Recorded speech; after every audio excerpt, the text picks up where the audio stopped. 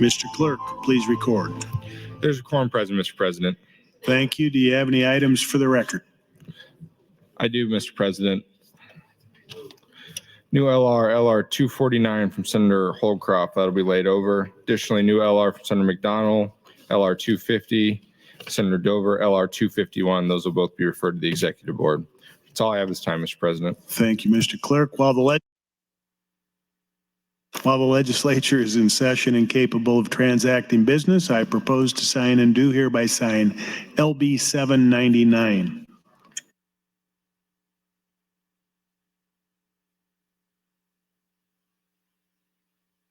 Mr. Clerk, for the agenda.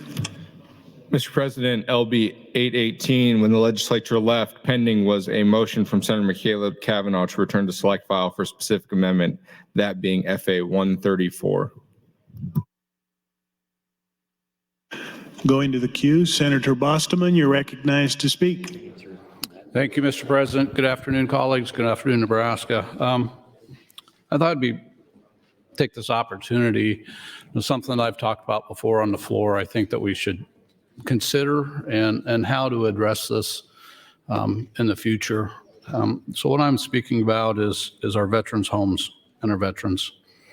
In LB 814 on page 68, line 9, it says the Department of Administrative Services shall monitor the appropriations and expenditures for this program according to the following program classifications.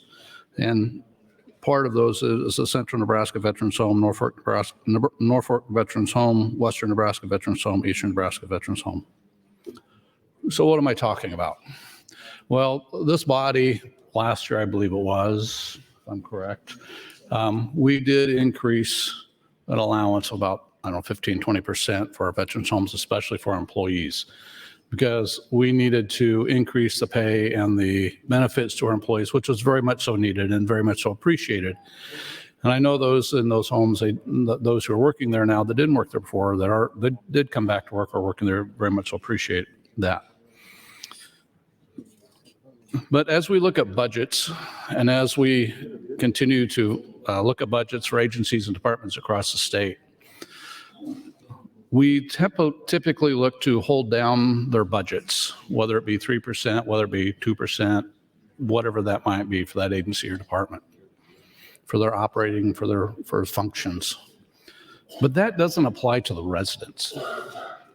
And so what am I talking about with the residents? Well, if you have the ability to pay, which is fine, most people don't realize that if you're a veteran, you're in the state of Nebraska veteran homes, you have to pay. All right, so you do have, if you have means, you have to pay. And like I say, I don't disagree with that. What I do disagree with is how they change the rate of pay from year to year. And so what do I mean by that? So in 2000, let's see if I can read this, for 2018, residents, their monthly increase was 2%. Okay, that's reasonable, 2%. So it went from $39.47 to $4,000, just over $4,000. But then we get to and there is a formula that they use, and let me read the formula. Let me get through this first. So 2022, they raised it 6% in some. 2023, 9%. That's a significant jump for a person who may be on a fixed income as far as what's coming into the house or into their bank account, if you will, from different things. And when we only raise and allow that agency or that department a 2 or 3% raise, but we're going to let the veterans who are there that do have means have to pay 9% increase, that's $2,000 increase from 2018 to 23. I think that's an issue. I think that's a problem. Now, how do they determine that? So this is how they determine. The Nebraska Department of Veterans Affairs, Veterans Home Board guidelines. It says the member contribution is calculated on a member's ability to pay at the Veterans Homes Board meeting immediately prior to January 1st. The board shall set the member contribution and deductions for the next calendar year. The board will use whichever is greater, Social Security cost of living allowance or a rate calculated using a weighted average of the Medical Care Services Consumer Price Index and the Nursing Home Consumer Price Index rate in determining the increase. The new member contribution and deductions will go into effect January 1st. Okay, I understand that to a point. If we as a state have made a determination that we're going to take care of our veterans, why are we raising their rates for those who can pay nearly 10%? So I know this, and is because I will, in this in this portion of why I know this is if my dad's in the veterans home. His rate has gone up almost 10% for 2 years. 10%. Now, I think a reasonable rate increase is reasonable, and it should be. But according to this, the veterans who are set on that board, they're the ones that raise it, and they're locked into what they must follow. And I'm not so sure that's what we should be doing. That's your time. Senator Bosterman. Senator Raybold, you're recognized to speak.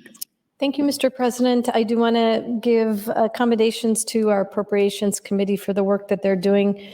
But I did want to continue a discussion about the Perkins Canal. I know that we took approximately $170 million from our cash reserves and brought them over to the general funds, which mirrors the additional funds that we are scheduling to go into the Perkins Canal to build it twice as big as it needs to be. And first of all, I do want to say for the record, I do support the Perkins Canal. I recognize how valuable that will be to asserting our rights on that water that is essential for our agricultural production. However, there was another follow-up study that was done by our Legislative Research Office, and I know Senator Jacobson talked a little bit about it, but he mostly discredited them and their findings. However, I think it merits an additional review of their findings if it means that we could save the state of Nebraska $170 million, which could be turned back to the cash reserve or used for appropriate other projects that would have a greater cost-benefit ratio. So I'm just going to go over the highlights.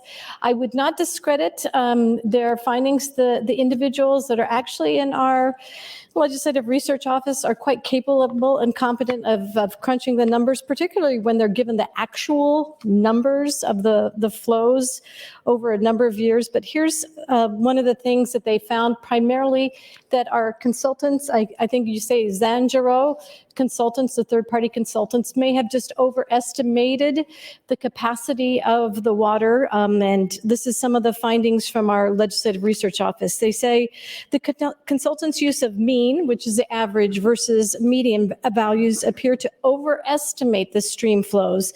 And they do a number of charts showing just that. Effort to address flow variability divides raw data sets into dry, average, and wet. Your scenarios reverts back to the mean value for subsequent analysis. Other water rights accounting, they talk about the lower section. Senior rights may exceed normal flows entering the lower section.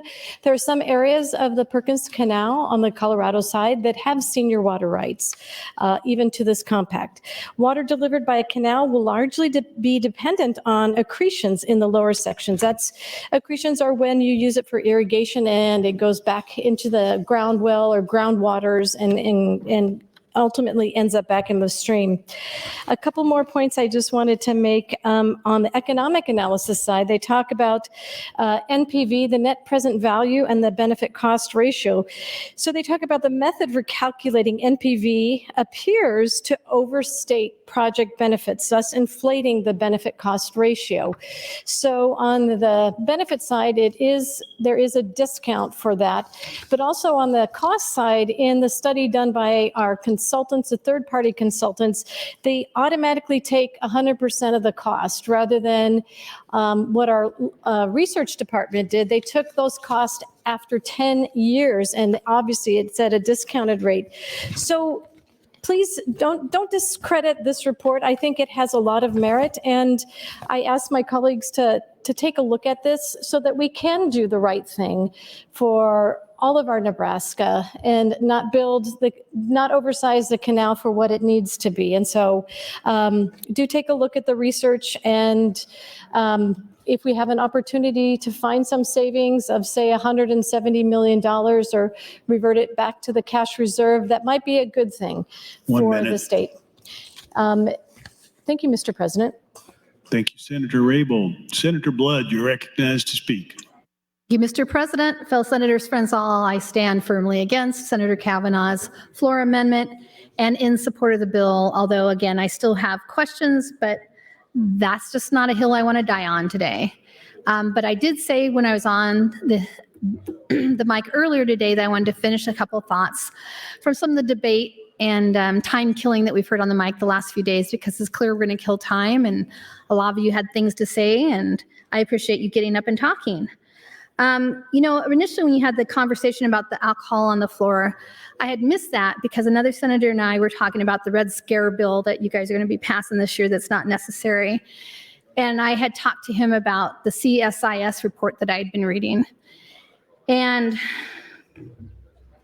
one of the things that made me think of that was because I'd had several mommies ask me about Temu. And I know there's a couple ladies on the floor that I've heard talking about it too.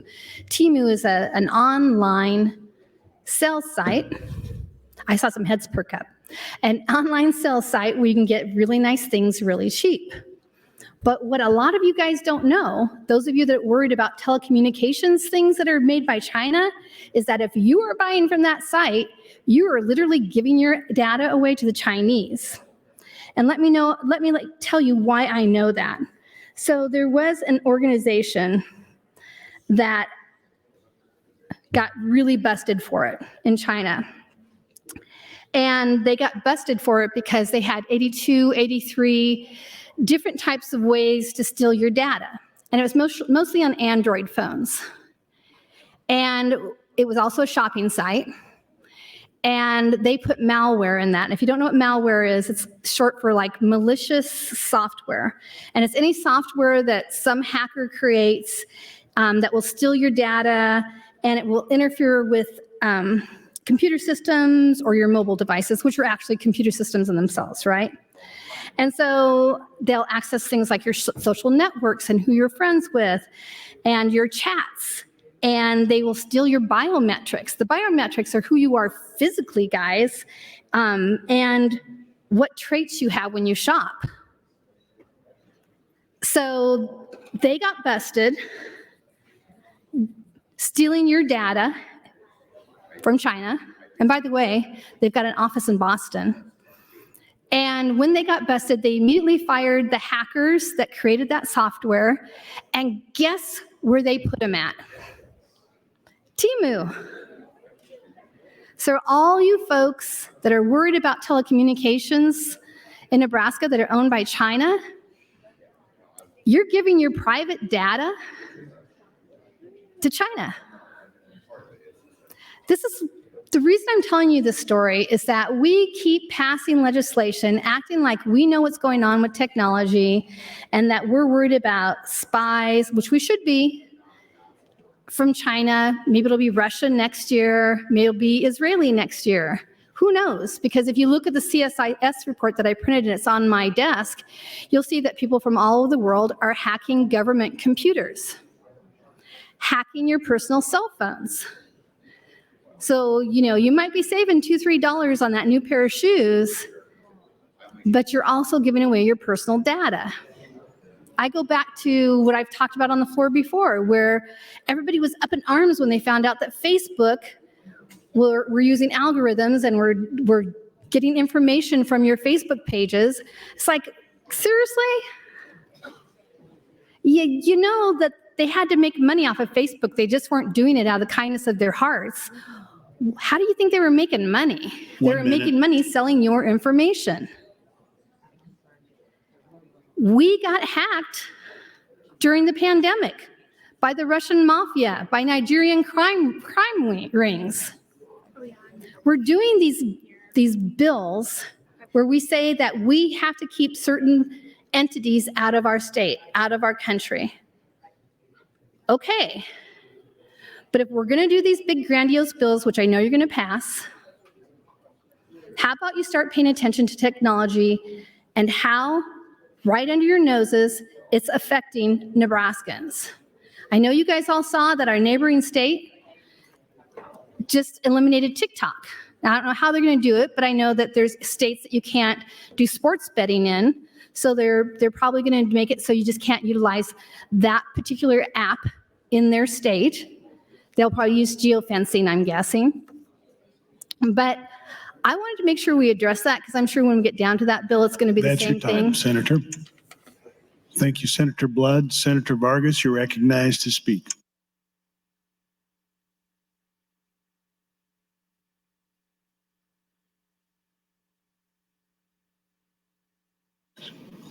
Senator Dungan, you're recognized to speak.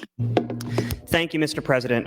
Colleagues, I rise again to continue part of the conversation that I began earlier, which is regarding to the Department of Correctional Services funding and infrastructure that we're talking about. So obviously the mainline budget contained in it, I believe, the additional funding for the prison, but 818 does contain in it various provisions with regards to transfers of funds from the Prison Overcrowding Fund to the Vocational and Life Skills Programming Fund.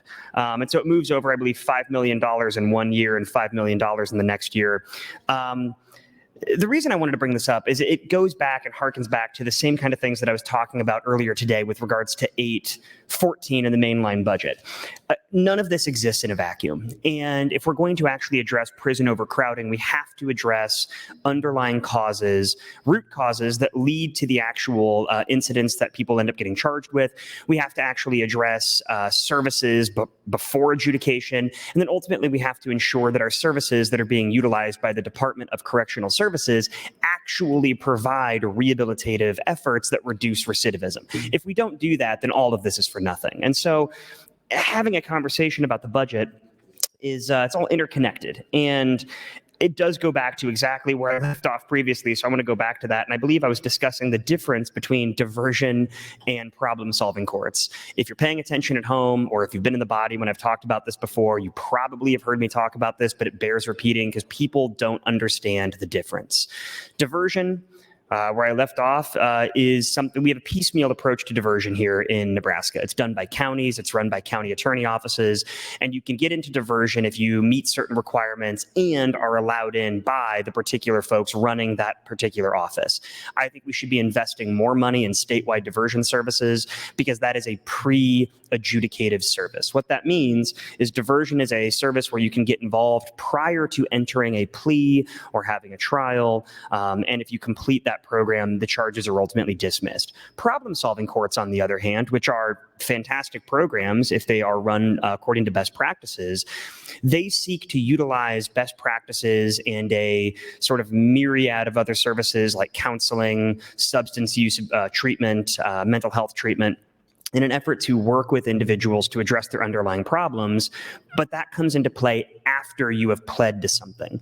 And so what I mean by that is, let's say you're charged with 5 felonies, but they're all related to substance abuse issues, and you're accepted into the drug court program. You have to plead guilty to all of those felonies, at least in Lancaster County, as they were currently charged. And then those remain pending with sentencing just continued out for 2 years while you go through an incredibly intensive program, which at the end of that, if you are successful, then your plea is withdrawn and the case is dismissed. The difference therein being, and it does matter, the felonies are currently hanging over your head the entire time. And if you mess up while you're in drug court, then you're ultimately sentenced on everything you pled to. So I think that drug courts or problem-solving courts in general are a very important building block in terms of helping folks and actually creating a rehabilitative system. But we do have to focus more on diversionary services. And I do plan in my time here in the legislature to bring some bills to hopefully address more statewide support for diversion. One of the other things, though, that specifically speaks towards the crux of 818 is this fund transfer that we're seeing to the Vocational and Life Skills Programming Fund. In the same report that's been referenced both by myself and others, which is the CJI, Crime and Justice Institute report, some of the other policy recommendations, in addition to alternatives to incarceration, include things that say we should be doing more to enhance reentry supports for justice-involved people. 1 minute. So, thank you, Mr. President. While I do think this transfer of funds to a vocational and life skills program is helpful, I think it's important. I don't think it's enough. I think we need to be doing more. I think that we as a state need to be further investing in supporting reentry supports. And I think we need to be doing more to give these grants to programs that assist with reentry, whether it is housing or vocational programming, whatever it is. We need to be doing more to ensure that people can get back into the community in a way that not only benefits them, but it makes the community safer as a whole. I can't tell you how many times I've represented people who have been discharged, and despite the best efforts, I think, of whether it's parole or post-release supervision or what it is, simply can't have the rehabilitative services they need for proper reentry because they're not available. They just don't have a place to go stay. They don't have a place to work with them on getting a job. And so I do think that it is beneficial to transfer these funds, but I just want to make sure that we as a state continue to focus on these rehabilitation programs, rehabilitative That's your programs, time, Senator. and vocational and life skills. Thank you, Mr. President. Thank you, Senator Dungan. Senator John Kavanaugh, you're recognized to speak. Thank you, Mr. President. I would reiterate Senator Dungan's comments about necessity to invest in reentry programming and life skills. That is extremely valuable, money well spent. I just wanted to briefly talk, since we're on 818, about the Perkins County Canal. I appreciate Senator Raybold bringing up the issue and talking about the report from our Legislative Research Office, and I appreciate Senator Bosselman talking about the Sanjero report and other before on, I think it was on the last bill. I brought an amendment on the first round of this bill to strike out the extra money to move us back to a 500 CFS canal, and we had a pretty robust conversation about it. And that was, I was satisfied with that conversation. I would have liked to probably see more people engage in asking questions. I did circulate that memo that I got from the research office, and I think it does bear mentioning that we have a fantastic research office who can do answer all kinds of questions for us, look at comparative laws of other states. They can do complex analysis and provide us answers. And I asked a question of the research office, and they provided an answer to it. I asked them to analyze the Sanjero report and, what conversation we may need to have around that. They gave us an analysis of that, and I talked about it. I know there are some people that don't like that analysis because it is not as favorable as the other analysis we've had. And it is really important to make these decisions. And what I've said all the way along about the canal is that I continue to raise concerns about it, not because I don't want to build the canal, but because I think if we're going to spend this much money, invest this kind of money in a project, we should go into it with our eyes open about what it is, which is why I brought to this body the criticisms that were in the analysis about the Sanjero report being too favorable. And I would point out, even with a less favorable analysis, I'm not saying you shouldn't build the canal. I'm not saying that people are wrong to be in favor of the canal based off of an objective cost-benefit analysis, because there are dollars and cents benefits to the canal, of course. We'll have water for all of these resources, as Senator Jacobson talked about. I've been out there, I've toured all of well, probably not all, but a lot of the places that we intend to use this water. And I can tell you, those are good uses. But there are other non-monetary benefits that are hard to quantify in this sort of analysis, like in Sanjero, like in the Legislative Research Office, and that they can't quantify, which is, of course, security of having storage of water. And my point in raising this issue and having this conversation all the way along is that, one, I'm not 100% convinced about how much water we are going to get access to based off of the Perkins County or the South Platte Compact with the state of Colorado. I'm concerned about what happens if we build the canal. I'm concerned about us investing a bunch of money to get water that we're already going to get access to. And when I found out about the expanded canal, I'm concerned about not following the letter of the compact, because our entire argument here for the reason to build the canal is that the letter of the compact needs to be followed for us to perfect our right to the water. So that's why I've raised all these concerns. I put them in front of you, thank you, Mr. President, to make sure that everybody had the opportunity to consider them, to think about them, to factor them into their vote. And I gave you the opportunity to go back to the last canal that folks didn't choose. So I think that that was a fine conversation and a fine decision. People make them for different reasons. But what we shouldn't do is ignore facts that we don't like, that don't confirm our perspective. You can weigh them differently on all of these bills. You can put whatever weight you want to a fact, but you cannot ignore them and say they don't exist. And you cannot tell somebody else that they shouldn't consider them, because they can give them their own independent weight. And so I've given you what information I've had available. I've given you what kind of counsel I can provide on that. And we've made our decision and we go forward. But I do appreciate the conversation. Thank you, Mr. President. Thank you, Senator Kavanaugh. Senator Jacobson, you're recognized to speak. Thank you, Mr. President. I guess the timing just worked out that I can follow Senator John Kavanaugh, and I appreciate him raising the questions. And Senator Kavanaugh, you're always very thoughtful, and I've appreciated the time that you've taken to spend to go out and tour the canal and dig into this. And I understand the questions being raised, but I want to point out some very clear pieces here. When I read the report from the research office, on page 1, it talks about how much water. And it says, on paper, a canal running at its full 500 CFS capacity for the entire non-irrigated season could deliver 166,000 AF, acre feet of water. Well, that in itself is not accurate. Okay, because the plan is to build 1,000 CFS canal. And the compact doesn't say how big the canal can be. The compact says what's the minimum amount of flow we're entitled to. Minimum amount of flow that we're entitled to. So we're building it for more capacity. I reported to you before on the mic that a few days ago, we were running 2,000 CFS of water through the gate that's measuring that flow. We're in the irrigated season. We're entitled to a million or to a minimum of 120 CFS. I think today it's running about 1,200 or 1,500 CFS. So where's that water going? It's not in the North Platte, it's in the South Platte.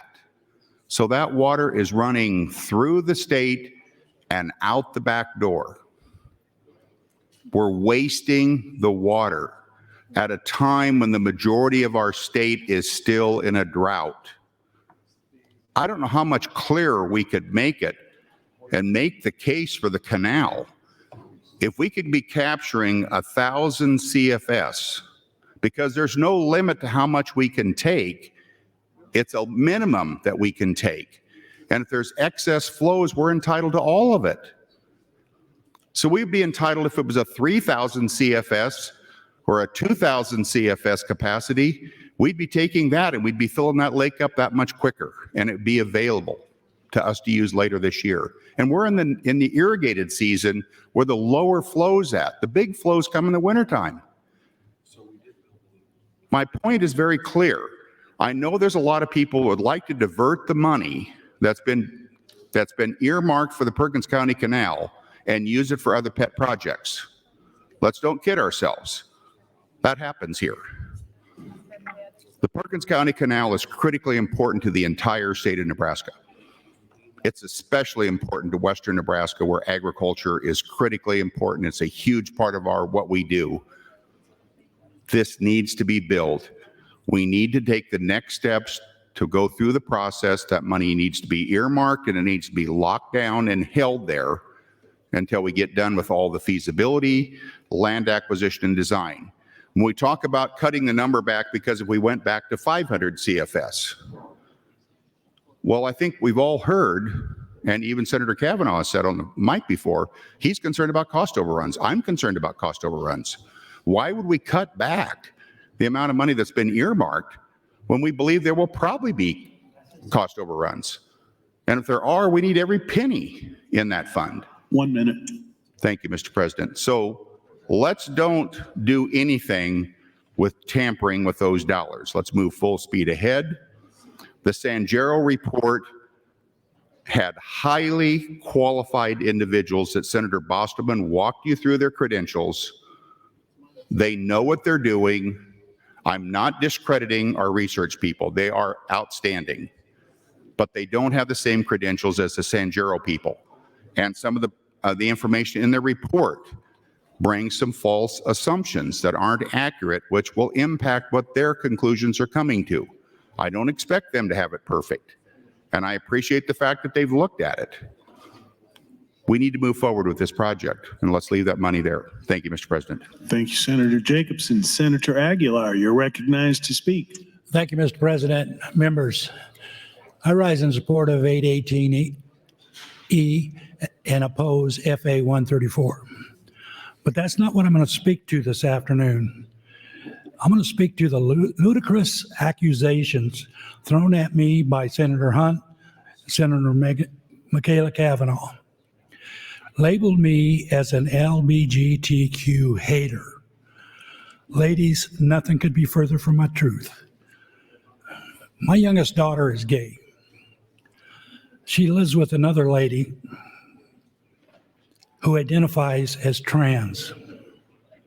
She's saving her money right now for surgery, and I have no problem with that.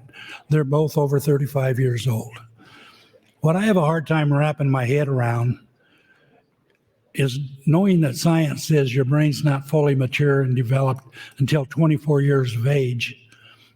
I have a problem with younger people wanting to make that decision and not honestly knowing what they really want. So I respectfully ask both senators I mentioned to keep their mouths shut about me and my family. You don't know what the hell you're talking about. Thank you, Senator Aguilar. Senator Michaela Kavanaugh, you're recognized to speak. Thank you, Mr. President. Would Senator John Kavanaugh yield to a question? Senator John Kavanaugh, would you yield to a question? Yes. It's actually two questions. I apologize. The first is how much money would be decreased if we did the original plan for the canal? How much would that be a savings of? The original request was $125 million less than the final request. Okay. My second question is what pet project do you have that's $125 million? I guess the cash reserve. Okay. I mean, I like that pet project. So your pet project is to not use the additional $125 million to expand the canal beyond the initial request and keep it for the cash reserve. Right, not spend it. Not spend it. That's your pet project? Right. You have very boring pet projects, but they are fiscally responsible. Thank you, Senator John Kavanaugh. Sure. I just thought since it was stated that senators didn't want to do this because they had pet projects that they wanted funded instead, I thought we should find out what those pet projects are that we're trying to divert those funds to. I stand by the fact that people who are supporting LB 574 are anti-LGBTQ and anti-trans. So I'm not going to change that statement. I don't care who you know. I don't care who you love. I don't care who you're married to. I don't care who you're related to. If you are voting for LB 574, you are anti-LGBTQ, you are anti-trans, you're anti-parental rights, you're anti-civil rights, and you're anti-human rights. And I didn't call anybody out by name. Again, I'm a hat maker. If that hat fits you, that is on you, not me. That is entirely on your shoulders, not mine. So We got a Senator Hunt. Thank you so much for distributing what in the old days would be a classic Ernie Graham on our desks. Senator Chambers used to, it's funny, I call him Ernie when I'm talking about him. I don't think I've ever called him Ernie when I'm talking to him. I think I have always, and even to this day, addressed Senator Chambers as Senator Chambers, but everybody calls him Ernie. It's kind of like Madonna, it's just a one name. So Senator Chambers used to have Ernie Grahams. And Rotunda blog, Ernie Chambers serves notice. March 3rd, 2013. This is my 13th lick at covering the Nebraska Legislature, 10 years with the Associated Press and now 3 with the Journal-Star. I've heard millions of words uttered, watched vicious floor debates, and witnessed great and awful laws being passed. But the filibuster, covering several days and ending this past Tuesday by Senator Ernie Chambers, was truly one for the ages. It was like watching a baseball pitcher notch a perfect game, or a bowler roll a 300, or a gymnast scoring an elusive 10. And Chambers at age 75 still proved he still has it, and then some. Chambers took umbrage with the seemingly innocuous bill LB 52 by Senator Mark Christensen of Imperial, which would have allowed the State Department of Correctional Services to enter into labor contracts for service for public benefit. 1 minute. Thank you. To be done by McCook work camp inmates. Chambers said that the amount of slave labor and the fight was on. That amounted to slave labor and the fight was on.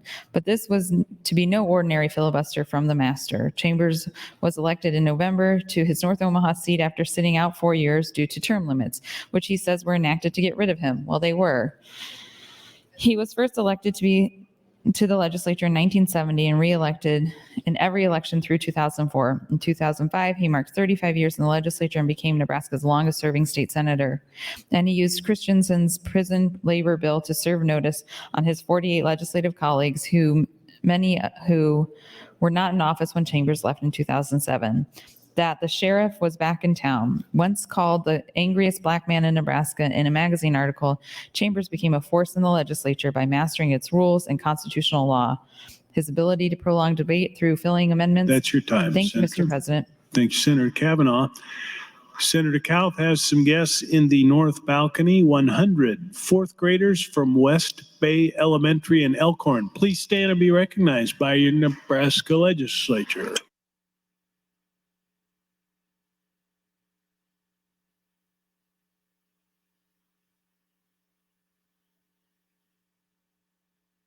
Senator Raybold, you're recognized to speak, and this is your last turn on this motion. Yes, thank you, Mr. President. I just would like to circle back with the Perkins Canal discussion that I think is actually quite a good one. And not that I want to have the last word, but I do want to say for the record, I don't have a pet project either. I'm more interested in having the funds go back to our cash reserve. So I think that is the more prudent and fiscally sound approach to do. I do support the Perkins Canal, but I also support the bill that I believe the Appropriations Committee is keen on getting approved, that will authorize a third party to take a look at each and every one of our departments, including the Natural Resources Department, to find cost-cutting measures and efforts to save our taxpayers' money, and that they will actually take a look at our Legislative Research Office report and look at some of the findings that they came up with. And I know, Senator Jacobson, I don't know if you had a chance to look at it, but the Legal Research Office actually looked at the real data on flow variability from 1917 to 2022. They also did a comparison doing the means versus medians approach, and there are vast discrepancies in the projections between those two. The Zangaro used a different, one of these methods that has overestimated the capacity of the flows. The reason why I say it is we could double the size of the Perkins Canal. It won't necessarily matter because we're not hitting the capacities of the flows that the consultants have charted. And also there's scatter plots used on the non-irrigation season as well that show that those capacity projections have been overestimated. And so not to keep hounding on that point, but I think when you have data, I love digging into data, and I think if there's some data that you have questions about, then you should dig into it more. And I think our legal research office is quite capable of taking on any type of task. And they did provide the credentials of the individuals working on it. And I was quite impressed with their credentials, not only in natural resource and irrigation and mathematics and economics, which are really essential to being able to have a second look at that. And so I'm optimistic that with us going to a third party to look for cost benefit analysis, that they'll take up the Perkins Canal project and look at it with a very critical eye on what is the right size that we need to build. In the same fashion, we hope that they will look on it on all the criminal justice reforms that Senator McKinney has been educating us on that have not been done, that would prove cost beneficial to our Nebraska taxpayers, that we consider alternatives to incarceration, problem-solving courts that cost a lot less than incarcerating individuals, that we seem to lock up for trace elements or we extend their sentencing. So my last remark is that we keep an open mind and look at the data and work with consultants that will take a critical eye not only at our jail project, but also at the Perkins Canal to guide and direct us at coming up with the most cost beneficial amount. And that is one last thing. That is one thing that they did talk about in our research office, about that the cost benefit of going from the 500 to the 1,000. 1 minute. Thank you, Mr. President. There was a decreasing cost benefit to that. The cost benefit ratio decreased to that. So for all those reasons, that gives me pause and makes me want to dig into it a little bit deeper. And I certainly hope that as we go forward, we can continue to look at the best way to build the Perkins Canal. Thank you, Mr. President. Thank you, Senator Raybold. Senator Bostoman, you're recognized. Oh, excuse me, Senator. Mr. Clerk, for some items. Mr. President, your Committee on Government, Military, and Veterans Affairs, chaired by Senator Brewer, reports Legislative Bill 535 to general file with committee amendments. Additionally, amendments to be printed from Senator Slama to LB 535. That's all I have this time, Mr. President. Thank you, Mr. Clerk. Senator Bostoman, you're recognized to speak. Thank you, Mr. President. Just a couple of comments, and I appreciate Senator Raybold's looking at the study or the information that compiled by the person in LRO. I will say that person has no background in water, in hydrology at all. A couple things with the numbers. My understanding is the LRO looked at an average, a monthly average, and not a daily average, or not a daily average, but what actually comes down on a daily increment that comes down. They use a monthly average, which if you do that, that really changes the numbers completely. So if you actually look at what could come down each month or each day versus over an average of a month, there's a big difference there. And I do believe if need be, we can check with Director Riley on that. I do want to talk a couple minutes about the Perkins Canal. Is not designed or purposed to increase the amount of water Nebraska is able to use from the South Platte River, but it is to avoid losing, and I think Senator Jacobson talked about this quite well, what we receive to meet Nebraska's needs. It is much harder to restore what has been lost than to prepare so it's not altogether lost. Colorado needs between 600,000 to 1 million acre feet of water to support growth in the urban centers along the Rocky Mountain Front Range. Colorado's dwindling supplies from west slope of the Rockies and concerns about climate change compel Colorado to find alternative sources of water supply to satisfy its growth objectives. As such, Colorado has developed extensive plans to divert, store, and use South Platte River water supplies affecting Nebraska's long-term water supply reliability interests. And that's in the Zanjero feasibility study. Building the canal ensures Nebraska's right to call for 500 cubic feet per second of water in the non-irrigation period under the compact, even as Colorado grows in its own water use. Building the canal enables Nebraska to carry and store water outside of irrigation season, reserve it for use during irrigation season challenges. And that's important to understand that when you have rain events, you have snow events on a daily basis, you can capture that extra water that's coming out, surplus water. That's why you need, I believe the feasibility studies will say you need that extra volume or size of the canal. Nothing of the compact prohibits building a canal with a 1,000 cubic foot per second capacity rather than a canal with a 500 CFS capacity. If Nebraska does not capture the excess water at this point in the river, it flows to Mexico, not to be recovered. 500 CFS availability for diversion is anticipated to divert between 69,900 and 78,400 acre feet of volume average at the cost of $567 million and to provide benefits of $698 to $754 million. If it's 1,000 foot, it's 113,300 acre feet during the same period of time, cost is $628 million, which is a $51 million increase, and to provide benefits of $719 to $872 million. The larger capacity canal project provides a higher rate of return on investment going forward. It's curious that we're talking about Perkins Canal and we're not talking about Lincoln. Why am I saying that? Well, Lincoln is looking at, there's $180 million in ARPA funds we're giving Lincoln right now to look at their water supply.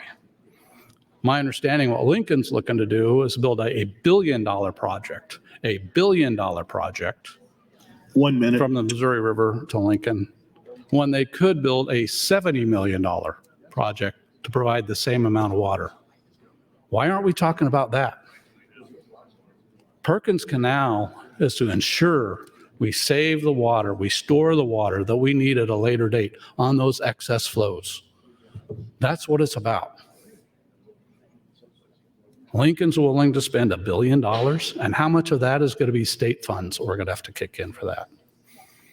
So with that, folks, the Perkins Canal project has had a lot of research done, a feasibility study by 2 national, international businesses that have extensive work in this area, and I fully support that. Thank you, Mr. President. Thank you, Senator Bostoman. Senator Hunt, you're recognized to speak. Thank you, Mr. President. Senator Aguilar, you spoke to me, so I'll speak to you. Your proximity to LGBTQ people does not absolve you of the harm that you're causing for people in Nebraska. To support LB 574 from beginning to end, right before general file, they brought you in here, and I kneeled down next to you and I whispered to you in your ear so you could hear me, if you vote for this bill, you and I are over. Our relationship is over. And I said, I know you and I have gotten along in the past, but this is burning a bridge. This is it. And you nodded at me. And you voted for that bill every round of debate. That is hateful. That affects all LGBTQ people, even the ones you like. You're part of the problem that is the scourge in this society of hate and discrimination that your party is standing on in the middle of an ocean like it's the most important thing in the world to them. And your proximity to gayness doesn't make that okay. Thank you, Mr. President. Thank you, Senator Hunt. Senator Brandt, you're recognized to speak. Thank you, Mr. President. I'd like to talk a little bit about the canal and some information I received this morning. We were privileged to go to the monthly Ag Breakfast where Director Riley of the Department of Natural Resources spoke. Today, because of high rainfall in Colorado at the Roscoe meter, which is the first one in Nebraska, we are receiving 1,500 cubic feet per second of South Platte River water. If we had a canal during irrigation season, which I think we're pretty close to that, we would be entitled to 120 cubic feet per second. So because we do not have an impoundment facility in place, we have no reservoir to capture this excess water, Director Riley estimated that 10,000 acre feet would have been available if we had a reservoir to impound this water. How big is an acre foot? That is a football field without the end zones, 1 foot deep. That's what an acre foot looks like if you try to visualize that. And we could have captured that water for use by those people in southwest Nebraska. I just looked at the drought monitor for this week. The entire state of Nebraska is in a moderate to extreme drought yet. The rains that we've received in some places are helping, but this would be a tremendous asset to agriculture in Nebraska, and that water is there right now. We have to impound this water. We need the reservoir, we need the canal. This water eventually is going to end up in the Missouri River, and it's going to go downstream, and it will not benefit Nebraska the way that the canal will. Thank you, Mr. President. Thank you, Senator Brandt. Senator Decay, you're recognized to speak. Thank you, Mr. President. Other senators like Senator Brandt, Senator Bostoman, and Senator Jacobson have provided a lot of data on the canal. What I'm going to talk about is my part of it. The importance of the canal comes down to the drought that we've lived in the last several years. If you have not lived through that, you probably won't totally understand. This gives us the opportunity to capture the water that can be utilized not only for agriculture, but it can be used for electric generation, cooling at electric power plants that will help eliminate the stress on those plants. Plus that water, as everybody has said, will still flow downriver. It will benefit Omaha. It will alleviate problems throughout the southern half of the state that comes with use of that water. If you turn on a faucet, a valve out in your pastures, you have no water. It doesn't take long to limit your options of what you're going to do with which is your livelihood, either crops or livestock. Crops are going to dry up.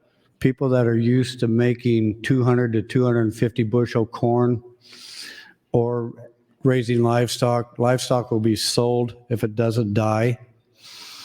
You sell it, it floods the market, prices drop dramatically.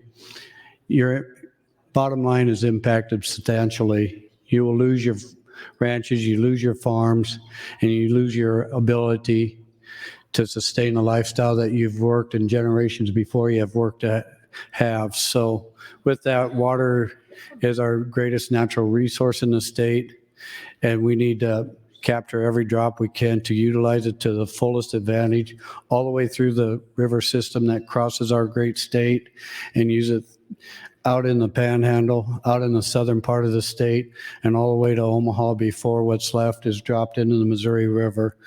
Otherwise, as they have said earlier, that water will go downstream with absolutely no benefit to us at all. So with the use of it through several years of drought, we are able to capture it.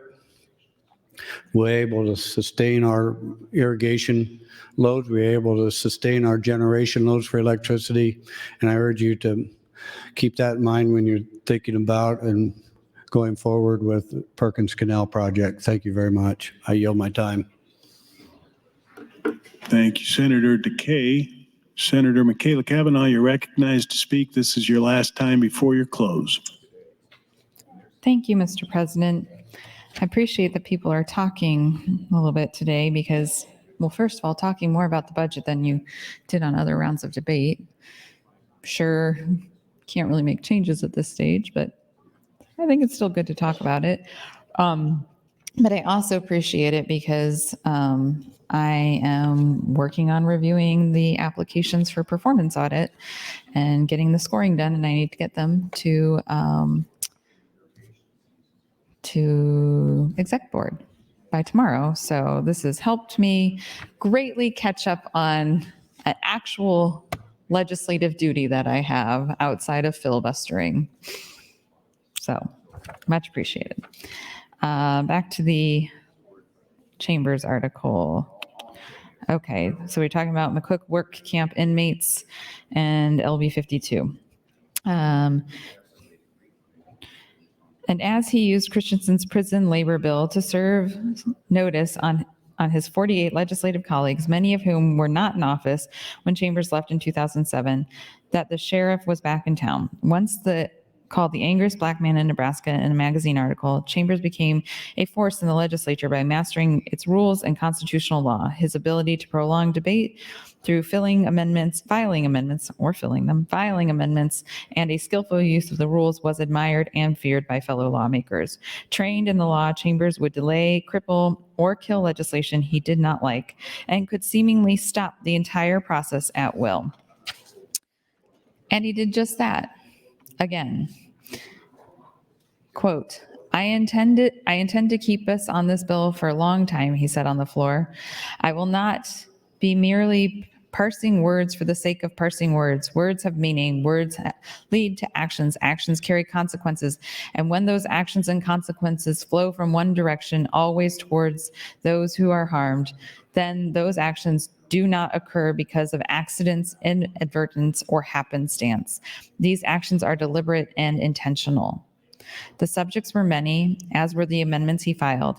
He talked and debated, asked questions, cajoled, ridiculed, and lectured, tirelessly, seemingly without effort. Quote, the Missouri River will continue rolling and will continue flowing, and that's the role that I will take. I will flow through this chamber like the Missouri River. Is that the one they call Old Muddy? Chambers said. Then I think I will flow through this chamber like the Mississippi River. Is that the one they call Father of Waters? Or is it the Nile, which is the King of Waters? But I think you get the point. This bill ought to die, he said. On it went. Then on Tuesday, Chambers moved to amend the bill to say that organizations or corporations could not participate in the inmate labor program if they discriminated against gay, lesbian, bisexual, or transgender people. I'm putting the issue right before us now. I'm laying my cards on the table and I'm turning them face up. Are you going to fold or are you going to play the game? And if you play the game, son, you've got to learn to play it right, he said.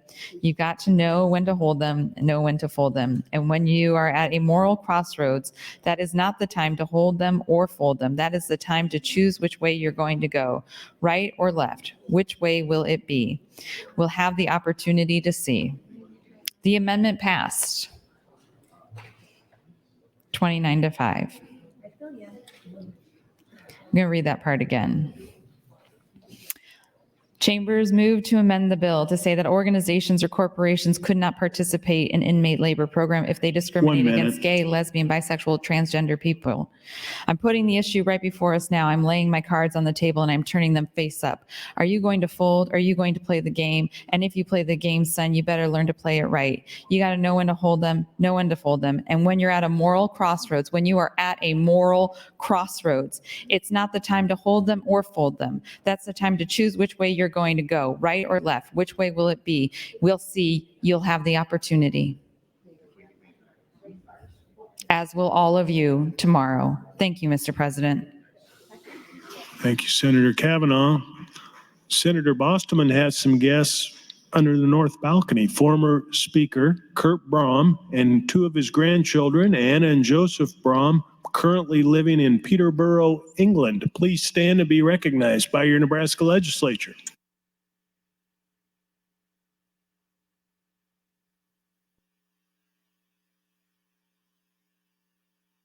Senator Lowe, you're recognized to speak. Thank you, Lieutenant Governor. How important is the Perkins County Canal?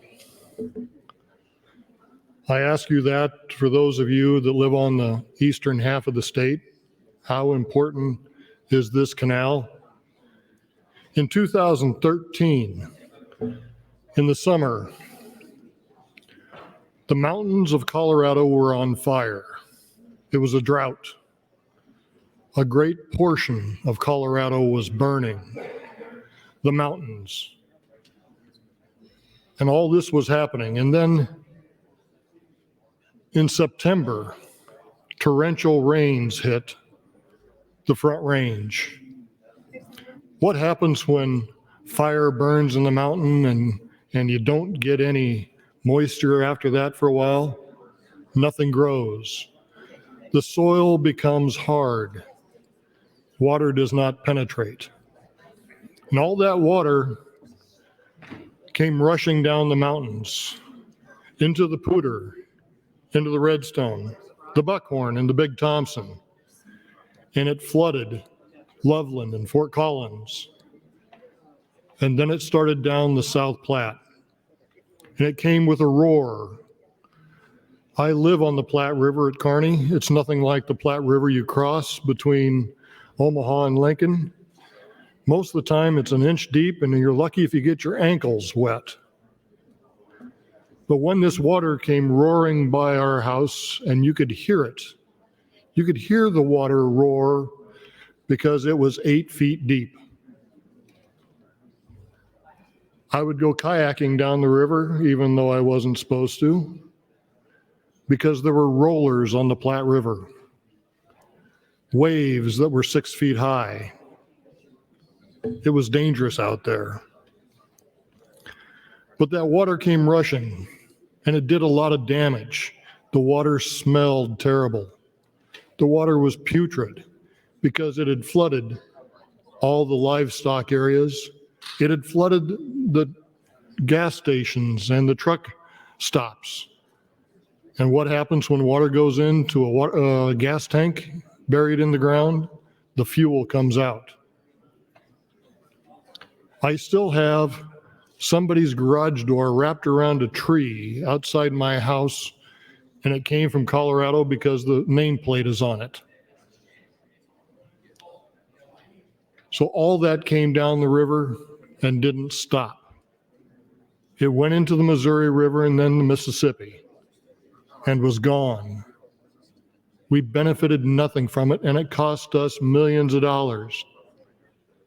And there was no benefit.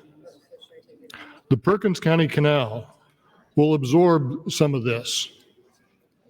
Now, I hope it's not the putrid water that came down, but if there is excess water that comes down and we are entitled to that water, that's a good thing. We run our power from Nebraska off the water. And on drought years, we need the water. We need the water for power for Lincoln and Omaha. And it comes from Gerald Gentleman Plant. Now you say, how can that happen? Well, it's the same way that the wind generation comes. It's all combined into line and it all just shows up at your house. We need power in Nebraska, and this will help. 1 minute. Thank you, Lieutenant Governor. Our state is run by water, whether you like it or not. It's good for the irrigation, for the crops, for the cattle, for the people, for the cities, for your lawns. We need water and we need to take advantage of it. We have the right to this water and we need to use it. Thank you, Lieutenant Governor. Thank you, Senator Lowe. Seeing no one else in the queue, Senator Michaela Cavanaugh, you're recognized to close on the amendment.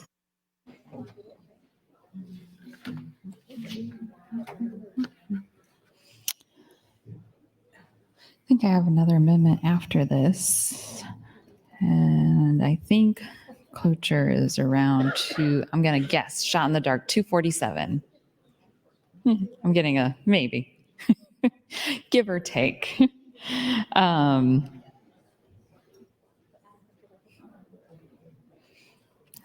think this is the last mainline budget bill. So after this, our constitutional responsibility is complete for the year. Senator Erdman, get that motion ready to go. All we have to do is at around 2:47-ish, pass this bill, and we are officially done with what we have to do.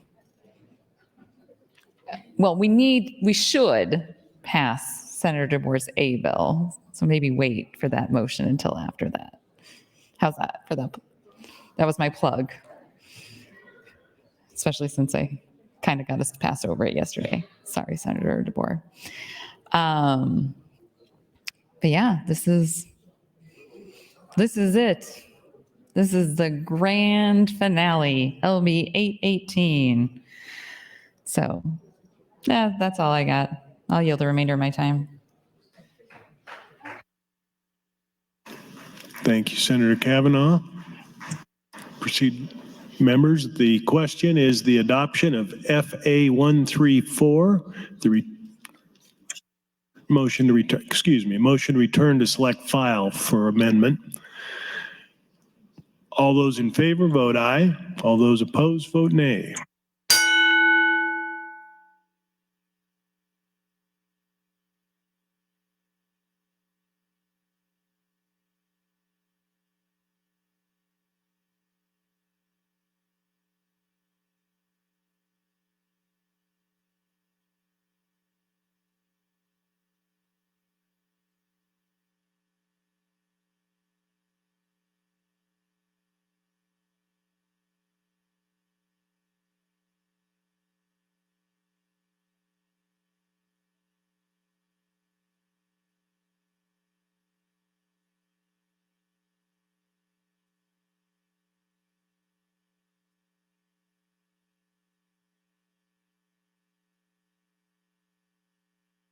Record, Mr. Clerk. 0 ayes, 41 nays on the motion to return, Mr. President. Motion fails. Mr. Clerk. Mr. President, next motion, Senator Michaela Kavanaugh would move to return the bill for specific amendment, that being Floor Amendment 135. Senator Michaela Kavanaugh, you're recognized to open on your motion. Thank you, Mr. President.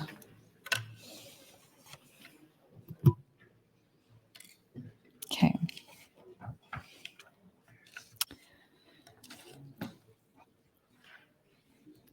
It's crucial for us to acknowledge the detrimental impacts of anti-gender affirming care legislation and take a stance against it. LB 574 raises significant concerns regarding parental rights and the fundamental role of parents as primary caregivers and decision makers for their children's health and well-being, the economic development of our state, healthcare access for Nebraskans, a complete rebuke of the legislative process, a negative impact on our rural communities that are already struggling with healthcare access, and finally, but certainly not least, the potential legal and financial implications this will have for this state.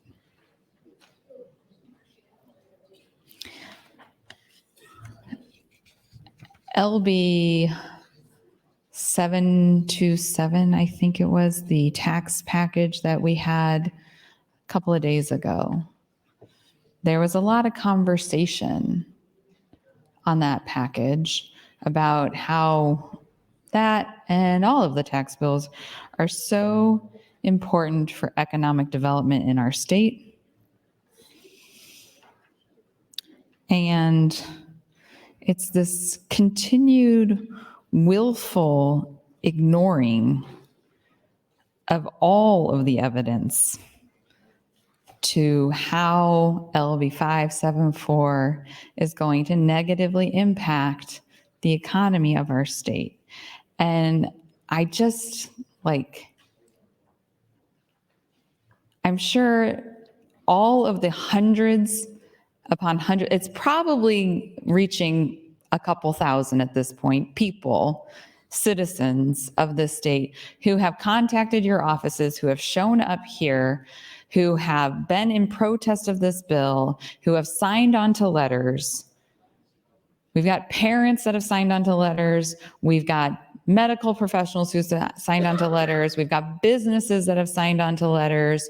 We have children walking out of high schools to protest. We have hundreds of people filling the Capitol. Your inboxes have got to be full. My inbox is full. Your mailboxes have got to be full. I mean, at some point, someone will calculate the number of contacts you have had, we all have had, in opposition, unique contacts in opposition to LB 574. And there's a willful ignoring of the impacts on every level on parental rights, ignore. Economic development for our state, ignore. Healthcare for our state, ignore. Negative impact on rural communities, ignore. Legal costs, ignore. Willfully ignoring everything that points you in the direction that this is bad policy. And why? Why? Because Senator Slama said it yesterday. Me. That's why. That's why you all had to vote for this stupid bill. Me. Not because you think that kids are too young, not because this is sound policy, not because this is sound medicine. No, you had to vote for this. You had to. You had no choice. You were appointed. You were put here by somebody. You think you owe somebody something. And that somebody told you, I don't care if you don't like it. I don't care if you think it's bad. I don't care if you think it's harmful. You can't let Michaela Cavanaugh win. Senator Slama said it, and none of you got on the mic and said, no, no, no, no, no, no, no. I voted for that bill because X, Y, and Z. I certainly didn't vote for that bill to punish Senator Cavanaugh. No one rebutted that comment. No one. So, transparency. You're voting for it tomorrow. You're voting for it tomorrow because of one person. And while I appreciate the amount of power and authority you all have ordained on me, this is the most idiotic thing you could ever do, is to vote for a bill that has been publicly stated that the reason you all are voting for it is me, because I was on some national news.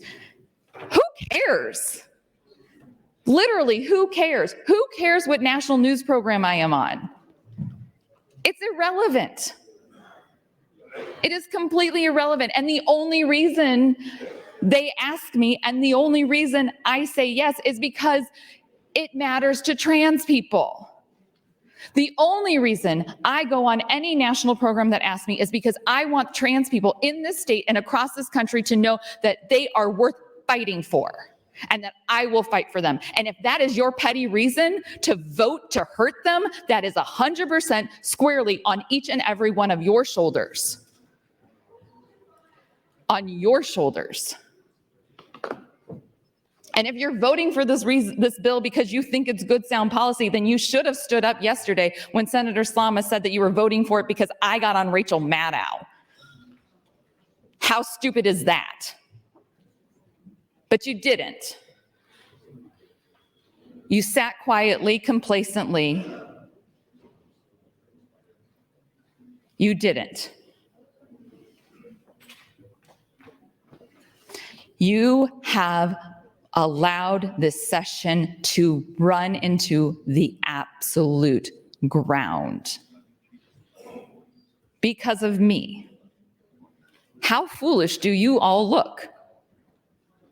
You have allowed this to go on since February 23rd because of me. You have maintained this idiotic, hateful, vitriol-filled policy because of me? I'm not that great. I'm not great at all. I'm kind of a bitch. Not kind of, I totally am. And I can be vicious, especially when you're coming for kids. And I will not be polite, and I will not be kind, and I will not acknowledge you when you try and have some idle chit-chat conversation with me. If you're voting for a bill because of me, don't try and talk to me.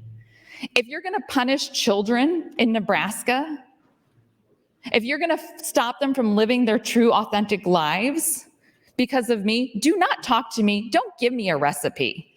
Leave me alone. Leave me alone. It's not a game. It's not. So stop talking to me. Period.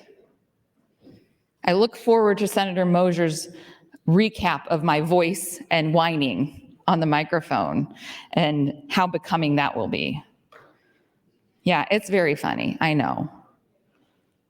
It's great when you don't stand up for anything. So, IKEA. I would love to have IKEA here. Big fan. Big fan. They're not going to come. We passed LB 574. They are not going to come. We are not going to have an IKEA in whatever economic development project you all have in mind. Why? Why wouldn't we? Why wouldn't they want to come here? We've got space. Well, let's see here. 1 minute. According to IKEA, we co-created and endorsed the UN Standard of Conduct on tackling discrimination against LGBT plus people in the workplace and in the community. We launched global trans-inclusive guidelines to help managers build trans-inclusive teams and workplaces. Well, they're not going to be able to live up to their values and hire employees in Nebraska. So bye-bye, IKEA. Bye-bye, economic development. But don't worry, Nebraska. 33 people in here, they turned that down because they wanted to teach me a lesson. Yeah, that's what happened. When you all look back, why did we lose out on these contracts? Why did we lose out on these businesses? Well, the 33 Nebraska senators wanted to teach Michaela Cavanaugh a lesson. Time. Thank you. Thank you, Senator Michaela Cavanaugh. Senator Erdman, you're recognized to speak. Thank you, Mr. President. Good afternoon. Senator Cavanaugh was waiting for Senator Moser, I believe, to say something. I'll take his place. Senator Cavanaugh, I'll answer your question about who cares if you're on national TV. It's you. It is actually you. No one else, you yourself. Don't stand up here and try to tell us that you don't get any satisfaction about being on national TV. Nothing. Well, I shouldn't say nothing could be further from the truth. There's a lot of things you said today that couldn't be further from the truth, but that's one of them. I'm not voting for these bills to punish you or because of you. I'm voting for these bills because it protects the unborn who never committed any crimes, never stood in front of a judge and said, "You're guilty, but your punishment is death." That's why I'm voting for the heartbeat bill. Why am I voting for 574? Protect kids from themselves, as well as decisions that are poorly thought out when they're the age that they can't make the right decision. So it's not regarding you being here or what you've said, but you have ran this session in the ground, and we allowed that. And we are guilty of that. We should have shut you off the first time you tried this. The rules are there. The rules are in place. We could have done that. We didn't. And so we've gotten what we have gotten because we did not use the rules in the way and the manner they could have been used. So don't lecture us again about why we vote for something and why we don't. And you're not that prestigious and you're not that important that we would vote just to do something to get even with you.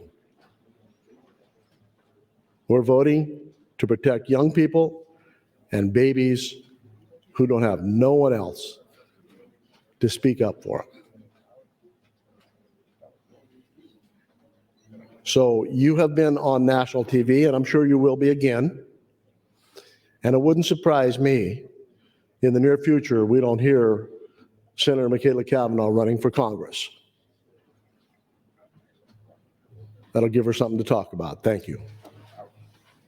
Thank you, Senator Erdman. Senator Michaela Cavanaugh, you're recognized to speak. Thank you. You know, they say never, but I'll say never. Don't worry. I'm never running for Congress. That's in the permanent record. Ever, ever, ever. God help me. I'm not running for anything. All right. So let us start with parental rights. As parents, we are uniquely qualified to make informed choices for our children. In fact, members of this very body have argued the importance of upholding and protecting parental rights as the bedrock of a strong and stable society. They've gone so far as to call parental rights fundamental rights. In another bill presented this session, Senator Merman wrote that every parent of a child in this state shall have a fundamental right to direct the upbringing, education, care, and mental health of the parent's child.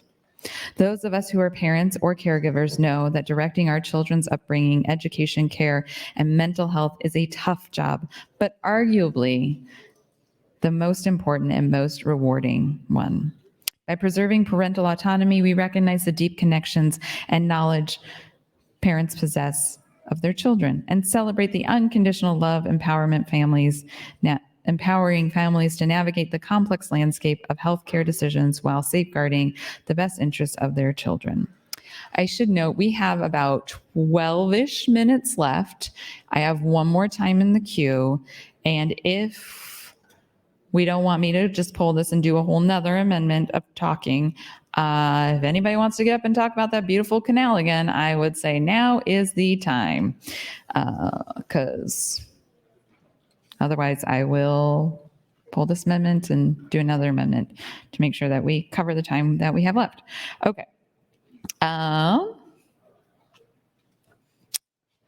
Those of us who are parents or caregivers know that directing our children's upbringing, education, care, and mental health is a tough job, but arguably the most important and most rewarding one.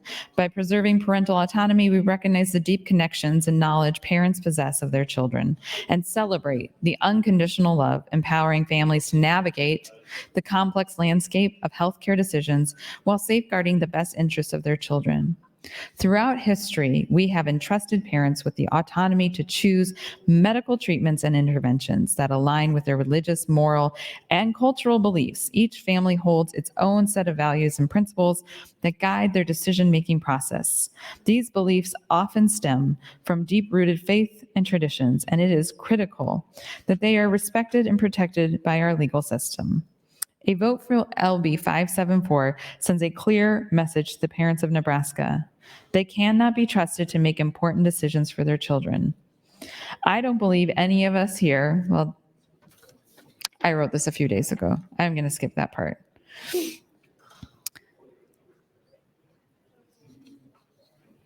Economic impact.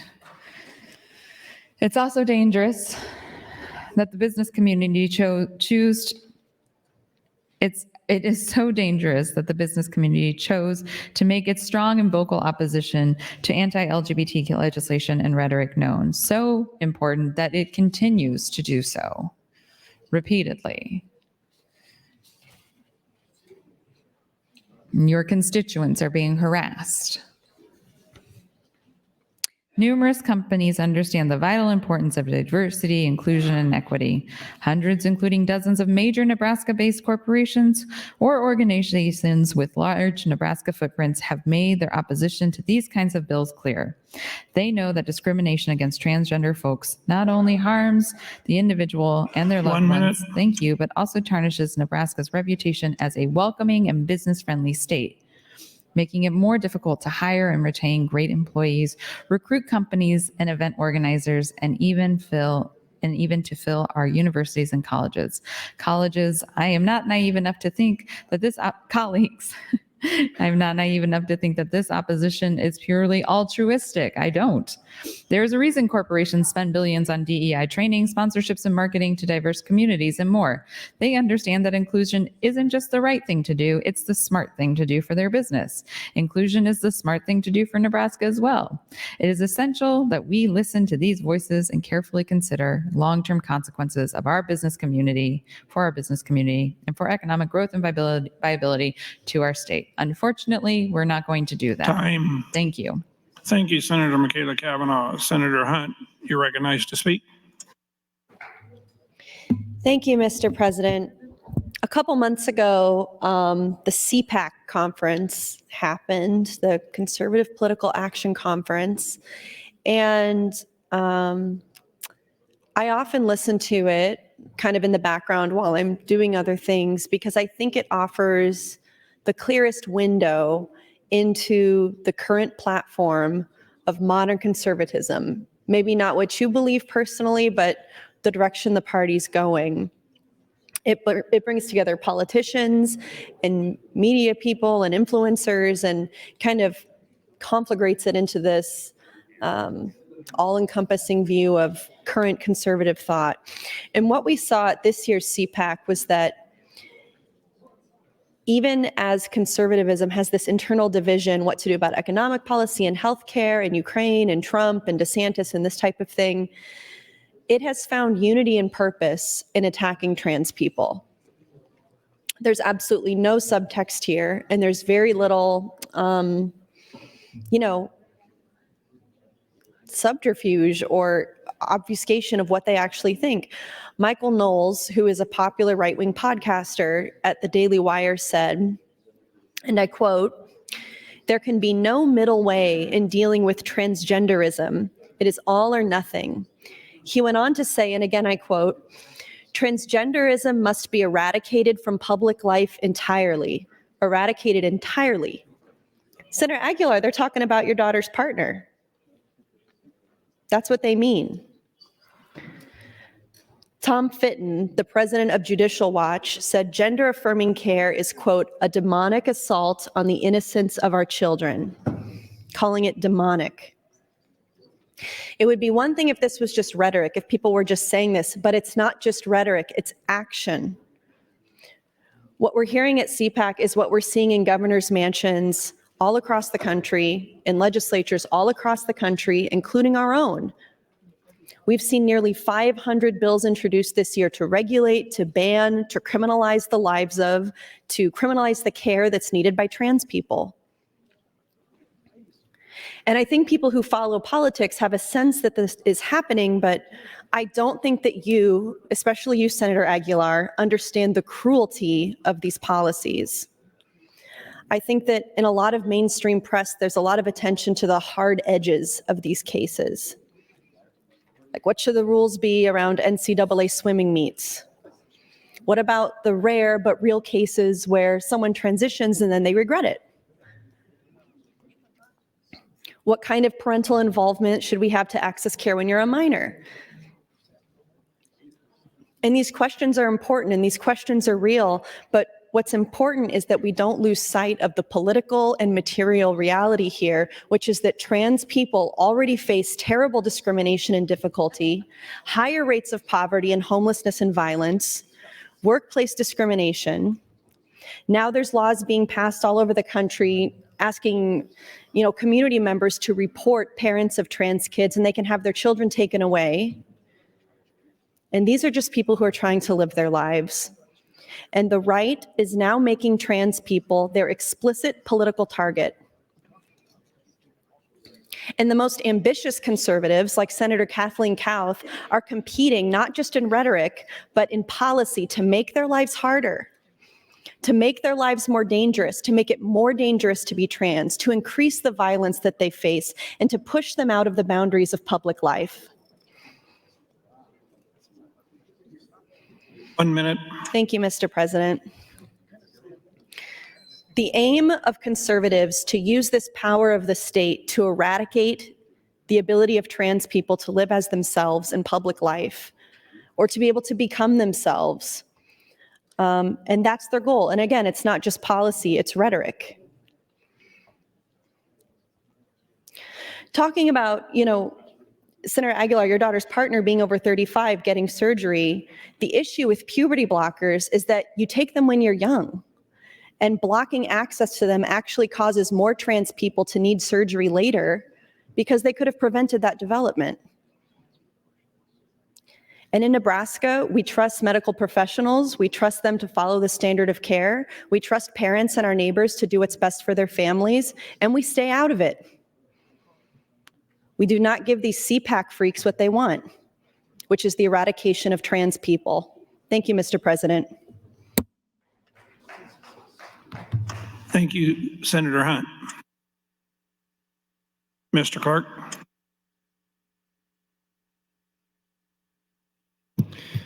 Mr. President, Speaker Arch would move to invoke cloture on LB 818 pursuant to Rule 7, Section 10.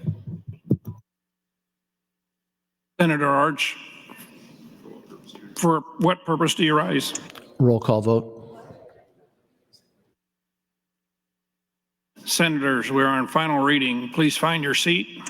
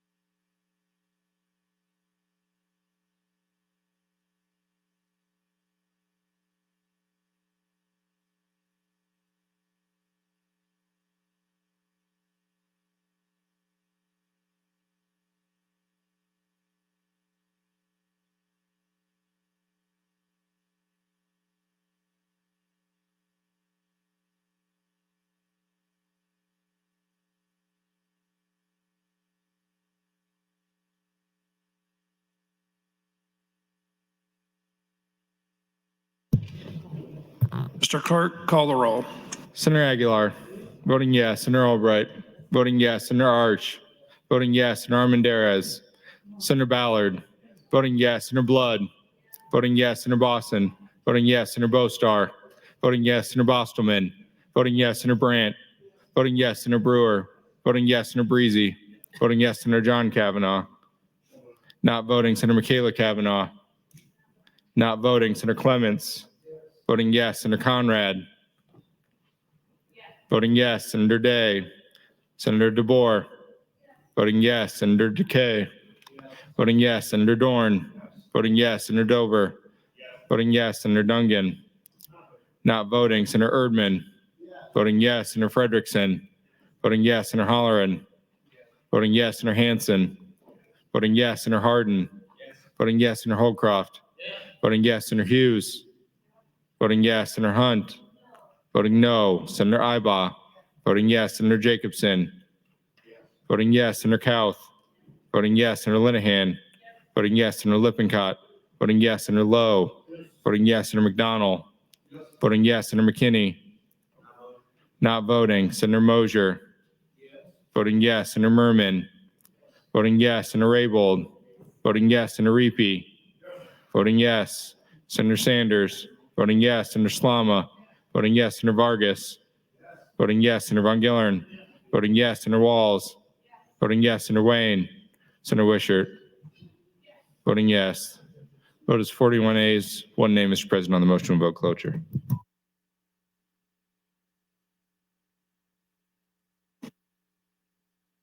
The closure motion passes. The next motion is to return to select file for Amendment 135. There has been a request for roll call vote. Mr. Clerk. Senator Aguilar.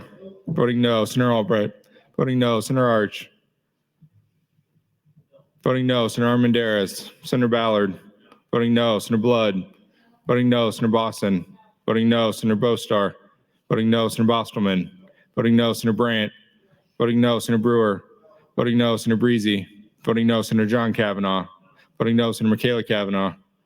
Not voting. Senator Clements. Voting no. Senator Conrad. Voting no. Senator Day. Senator DeBoer. Voting no. Senator DeKay. Voting no. Senator Dorn. Voting no. Senator Dover. Voting no. Senator Dungan. Voting no. Senator Erdman. Voting no. Senator Frederickson. Voting no. Senator Holleran. Voting no. Senator Hansen. Voting no. Senator Hardin. Voting no. Senator Holdcroft. Voting no. Senator Hughes. Voting no. Senator Hunt. Voting yes. Senator Ibaugh. Voting no. Senator Jacobson. Voting no. Senator Kauth. Voting no. Senator Linehan. Voting no. Senator Lippincott. Voting no. Senator Lowe. Voting no. Senator McDonald. Voting no. Senator McKinney. Not voting. Senator Mosier. Voting no. Senator Merman. Voting no. Senator Raybold. Voting no. Senator Reapy. Voting no. Senator Sanders. Voting no. Senator Slama. Voting no. Senator Vargas. Voting no. Senator Von Gillern. Voting no. Senator Walls. Voting no. Senator Wayne. Senator Wishart. Voting no. Vote is 1-8, 43 nays, Mr. President, on the motion to return. The amendment is not adopted. Mr. Clerk, the first vote is to dispense with the at-large reading. All those in favor vote aye. All those opposed vote nay. There has been a request for a roll call vote. Mr. Clerk. Senator Aguilar. Voting yes. Senator Albright. Voting yes. Senator Arch. Voting yes. Senator Armendariz. Senator Ballard. Voting yes. Senator Blood. Voting yes. Senator Boston. Voting yes. Senator Bostar. Voting yes. Senator Bostelman. Voting yes. Senator Brandt. Voting yes. Senator Brewer. Voting yes. Senator Breezy.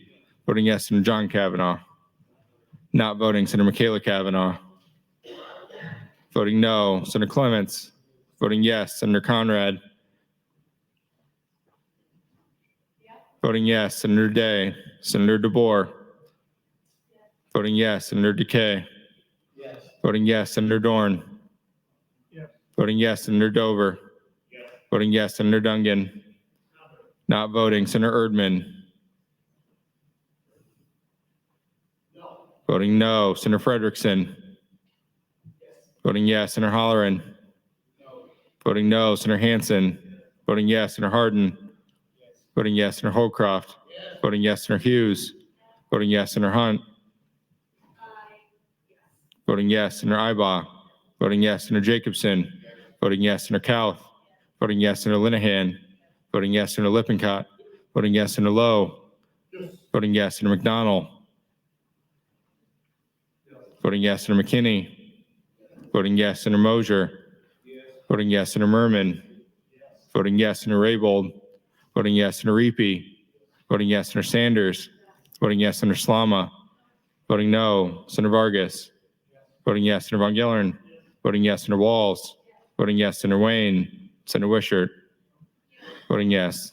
Vote is 40 ayes, 4 nays to dispense with the at-large reading, Mr. President. The at-large reading is dispensed with. Mr. Clerk, please read the title.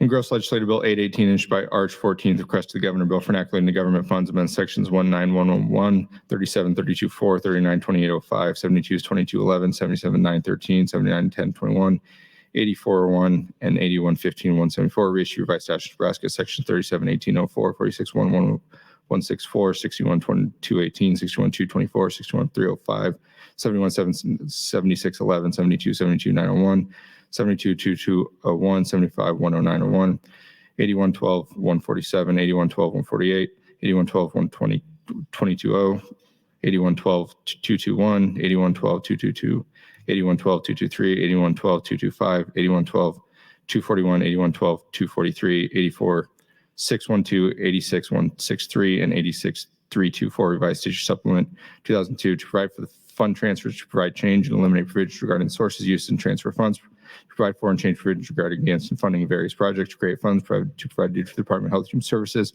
to eliminate funds and obsolete provisions, harmonize provisions, repeal the original section, outright repeal section 722208, 811278, 811279, 811280, reissue revised statutes Nebraska sections 86127, 86579, revised statutes cumulative supplement 2002, and to declare an emergency. All provisions of law relative to procedure having been complied with, the question is, shall LB 818 with the emergency clause pass? A roll call vote has been requested. Mr. Clerk. Senator Aguilar. Voting yes. Senator Albright. Voting yes. Senator Arch. Voting yes. Senator Armendariz. Senator Ballard. Voting yes. Senator Blood. Voting yes. Senator Boston. Voting yes. Senator Bostar. Voting yes. Senator Bostelman. Voting yes. Senator Brandt. Voting yes. Senator Brewer. Voting yes. Senator Breezy. Voting yes. Senator John Kavanaugh. Not voting. Senator Michaela Kavanaugh. Voting no. Senator Clements. Voting yes. Senator Conrad. Voting yes. Senator Day. Senator DeBoer. Voting yes. Senator DeKay.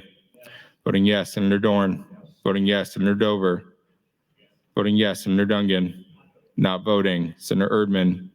Voting yes. Senator Frederickson. Voting yes. Senator Holleran. Voting yes. Senator Hansen. Voting yes. Senator Hardin. Voting yes. Senator Holcroft. Voting yes. Senator Hughes. Voting yes. Senator Hunt. Voting no. Senator Ibach. Voting yes. Senator Jacobson. Voting yes. Senator Kauth. Voting yes. Senator Linehan. Voting yes. Senator Lippincott. Voting yes. Senator Lowe. Voting yes. Senator McDonald. Voting yes. Senator McKinney. Voting no. Senator Mosier. Voting yes. Senator Merman. Voting yes. Senator Raybold. Voting yes. Senator Reapy. Voting yes. Senator Sanders. Voting yes. Senator Slama. Voting yes. Senator Vargas. Voting yes. Senator Von Gillern. Voting yes. Senator Walls. Voting yes. Senator Wayne. Senator Wishart. Voting yes.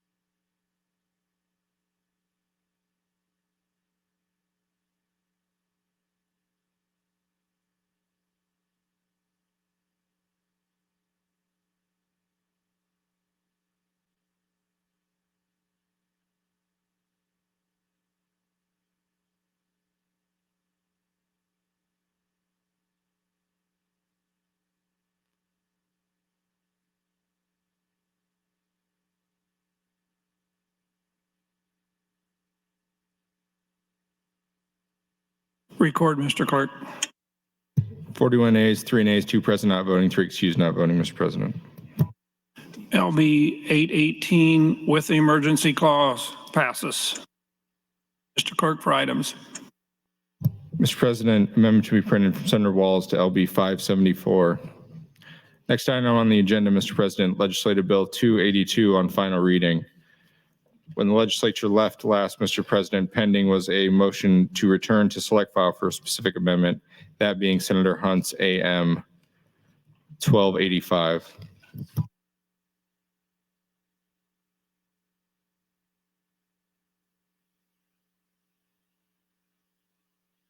Senator Hunt for a 1-minute refresh on your amendment.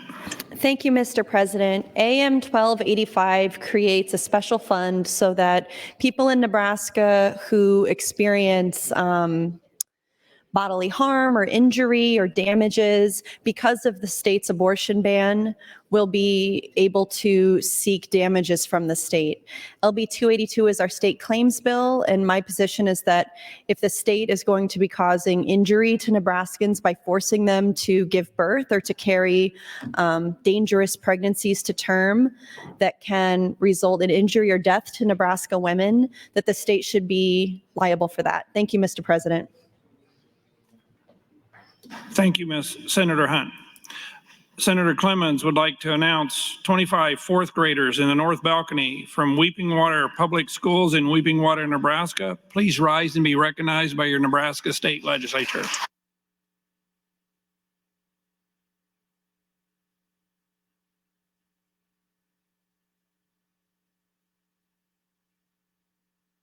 Senator Koff, you're recognized to speak. Thank you, Mr. President. LB 282 is from the business and labor community, and it deals with the state's obligations. I'd like to point out in AM 1354, 282 provides for the payment of claims arising out of debts from our troopers and people who serve the state. Darren Kroll, who died in the line of duty. Donald Gross died in the line of duty. Jeffrey Hermanson died in the line of duty. Michael Moody died in the line of duty. John Trumbull died in the line of duty. These men served our state. They left behind families. They left behind spouses. These funds are to be delivered to these families because their spouses gave their very last. And I'd like to thank them for their service. And please honor the request of the state to pay these debts. Thank you.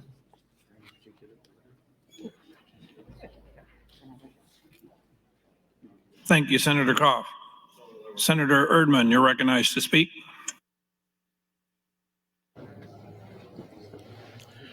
Thank you, Mr. President. I appreciate that. I wonder if Senator Reapy would yield to a question. Senator Reapy, will you yield to a question? Yes, I will. Senator Reapy, thank you for bringing this bill and putting this together. You and I had a conversation the last time this bill was discussed about the Department of Labor and the amount of contribution that was made to people who shouldn't have gotten unemployment insurance. Do you remember that conversation? Absolutely. And you had shared with me something you had discovered because you had asked what I had asked you. Can you refresh me on what that was? Well, I'll try to recall in my memory here. It's a specific detail. It's some time back, but it seemed to me like there were 600 employees on this claim, and I'm trying to recall, it was a six-figure number. It seemed to me like It was maybe, was it 6 million? Can you? Yep, I think it was 650,000 or something like that. Yeah, that sounds right. But I appreciated that, and so as we work through that, and as the Department of Labor works through those unemployment payments, I think that they've probably learned that it takes a little more effort to make sure that the correct people are getting paid. Do you feel more comfortable that they're looking at that in a different light? Yes, I'm very confident in terms of the negotiation. All of these claims are either adjudicated by the Attorney General's office or by the agency, and we have a risk manager who's been here a number of years. And I've always believed that you have to pick good people and, quite frankly, put your trust in them. And if they don't perform, then you have to do corrective action. Well, I appreciate the answer. Thank you, sir. Thank you, sir. So as we look at this, and in the past, several of my friends have had issues with things that the state needed to reimburse them for, and it took several years. And so I would make the same assumption here this year, that there are people on this list that have been waiting for some time to have a settlement from what they should have gotten some time back. So I would encourage you to vote for 282. I'm not supporting 1285. the return to select, but I do believe that 282 deserves our support, and I would encourage you to vote green on 282. Thank you. Thank you, Senator Clemens and Senator Reapy. Senator Linehan, you're recognized to speak. Thank you, Mr. President. Good afternoon, colleagues. I'm wondering if Senator Clemens would be willing to yield to a question. Senator Clemens, will you yield to a question? Yes. Thank you, Senator Clemens. So we've been doing appropriations bills, but this is now business and labor. So I guess I've not noticed this before because we haven't taken this much time on appropriations on final reading before. But why is this a business and labor bill versus an appropriations bill?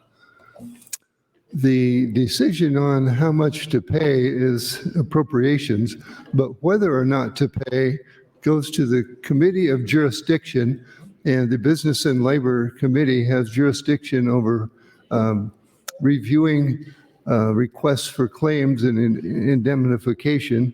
And once it's approved by Business and Labor, then appropriations funds it. We were assuming that they would in the budget book on page 74 in the deficits. For example, the $5.5 million for that, it's close, just above the correctional service, shows $5.5 million for a WinPro state claim. So we are made aware of claims that the committee intends to approve, but it's their jurisdiction to have hearings from people who have claims, and then, but they don't have charge of the budget number. They comes into the budget and we fund it there rather than having an a bill on some of the major claims anyway. Thank you, Senator Clemens. What page did you say? I'm sorry. 74. Okay. Third paragraph from the bottom. Oh, I see. Okay. Okay. $5.5 million. That was one of the items, I believe. Okay. Thank you very much. I appreciate that. Thank you, Senator Clemens. I haven't, in this whole debate, shown my appreciation for the committee staff, Appropriations Committee staff, Revenue Committee staff, all the staff that's worked on a lot of committees. So I'm going to take a minute here to thank them before I forget and we're gone and I don't think about it until everybody's gone home. I also want to thank the body and the Appropriations Committee for increasing the funding for staff this year. I think it's, I'm sorry, Senator Clemens, would you yield to another question? Senator Clemens, would you yield to a question? Yes. So legislative staff, 15% increase in salaries this year and next year? Yes, the state negotiations for state employees was 7% first year, 5% second year, but legislative staff is going to be additional 8 and 10, which yes, 15% total in the first fiscal year and another 15% the second fiscal year. Thank you, Senator Clemens. So I know that we had many of the chairs this year lost our legal clerks. I had 2, and in revenue we need a new legal clerk, and we knew, well, actually I end up with 2 now, but you also could have an analyst. Our salaries were just not competitive. And I think, I see Senator Breeze on the floor and I didn't give him a heads up, but would he please yield to a question? He'll know the answer. Senator Breezy, will you yield to a question? Yes. 1 minute. Senator Breezy, could you quickly, or maybe when you get up, if you would be so kind to explain, did you talk about a study that we're going to do about legislative salaries earlier this morning? Yes, we last did that in 2001. It was a legislative staff study on salaries and things of that sort. So we haven't done it for over 20 years. And I suggested it's high time we do that again. And yes, we're planning on doing that. We're working with NCSL and negotiating an arrangement to do that. And the Appropriations Committee was so kind as to allow for it. in the budget, and we really appreciate that. And this study we anticipate will be comparing staff salaries and staffing, in other words, assignments and staffing patterns to what the preferable arrangement should be. Thank you. Thank you, Senator Breezy and Senator Clements. Thank you. Thank you, Senator Linehan, Breezy, and Clemens. Senator Bosselman, you're recognized to speak. Thank you, Mr. President. Appreciate that. I stand against the return to select amendment, and I do support LB 282 as it is written. And LB 282, I'm going to go back and look at the introducer statement so I understand a little bit better about what this bill is about and what it does. It introduces claims of the state that are required by statute to be reviewed by the legislature. And the state risk manager has submitted tort and workers' compensation claims against the state and certain write-offs for the legislature's review and the appropriation of funds. And maybe Senator Linehan, Senator Clements was kind of getting to that, but I wonder if Senator Reapy would yield to a question. Senator Reapy, would you yield to a question? Yes. Thank you, Senator Reapy. As I look at the committee statement, it looks like you receive the claims, and how does that work within your committee? Well, if I might, thank you very much, Senator. The Business and Labor Committee holds responsibility of oversight and authority for the state claims. The dollar amounts in the state claims bills have been agreed to in settlements or court judgments by litigation of the Attorney General's office or relevant state agencies. None of these are determined by the Business and Labor Committee, as Senator Clements said. Bills are also brought forth each session and may consist of miscellaneous torts, indemnification, workers' compensation, and state insurance claims. We have a very competent risk manager, in my opinion, and we rely on him. And my ask would be for everyone to vote green on 282 with the emergency clause. And while I have the mic, if I have a moment here, I would like to say that, echoing what Senator Linehan talked about, committees having lost legislative councils, and we at the Business and Labor Committee have a great legal counsel, Micah Chafee, and everyone needs to stay away from him. Thank you. Thank you, Senator Reapy. So my understanding from what we're talking about here is as the risk manager brings these claims to your committee, explains each of the claims to you, where they come from, what the adjudication was from then, and then makes a request or a recommendation to your committee to approve those claims and bring them to the floor. Is that fairly accurate? All of these, we do hold a hearing, and we hear from the risk manager, and we hear from the Labor Department, and we ask questions, obviously, trying to delve into that for the validity of the claims. And but most of the time, we accept the word of that in the Attorney General's office. I understand, and that makes sense. And they're the ones that have dealt with the claims. Those are the ones who have adjudicated the claims, bringing to the committee then for the committee's consideration as far as moving them then to the floor. And I appreciate that. Thank you, Senator Reapy. I appreciate it. Thank you, sir. Colleagues, with that, LB 282 seems to me to be pretty straightforward in the sense that these are claims that have been adjudicated. These are claims that have been brought before either the labor or the risk manager, Department of Labor or risk manager, with recommendations to the committee as the outcome, the purposes for the claims, the reasons for the claims, and perhaps the, if I could use the word, liability for the claims, and for the state then, the committee then to bring them to the floor for the state to pay. So it's important that I think in this case that we follow the committee's recommendation on the bill and passing the bill as they have it written and as they request to meet the needs of the state to pay those claims. I think that's a very important part of what we do here. I think it's a very important part of of the legislative process that we have. I want to thank your committee for taking this up and bringing it to the floor. Senator Reapy, thank you very much. I yield the rest of my time back to the chair. Thank you. Thank you, Senator Bosselman and Senator Reapy. Senator Clemens, you're recognized to speak. Thank you, Mr. President. I oppose the return to select file, and I support LB 282. I was the next person in the queue when LB 818, the last budget bill, went to cloture, and I was thinking I was going to get to speak, but I had a few things I wanted to also cover on the LB 818 cash reserve and fund transfer.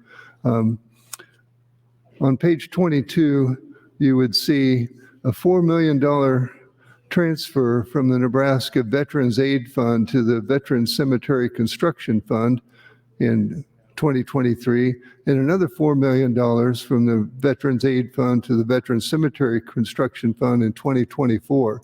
I want to thank Senator Aguilar for bringing that bill for improving and construction of facilities needed at a veterans cemetery in Grand Island, which when the veterans home was in Grand Island, there was a cemetery there, but now the veterans home has moved to Kearney, and that cemetery is owned by the city, but it's going, I understand, it's going to become the veterans cemetery, change the ownership.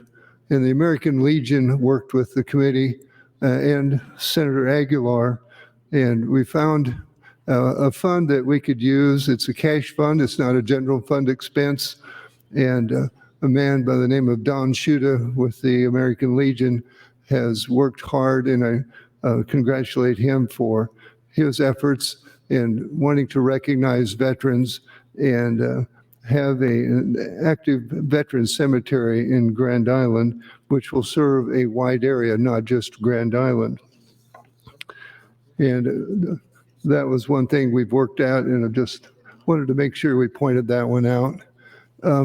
Another item that I'm pleased with, we had information that the radios and equipment for many volunteer fire departments don't connect with the statewide radio system. And on page 7 of the budget book, it talks about $5 million is going to be available for volunteer fire departments to apply to get a radio system that will connect with the statewide radio system so they can talk, especially to State Patrol and other state agencies that they need to, and emerge, especially in some of these big wildfire situations. And then we had one interesting thing. There's $1.4 million on page 7 for moving OPPD power lines for the Eastern Nebraska Veterans Home, another veterans thing. We're expanding the Veterans Home in Bellevue, and in the process of that, found out that some OPPD power lines needed to be moved, and we've been told that it was a problem with the surveyor marking of the lot incorrectly, and we hope to be collecting that $1.4 million back from somebody who made an error, but we didn't want to stop the project of the expansion of that veterans home, so we did fund that $1.4 million. And then you'll see next to the last thing on item 7, page 7, is Universal Service Fund transfer showing $40 million. Since then, we have reversed that, and that is no longer going to be a transfer. It was restored. 1 minute. And that those were the items that I hadn't got to previously on LB 818. And I just wanted to point those out, a few other things that we were pleased to do and be able to fund. Thank you, Mr. President. Thank you, Senator Clemens. Senator Michaela Cavanaugh, you're recognized to speak. Thank you, Mr. President. I stand in support of AM 1285 to LB 282. Senator Hunt's amendment is a compulsory pregnancy claims fund created, and it shall transfer $5 million from the general fund to the compulsory pregnancy claims fund as soon as administratively possible after the effective date of this act. The compulsory pregnancy claims fund shall only be used to pay claims relating to wrongful death, injury, mental trauma, or physical trauma resulting from any Nebraska statute or rule or regulation restricting bodily autonomy. Any money in the fund available for investment shall be invested by the state investment officer pursuant to the Nebraska Capital Expansion Act and the Nebraska State Funds Investment Act. Yeah, I mean, especially since you're going to pass 574 tomorrow. And as it's been noted numerous times today, that 90% of termination of pregnancy happens prior to 12 weeks. And tomorrow you're going to pass a 10-week ban for termination of pregnancy. And about 90% or more of pregnancies after that time period are for saving the life of the mother, medically necessary, et cetera, et cetera, et cetera. So there's definitely going to be a need for a fund like this. I'm sure that there already is a need with the 20-week ban that we have that effectually is a 14-week ban. But yeah, so I support this. It'd be great if we could pass this amendment and couple that with postpartum Medicaid coverage to a year. Because if we are going to force birthing folk to take pregnancies to term that are going to be riddled with severe medical complications, if not death, we could at least let poor people that we're forcing to do this have health care for a year after that. Seems like the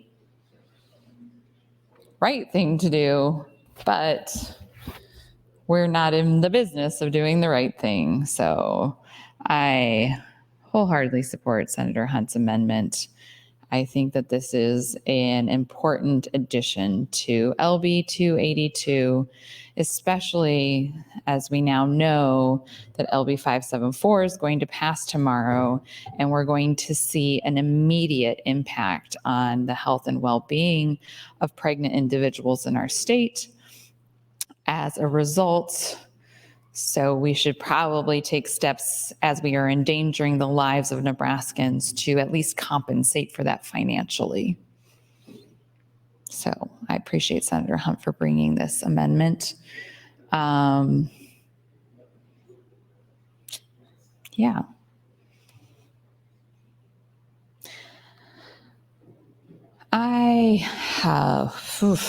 Today's been tough. For some reason, today's been more difficult than yesterday. Maybe it's because I honestly, even though the Washington Post clearly reported it yesterday that LB 574 was going to come back tomorrow, I honestly thought that can't be. That's ridiculous. Like, are we really going to prioritize that over tax cuts, over education policy? Over voting rights, over corrections and prison reform. 1 minute. I mean, I honestly was like, why would we do that at this point? Like, it doesn't change anything. It's not like, well, let's just get this over with because then she'll stop. Obviously, I've made that clear. I'm not going to now, unless the bill fails.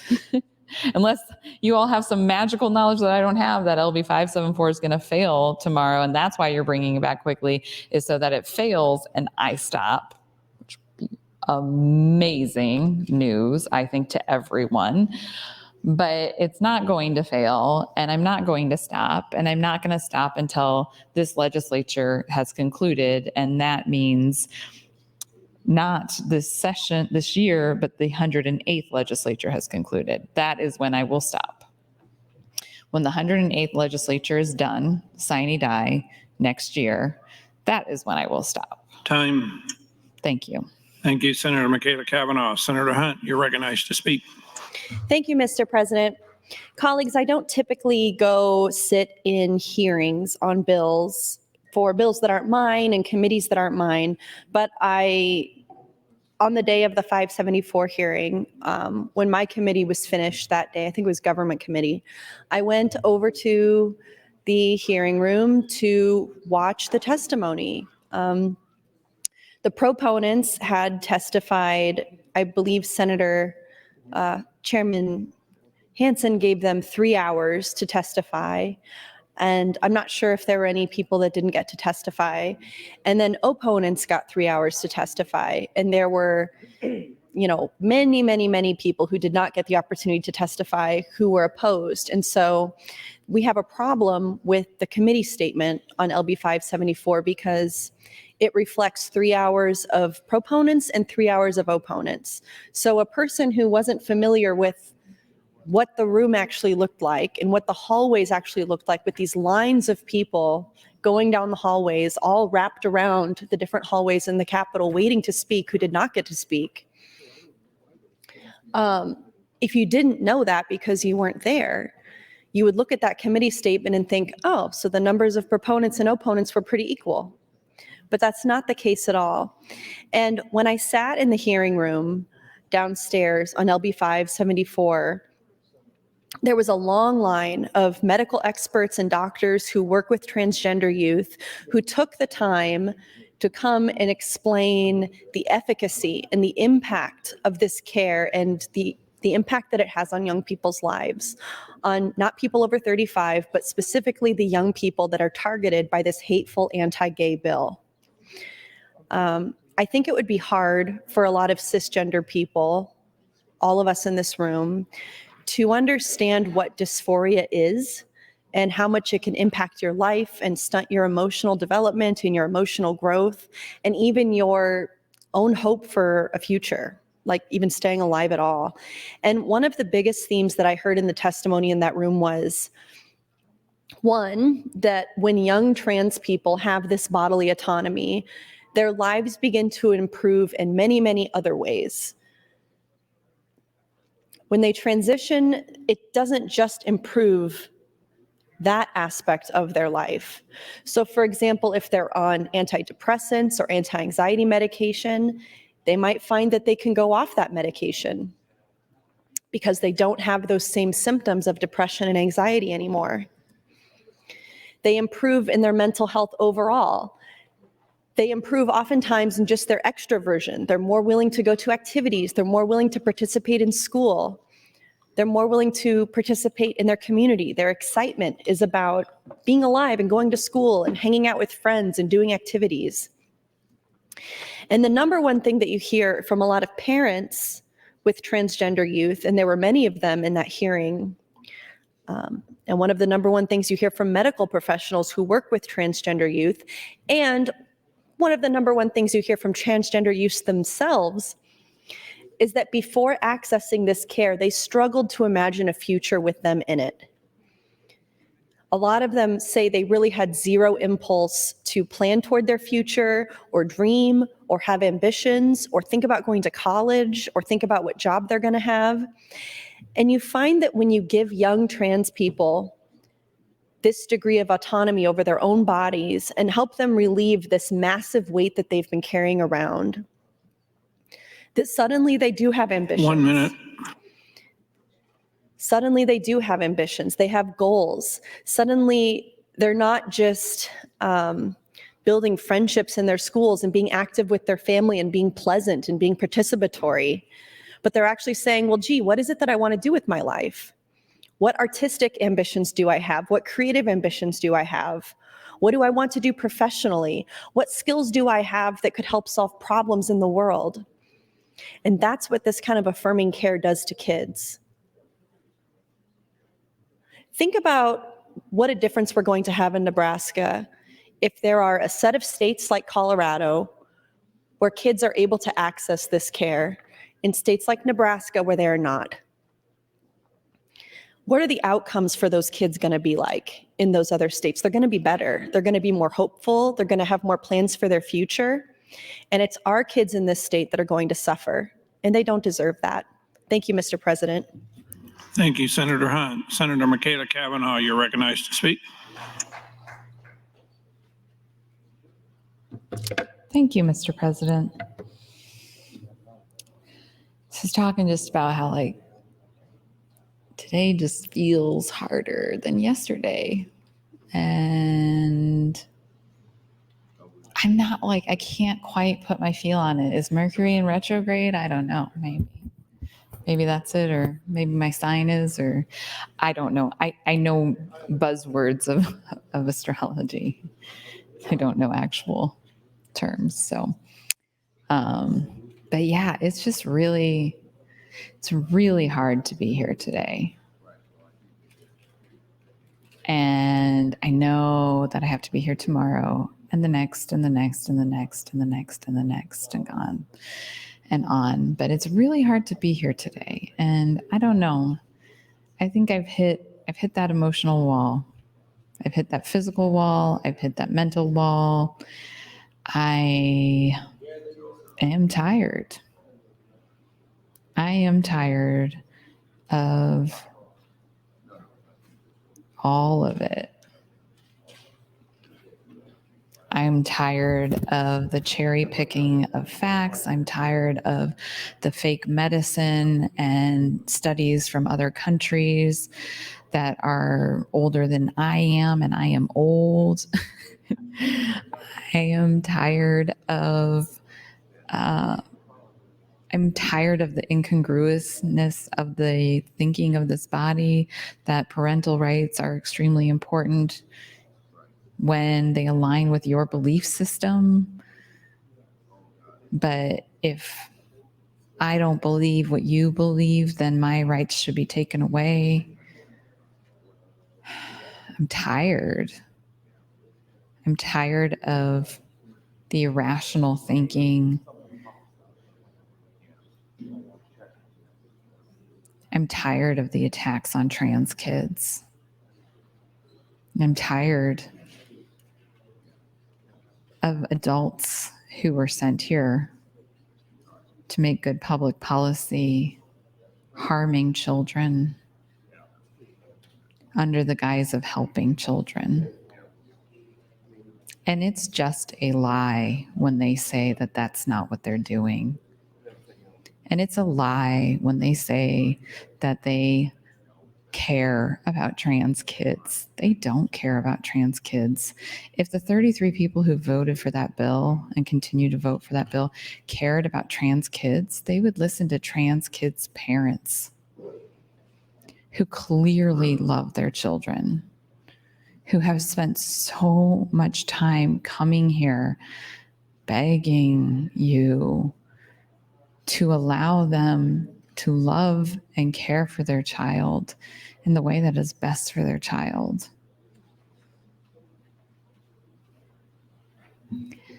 I'm tired of nothing that anything of us in opposition says matters. It's exhausting. I've been persuaded about a lot of different things over the years here.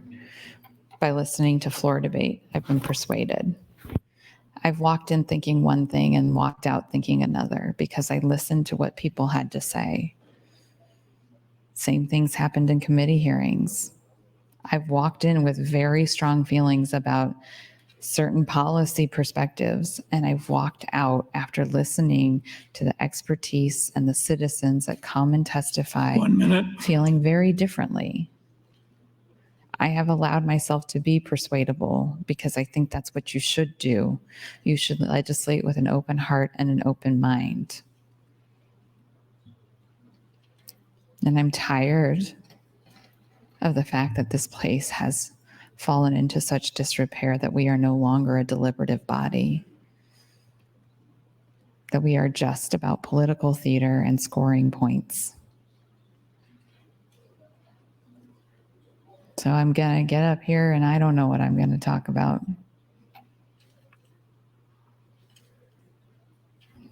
I don't know what I'm going to talk about. I'm not going to talk about recipes. I'm not going to talk about lighthearted things.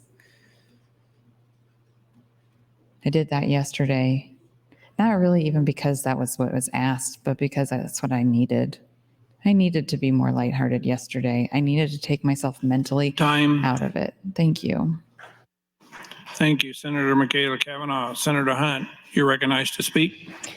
Thank you, Mr. President. I was speaking about how when young people are able to access gender affirming care, and for each family, that can be on a spectrum of things. It can be getting a haircut. It can be wearing different types of clothes. It can be using a different name.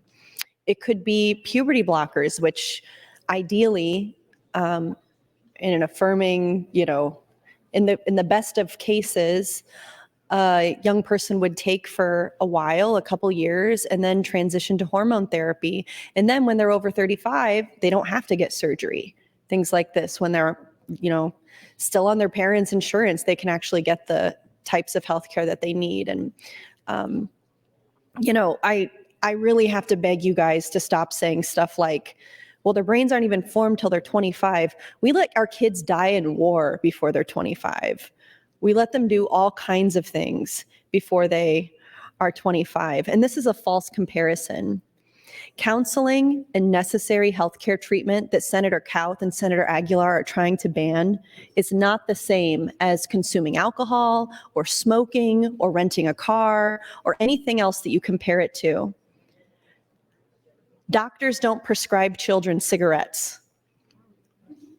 The American Medical Association doesn't recommend that children rent cars. The American Academy of Pediatrics doesn't recommend that children drink alcohol. It's a false comparison. We should trust parents, and we should leave it to psychological and medical professionals when it comes to this issue. That's it, period. Again, keep hating gay and trans people, but that argument doesn't make any sense. So I'm begging you to please stop that. I think that this sense of possibility that young people feel when they are affirmed in their gender, and again, whether that's by taking puberty blockers or hormones or just changing the way they dress or whatever, if they are affirmed and they feel safe and happy how they are, the type of possibility that opens up for them in terms of visualizing a future for themselves, getting good grades in school, participating in activities. My son, after he came out, I always thought I had this depressed little cactus child, this little Eeyore, and he absolutely blossomed under the loving wing of his mother. He blossomed. He started playing sports, which Senator Kathleen Kauth and Senator Aguilar also want to take away from him. He started a club at school for young authors. These are the kinds of things that give him meaning and purpose and excitement about school and excitement to go to school and get good grades and keep participating. And this is the kind of thing that any parent would want for their young person, whether they're 15 or 35. And the cartoonishly vile rhetoric, like Senator Slama saying, cut off their genitals, the cartoonishly silly, vile rhetoric around this care is meant to obscure. When she says that, it's meant to obscure the positive impact that this has on people, and it's meant to obscure the pain of being denied it, particularly when these kids know it's an option that they could pursue, when they know if they just didn't live in Nebraska, it would be an option for them. That causes people and families a lot of pain. And that's what a lot of young people in Nebraska are facing right now as the number of these bans grow, is actually, that there's a better life awaiting them somewhere else. Between 2 days ago and today, I've already heard from people in Nebraska. 1 minute. Thank you, Mr. President, who are working with patients who are under 19, who are now scrambling to get prescriptions. These are people, Senator Aguilar, who may not be ready for a hormone prescription yet. Maybe their family is still on that journey and they're deciding if that's going to be right for them. Now they are scrambling to get it as fast as they can. Do you think that that's the best course of action? Is that the best standard of care for these kids? For them to have to decide hurriedly because of the legislation and hate that we're bringing down upon them? That's not a service to these kids.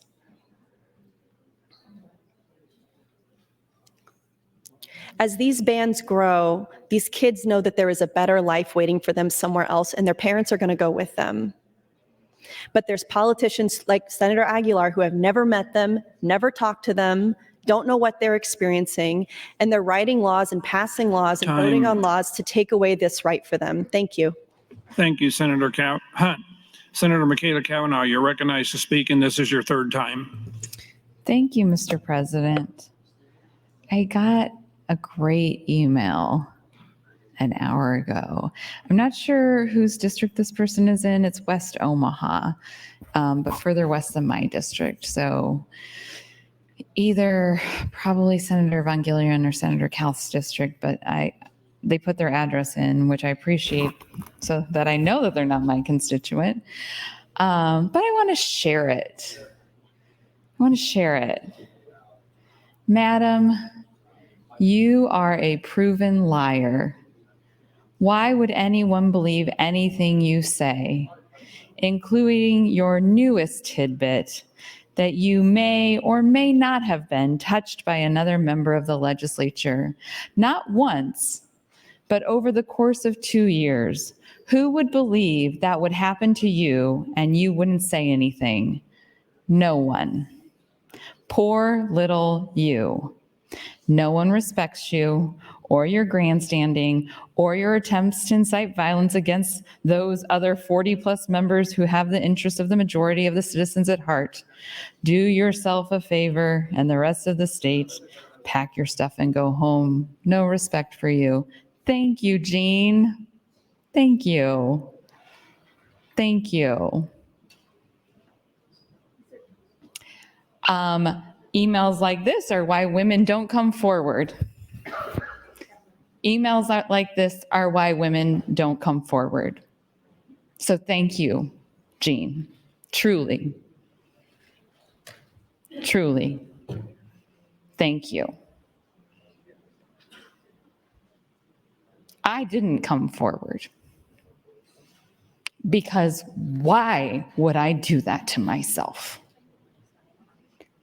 I didn't come forward because why would I want to put any stock in the ability of this body to give a damn about me? You wouldn't. You wouldn't. You didn't then, and you don't now. So, Jean, yeah, I didn't come forward, and yeah, it happened, and yeah, people saw it. Thank you, Mr. President.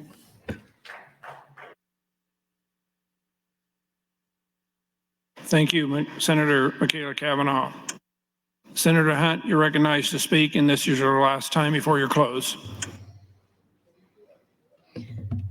Thank you, Mr. President. So yeah, for a lot of us, including me, when my son came out, there can be a bit of an empathic chasm when it comes to gender dysphoria, a little bit of a gap in like, of course, you don't know what it's like to go through that. You can try to understand, but some of us, it even takes a while to get to the point where we're ready to try to understand. There's a little bit of initial shock or even grief at, the life that you thought your child was going to have. And then a different kind of grief about the life your child is going to have because of people like Senator Aguilar and Senator Kauth. To know that they're going to experience discrimination because of the state, because of the individuals in this body, not because of who they are or, anything inherently wrong with them, but just because of people like you all who choose to discriminate. If you don't have dysphoria, what it means to have it and how it feels to have it can be very hard to imagine or put yourself in. And I, certainly can't do it and haven't done it, but one woman named Emily St. James, she's a writer at Vox. She wrote a great piece, and she wrote in it something that I always find helpful to think about here. She wrote, if you are a cisgender person, imagine for a moment that all evidence to the contrary, everyone in the world becomes convinced that your gender is not what it is. Imagine for a moment that you are a man or a woman, and everybody starts calling you the opposite gender all the time. If you're a man, everyone starts using she, her pronouns for you. If you're a woman, everyone starts using he, him pronouns for you and calling you by a man's name. And one day you start insisting to the world, no, I'm a woman. No, I'm a man. You start saying, no, this is me. and then the world insists otherwise.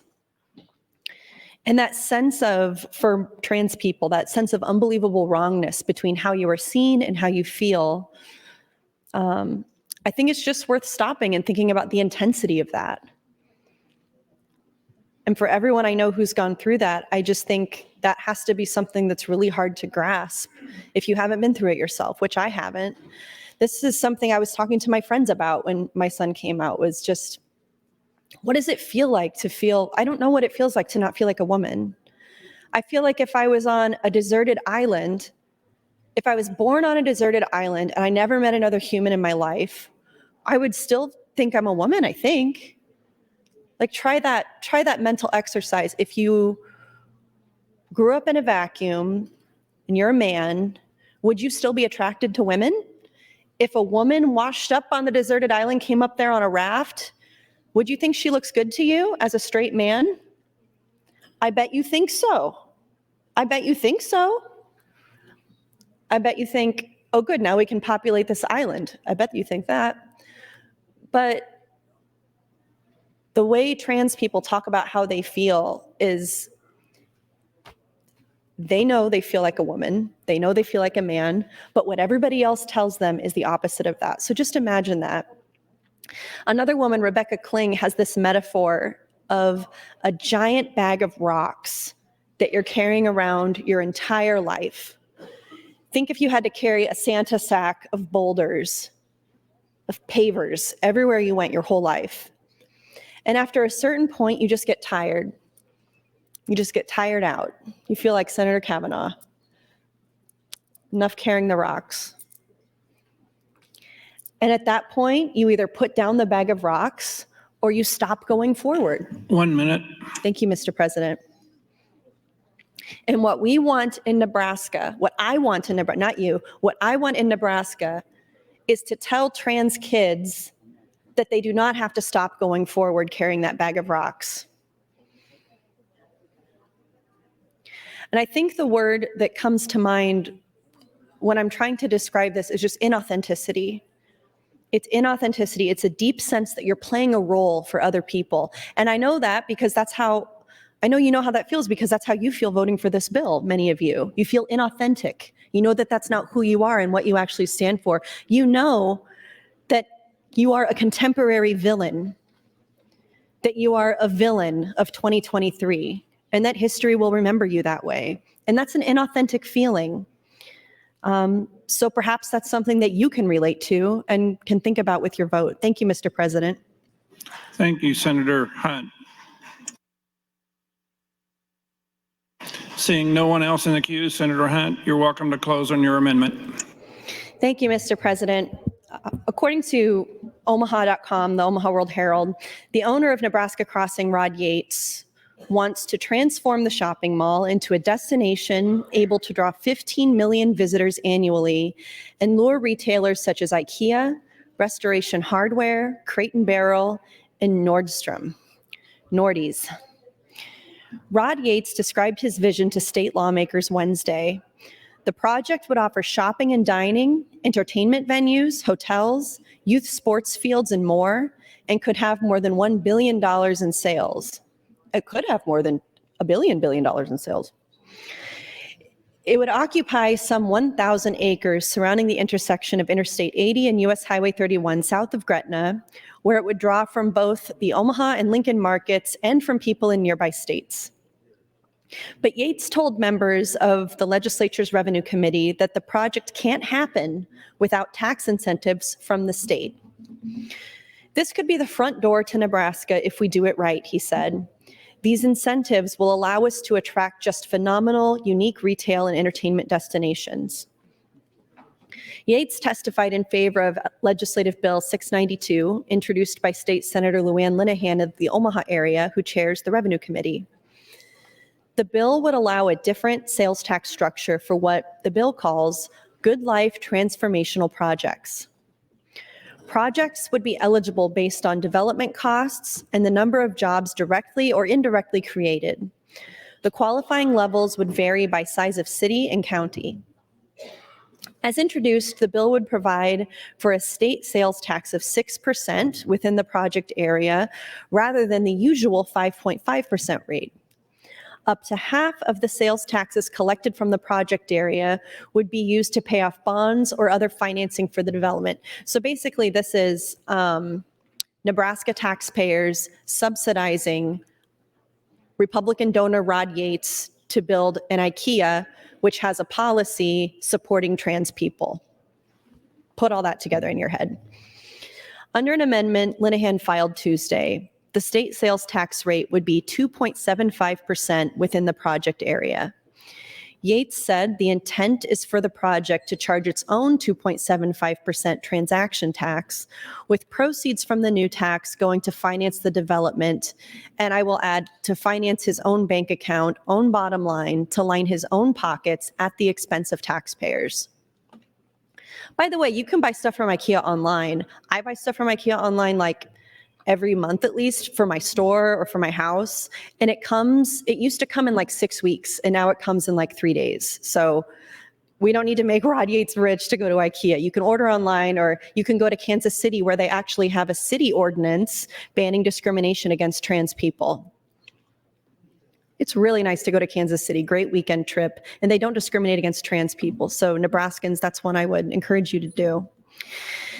However, the Legislative Fiscal Office questioned whether the bill would violate a multi-state agreement that streamlines sales tax collection for retailers. The agreement requires that states only have one state sales tax rate.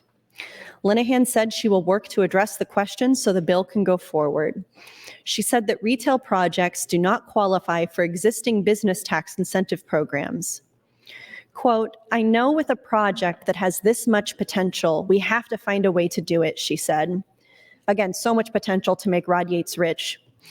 Quote, "I don't think we could have a better gateway to Nebraska than this project, except maybe gay rights, which is free." 1 minute. Linehan noted that the proposed development is in the same area as several other attractions, including Schramm Park State Recreation Area, the Strategic Air Command and Aerospace Museum, the Holy Family Shrine in Mahoney State Park. Lawmakers are also discussing the possibility of developing a large lake along the Platte River nearby. I'll finish this my next time on the mic, but I encourage you to vote green on AM 1285. This bill will make sure that the state is liable for the damage that it causes by forcing Nebraskans to give birth against their will and against the advice of medical professionals. Thank you, Mr. President. Thank you, Senator Hunt.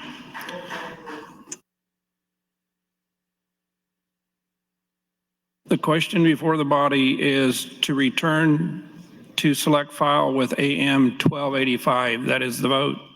There's been a request for a roll call vote.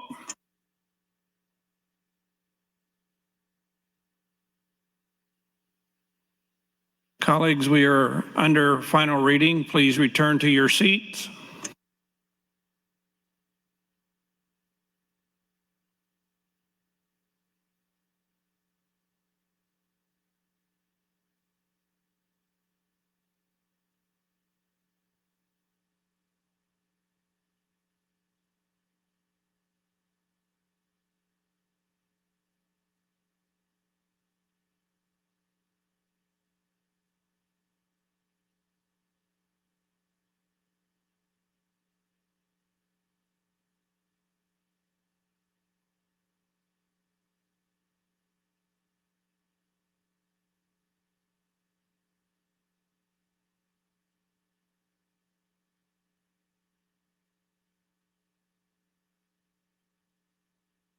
Mr. Clerk, please call the roll.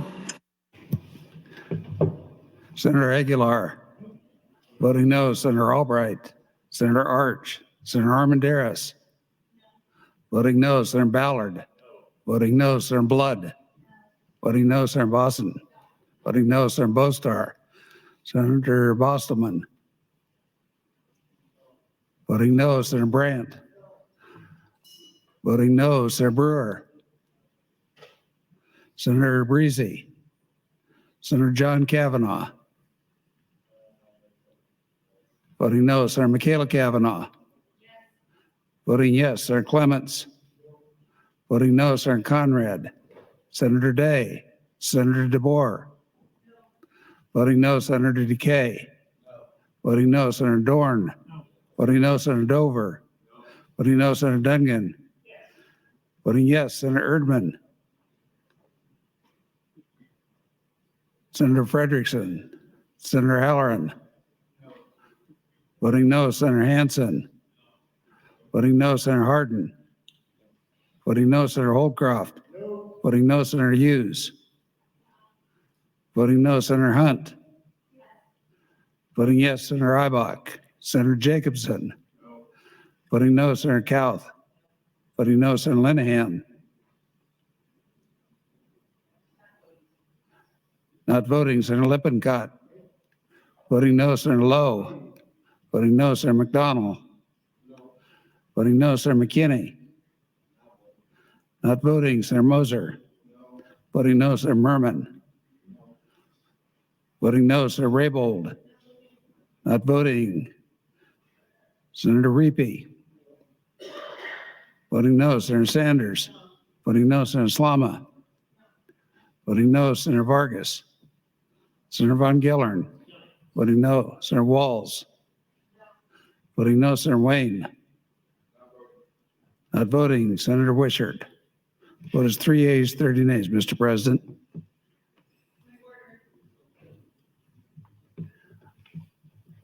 Senator John Kavanaugh. Voting yes. Vote is 4 yeas, 29 nays, Mr. President. The motion to return 1285 to select file fails. Next item, Mr. Clark.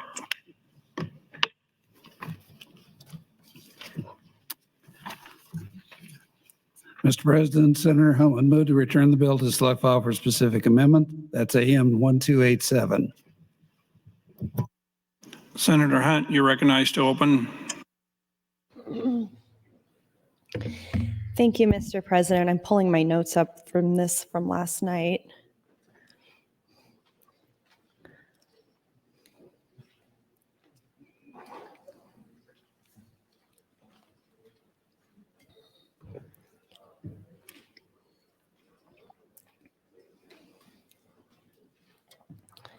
I think this one strikes a section.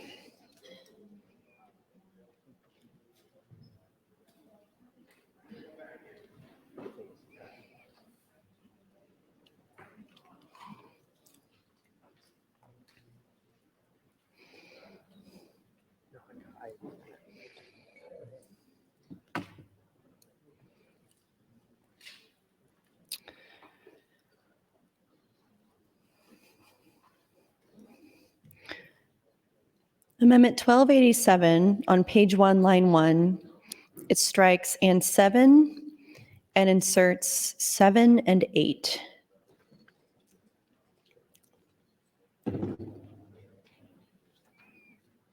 This is very slow.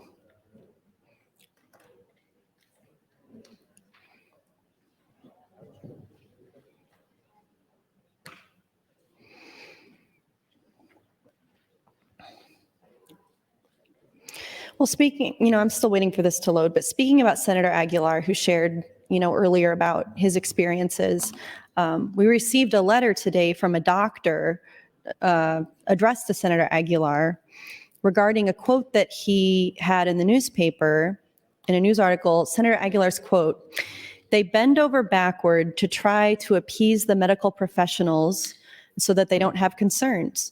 They shouldn't have to have concerns about losing their license or anything like that, and we don't want to see that happen any more than anybody else." So Senator Aguilar is saying, we've bent over backwards to appease medical professionals, and they shouldn't worry about losing their licenses. This doctor responds, "Senator, I read your quote below in a news article. I am not in the least reassured by your statement. The Health and Human Services Committee ignored me and other medical experts who treat trans people. They ignored the trans community themselves. Then the full legislature ignored and disrespected us again. You and your Republican supermajority colleagues, and I include Senator McDonald in this, then heard Senator Michaela Cavanaugh tell you she would use the rules and filibuster the entire session if LB 574 was advanced. You and Senator Kauth and Speaker Arch eagerly took that deal. You even came back from surgery just to advance this. What would praiseworthy commitment to the democratic process in any other circumstance instead? What would be praiseworthy commitment to the democratic process in any other circumstance instead only demonstrates your commitment to attacking one of the most extremely marginalized populations in our state and in our country. Now we are one step away from sending it to your political master in the governor's mansion, where he waits eagerly to enact transphobia, bigotry, misogyny, racism, and theocracy into law with a single right-wing extremist stroke of his pen. I do not agree with you. You do want Nebraska to lose medical practitioners. Why should we trust your word? Senator Kauth said she was, quote, listening, unquote. Were we not loud enough earlier this week? You say you don't want us to lose our licenses. Why then did you vote for the unaltered LB 574 when you rushed back from surgery, which absolutely would have stripped me of my license? Why should we trust you and Speaker Arch and the HHS Chair Hansen not to just change things even more after the fact when the rules and the clock are already ignored at will to serve the singular end of jamming this legislation through? He continues, and he won the 2023 Nebraska Defender of Public Health Award from University of Nebraska. So this isn't like some extremist quack. He continues, I believe you do want us to lose our licenses. I believe you want to force us to leave the state and further degrade Nebraska's already insufficient medical capacity, particularly the woefully small number of us who are able and willing to provide competent and non-discriminatory care. This is exponentially more relevant to Spanish speakers and Black people. I believe you want trans people to either leave Nebraska, be forced to be closeted no matter the damage to their health, or die. I challenge you to prove this wrong. If you want to, quote, appease me, unquote, to give me one single reason to change any of the beliefs I have listed, vote down 574. Imagine there was no surgeon to take care of your knee, no primary care doctor to get to know you and steer you to that surgeon, or that hospitalist discriminated against you because he had moral and religious objections to taking care of your kind, and then magnify that times 1,000. That is what you are actively forcing on the trans community, and you should be ashamed of yourself if you vote for it tomorrow.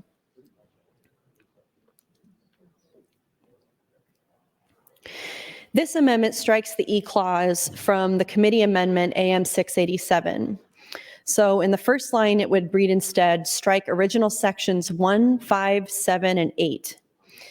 The 8, which it adds to the striking provision in the amendment, was the E clause in the green copy of the bill.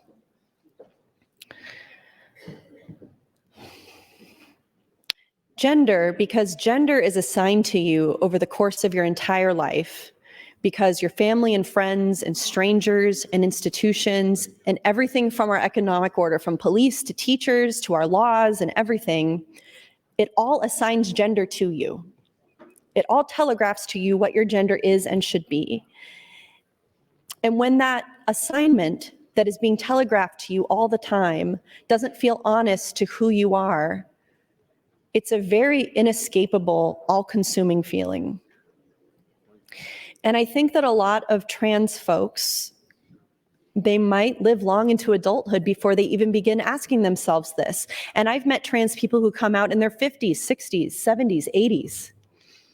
And I think it's a bit like if you had lived your entire life next to a waterfall and you hear the roaring, crushing sound of the waterfall your whole life, and the moment you realize you could get up and walk away, that you didn't have to shout over this, that you could hear, that you realize suddenly your entire life that you've been screaming.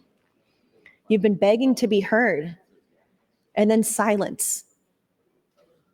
Then you can speak and you can hear, and it's clear, and it's a lot easier. It's like putting the bag of rocks down. And when a trans person comes out at whatever point in life that they do, it's fundamentally about a demand to be heard. And that's why I think it is such a blessing to have a transgender child. It's such a blessing because it's amazing to have a child who is strong enough to tell you who they are and who loves you and trusts you enough to know that you won't reject them for that.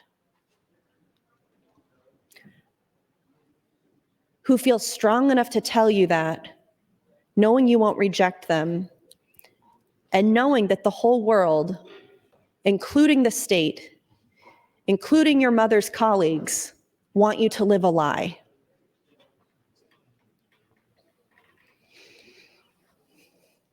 Thank you, Mr. President. Thank you, Senator Hunt. Senator Michaela Cavanaugh, you're recognized to speak.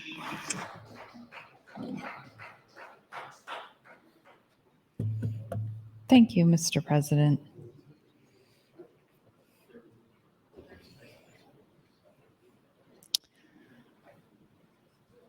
I was just catching up on the news. I tend to be very behind on the news. I'll have people come up to me and say, did you see that such and such and such and such? And it's like, unless I'm literally reading it on the microphone, I probably didn't. So I was trying to catch up on the news, but my internet is a little slow. So that's not happening. I think university graduations are this weekend. So congratulations to Zach on graduating with the Nebraska Examiner. He's graduating this weekend. Are any of our pages graduating? Oh my gosh, what? Our page, congratulations to our pages that are graduating too. That's very exciting. What are you doing here? My God, no, stay, please. Kennedy would murder me if it was like while she was off getting married. I encourage the pages to just take off. Don't do that. I don't want to get in trouble with Kennedy. That would be serious business. Yeah, so graduations this weekend. That's fun. I wonder who the keynote is at the graduation, but I'll find out later off the mic. But I've never really been one for graduations. They're not like my favorite thing in the world to go to. But it's an exciting thing to happen. So congratulations on graduating. And thanks for joining the Nebraska Legislature on that wacky journey of college. So, yeah. Kennedy's getting married this weekend. We talked about that last night. Oh, one thing I did talk about late last night, and he's probably not watching because I'm assuming the Illinois Assembly is still in session at 4:00. But today is my cousin John's birthday, not my brother, my cousin John. So happy birthday. And I found out he has a dog. I knew he had a dog, but I didn't know this is a new dog. His old dog passed away. His dog's name is Cricket. So I said, aren't you hanging out with your dog? And he said, Cricket is fine while I am watching the Nebraska Legislature. And I was like, well, I've got a Cricket here who watches a lot of Nebraska Legislature too. So what a great name for a dog. Yeah. So tomorrow is like the end of year celebration at my kid's school, my youngest at his school, and probably will miss it. I mean, it's the last one. Actually, I just realized that it's the last one because he graduated from preschool last week. Oh, wow. Was that last week already? It was. Yes, it was last week. And I did get to be there for his preschool graduation. So that was nice because I've missed a lot of things this year, as we all have, as we heard a list of earlier today. But the one thing I did not miss this year was my son's preschool graduation. It just happened to work out. So I was grateful for that because he looked adorable in his mini cap and gown.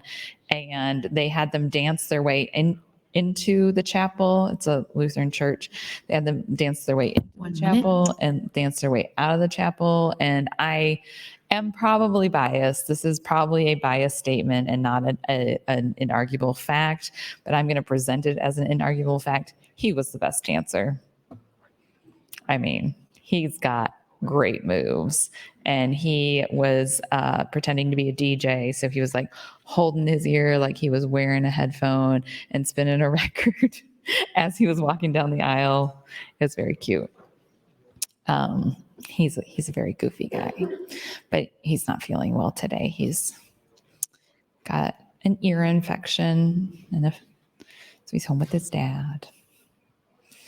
I like the snuggles, miss the snuggles. So, and I just was thinking, like, tomorrow is Friday, and I wonder what time we will be done tomorrow, because our tradition on Friday, now maybe there's some other activity, but our tradition. Oh, Time, Senator. Thank you, Madam President.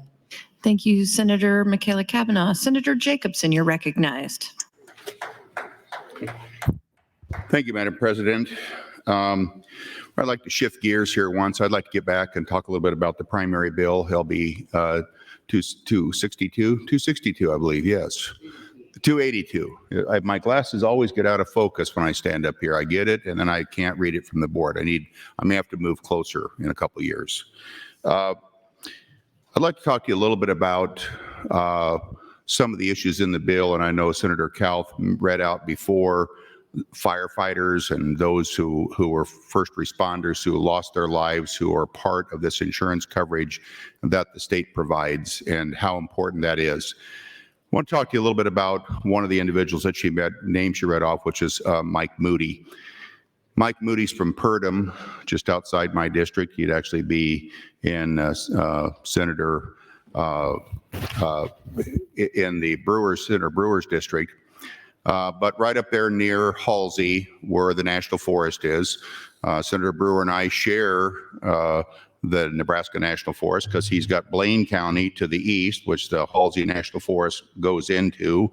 I now have Thomas County, which used to be Senator Brewer's county, and that's where the bulk of the Nebraska National Forest is located. And Halsey actually is split on a county line as well. Mike Moody was a banker. He used to have his family was involved with the Purdom State Bank. That was later sold. Also a farmer and a longtime volunteer fireman. Mike was just a little bit younger than me. He lost his life fighting the Bow V fire that attacked the National Forest, and when the state 4-H camp was lost. Mike was a wonderful guy. I had the opportunity to go to his funeral.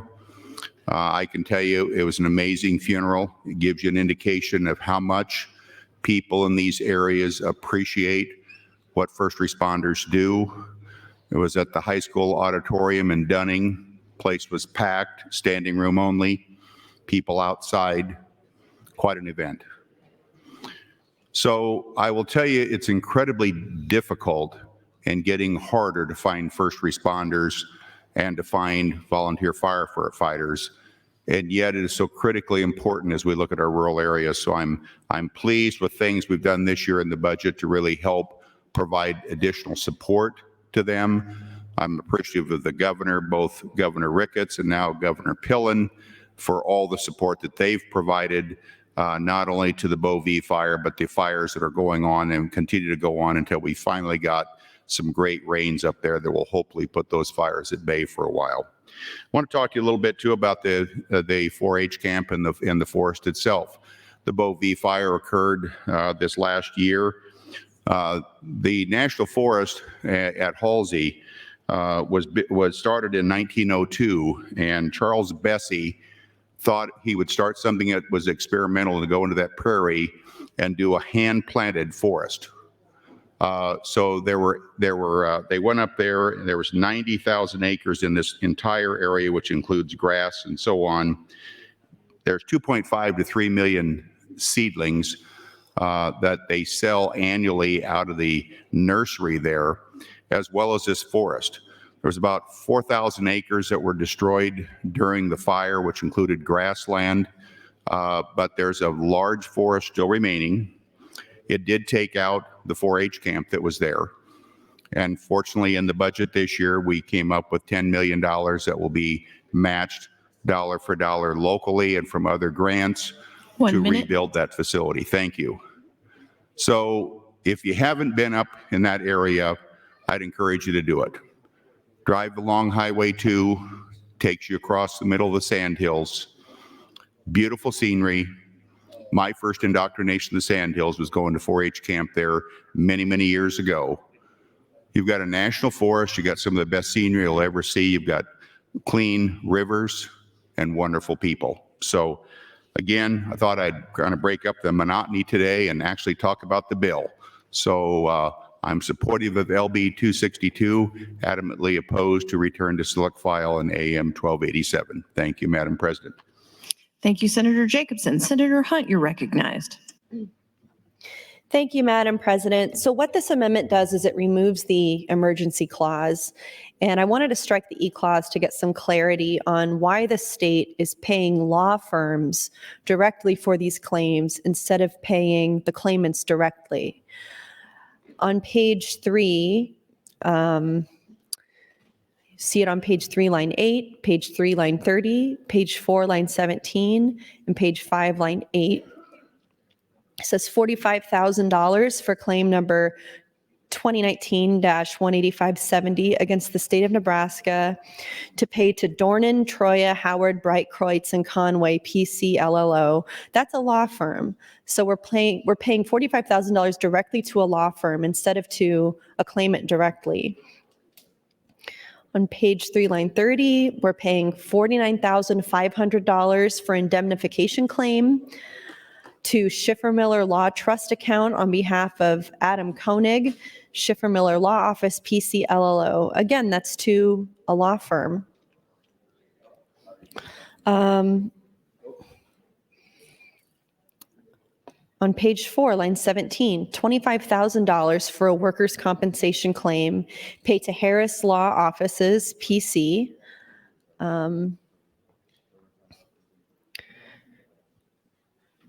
Page 5, line 8, $152,500 for a claim against the state of Nebraska payable to Reed Law Offices. And I would like to hear from Senator Reapy about why we are paying to the law firms instead of directly to the claimants. Would Senator Reapy yield for a question? Senator Reapy, will you yield? I don't think he was listening to my question. Senator Reapy, will you yield? Yes, I will. Senator Reapy, I don't know if you heard my question, but I'm asking why is it that the state pays claims to law firms instead of directly to the claimants? Well, I assume, and I can only assume, that this is all through the Attorney General's office. And if it's a case that they don't have the expertise in or the staffing for and an interest in settling the claim, that they would then go outside and contract for an outside law firm. But if it's a claim to a claimant for a claim against the state, why doesn't the state pay the check to the claimant instead of to the law firm? We're paying all this money to the law firms. Well, my sense is that they're going to have to negotiate it, and that's going to take some time, just like any other trial attorney has to do. And of course, everyone's going to get paid that's involved in it. So they're going to, I don't know whether they pay them on a fixed fee or whether it's a percentage. That I do not know. But we come back to the fact of saying, we have some trust and confidence in the AG's office to get these things resolved. And so we do. Okay, thank you, Senator Thank you. Reapy. Thank you, Madam Chair. Thank you, Senator Hunt. Senator Michaela Cavanaugh, you're recognized.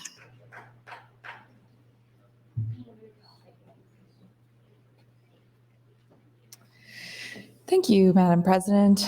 is this my second time? Oh, wait. I think it is. I was just checking up at the front about the time, and I was off by a minute. It's like my goal in life to calculate it exactly right. So I was off by 1 minute. I thought it was 4:23, and it is 4:24. So There we go, for cloture, which is 8 minutes. So great. I don't really have much to say, but, you know, just keep on trucking. I was also talking with the Pages about graduation, and I think only one page is graduate. Is only one page out of the entire group, or just you're the only one here today? All right, okay. So, so that means that you won't be here next year. Wait, are you graduating too? 2 pages, all right. I was like, wait a second, you were there before. Okay, the 2 of you are graduating. I don't have any words of wisdom. Don't go into politics. There you go. Those are the most words of wisdom I can give you. That's all I can offer. Don't go into politics, or do. I'm sure you could maybe make it better. Hopefully. I'm not in a great mood today, but normally I'm much more like excited about the prospect of the future of democracy. But just today I'm just, I'm like the meh emoji from that movie Emojis, and he's the meh emoji, and he goes on this whole journey to become like the everything emoji. It's a really cute movie, but I am solidly like meh. Or the hands up. That's kind of meh as well. That's one of my favorite emojis to use, is the hands up, sort of like shoulder shrug emoji. But with the emojis on your phone, like you can, if you hold it down, you can get different skin tones and different hair colors. I always do just the default of the yellow. And the reason that I do that is because there's no redheads. So I'm like, well, what emoji skin tone hair combo am I going to use then? Like I'll use like pasty white, obviously, but there's no redhead. So I just stick with the blonde, yellow. There is now, and they launched it, I don't know, a year or 2 ago, the redhead emoji.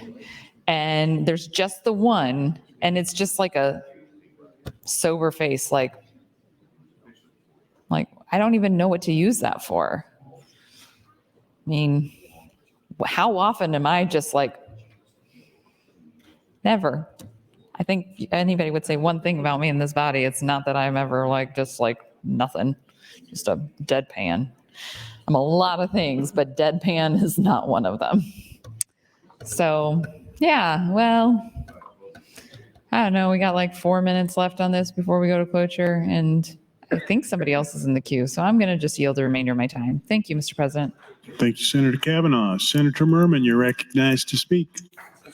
Thank you, Mr. President.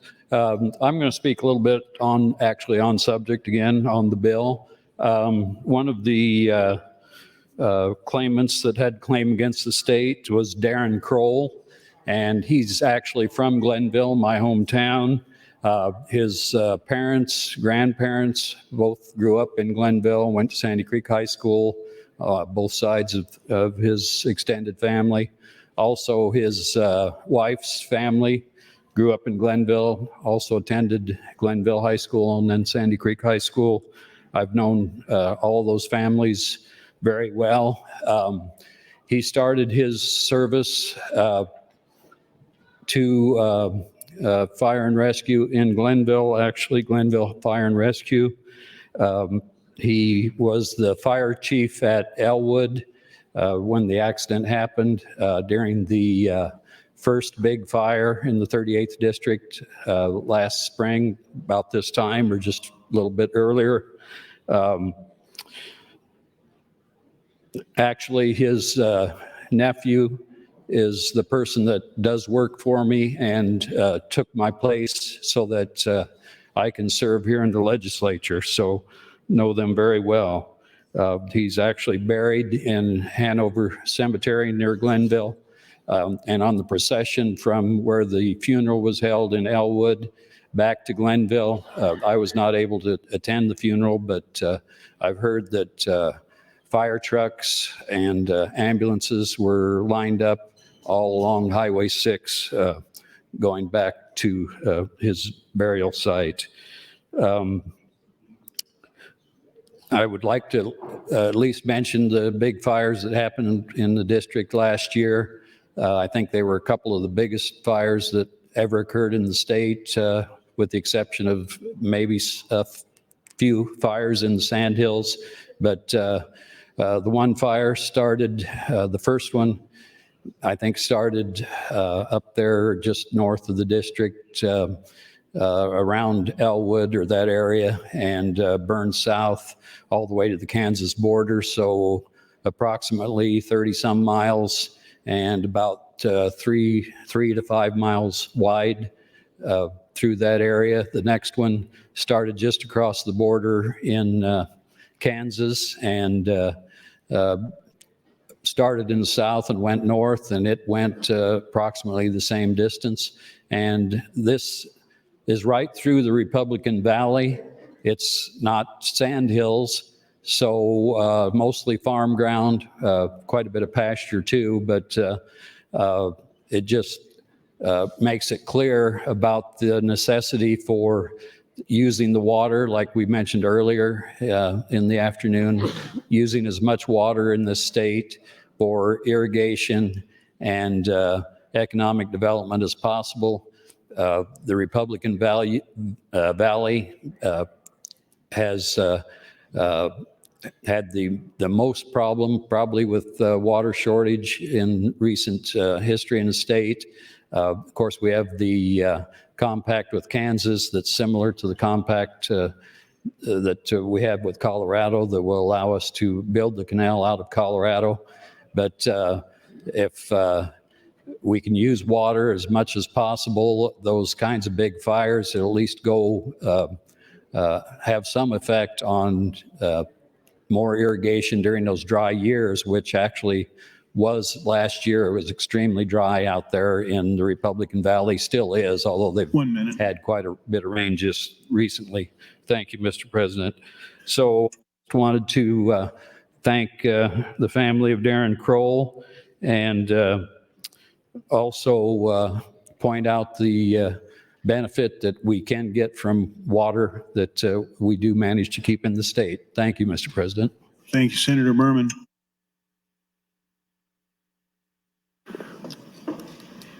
Senator Dungan has some guests in the north balcony, 8 K through 6 graders from Classical Conversations in Lincoln. Please stand and be recognized by your Nebraska Legislature.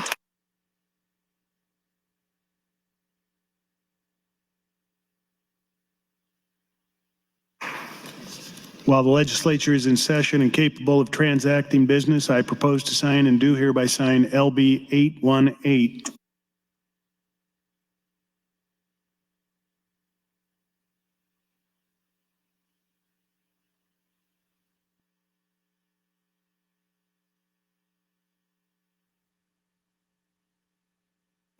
Mr. Clerk, for a motion. Mr. President, Senator Reapy would move to invoke cloture on LB 282 pursuant to Rule 7, Section 10. Senators, we'd ask everyone to return their seats for a vote on final reading.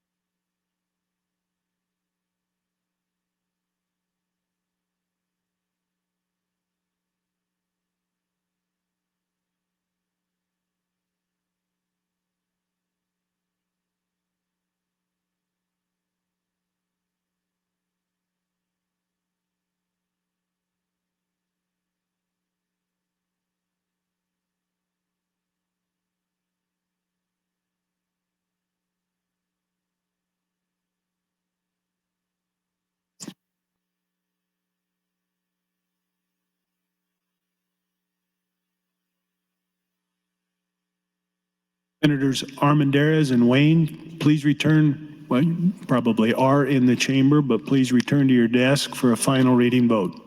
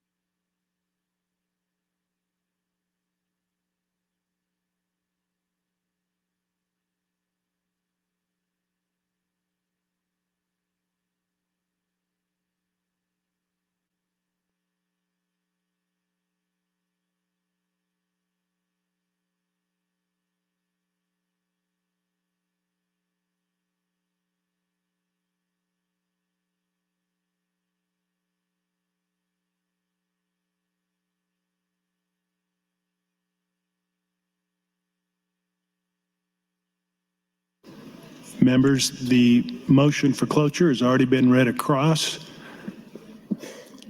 The first vote is the motion to invoke cloture. All those in favor, vote aye. All those opposed, vote nay.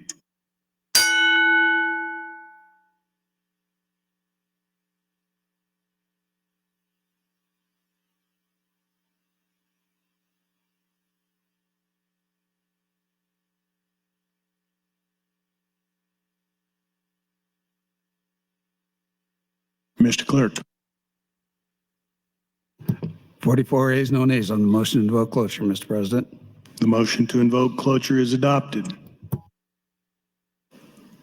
Members, the next vote is on the adoption of the motion to return to select file to amend with AM 1287.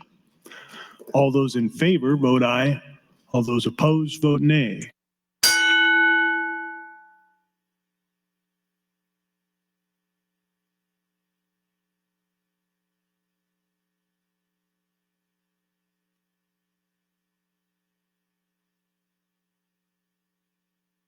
Record, Mr. Clerk. 2 ayes, 41 nays on the motion to return, Mr. President. Members, the next vote is the vote to dispense with the at-large reading. All those in favor, vote aye. All those opposed, vote nay.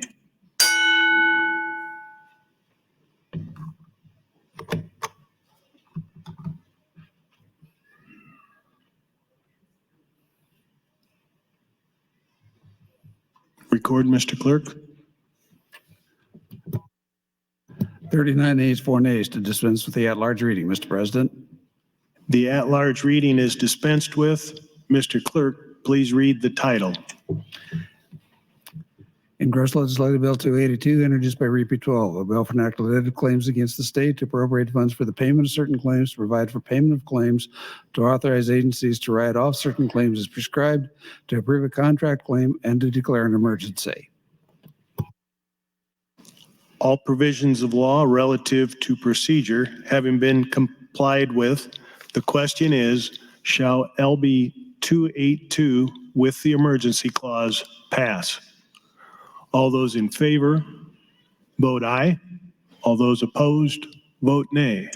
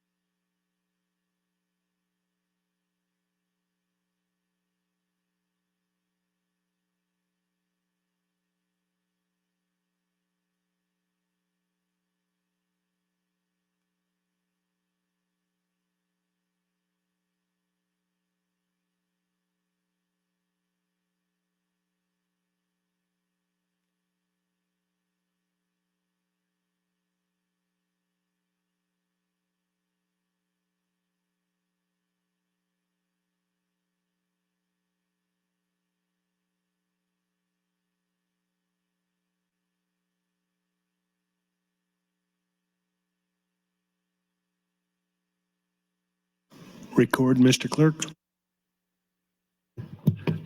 Voting aye. Senators Aguilar, Albright, Arch, Armandaris, Ballard, Blood, Boson, Bostar, Bostelman, Brandt, Brewer, Breezy, John Kavanaugh, Clements, Conrad, DeBoer, Decay, Dorn, Dover, Duncan, Erdman, Frederickson, Halloran, Hanson, Harden, Holcroft, Hughes, Jacobson, Kauth, Lippincott, Lowe, McDonald, Moser, Merman, Raybold, Rapey, Sanders, Lama, Vargas, Von Gellern, Walls, and Wishart. Voting nay, none. Not voting, Senator Michaela Kavanaugh, Hunt, Linehan, McKinney, Wayne, Day, and Ibach. Vote is 42 ayes, no nays. 5 present not voting. 2 excused not voting, Mr. President. Thank you, Mr. Clerk. LB 282.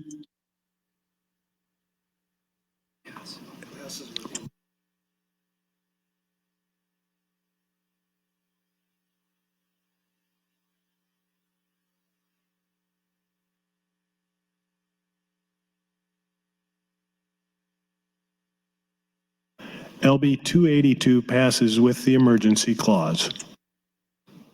Mr. Clerk, for the next item. Mr. President, Congress Legislative Bill 799A, introduced by DeBoer 10, a bill for act relating to appropriations to amend Section 19, Legislative Bill 816, 108th Legislature, first session 2023, to appropriate funds to carry out the provisions of Legislative Bill 799, 108th Legislative, first session 2023, provide opportunities, repeal the original section, declare an emergency.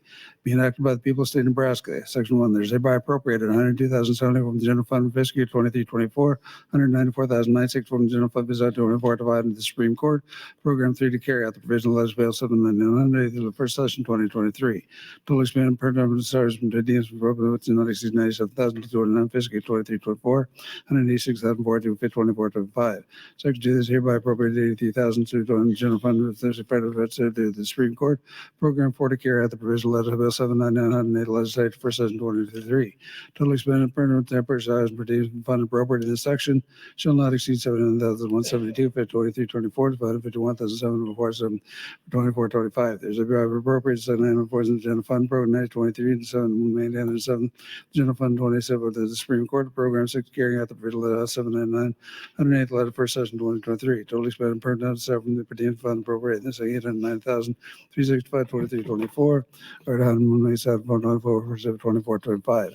Hereby appropriated 908,000 general fund program that's 168 or something the general fund to 5 the Supreme Court. Program 7 carry out the provision of 179 108 letters first session 2023. Total expended salaries and per diem fund appropriated shall not exceed 916,934 fiscal year 24-25. Section 5, there's hereby appropriated 84,087 for general funds, and 79,087 for the regard to carrying out the provision of letter bill 799 108 letters of first session 2023. Total expended per salaries and per diem fund appropriated to the section shall not exceed 43,000 Wesley fiscal 45,600 for 24-25. Section 6, Section 19, 7 of President Ministry saying workers and compensation to program 626 judge salary. Cash fund fiscal years 23-24, 142 and 18, 24-25, 148,346.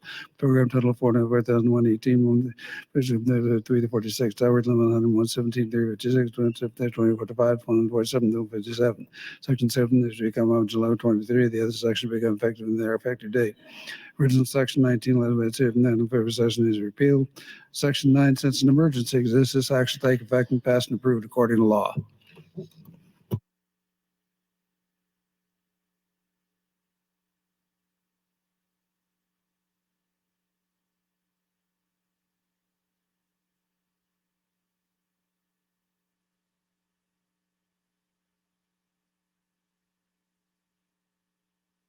All provisions of law relative to procedure having been complied with, the question is, shall LB 799 pass with the 799A pass with the emergency clause? All those in favor vote aye. All those opposed vote nay.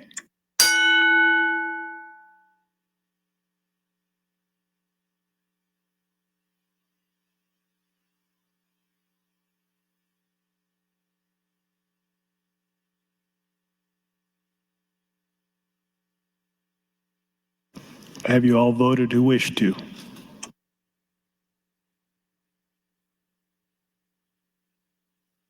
And record, Mr. Clerk.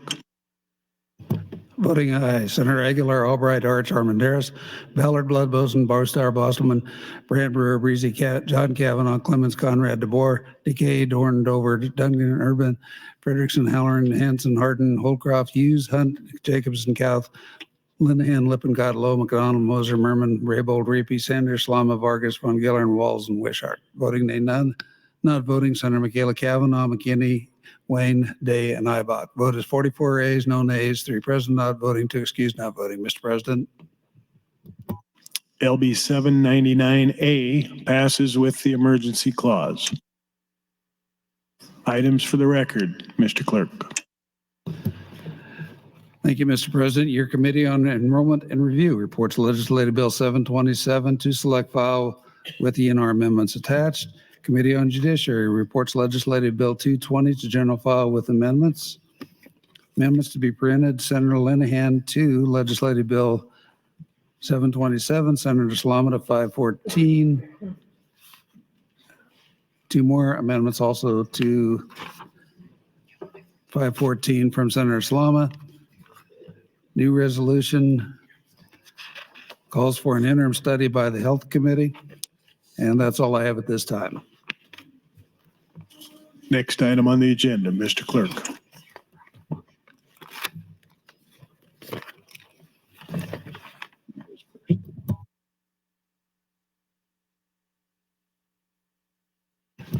Mr. President, with respect to Legislative Bill 531, there is a priority motion. Senator Hunt would move to bracket until June 2nd, 2023.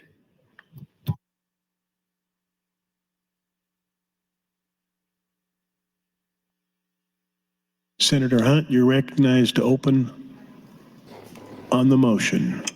Thank you, Mr. President. I'll withdraw this motion. It is withdrawn. Mr. Clerk.